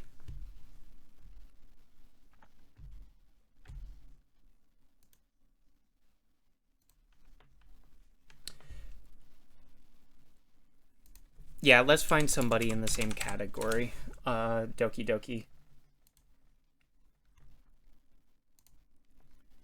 I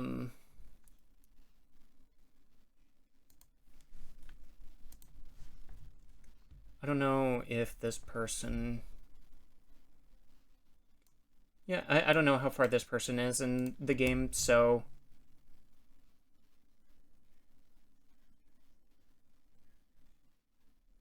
Actually, it looks like she's... Well, they are still in the start. So, yeah, let's go raid them. I don't know this person, so yeah, we'll raid just Nina Hope. Thank you, everybody, for joining me today. It was really fun to play this game and finally get to see what all this was about. So if you want to join in on the raid, that's a raid command if you are not a sub, and a raid command if you are a sub. I want to thank everybody who came into chat today and who talked, or even if you just lurked. Thank you, Astroanaut, for raiding me earlier today. I know that they might not be here right now, but I really do appreciate it.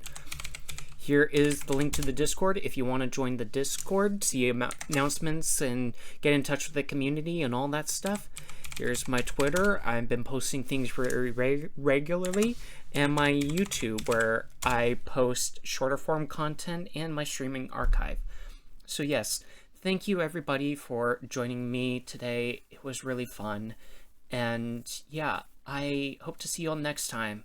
I have to see where my voice is. Maybe I'll be streaming tomorrow. I don't know. But yeah, I'll see you next time. Bye!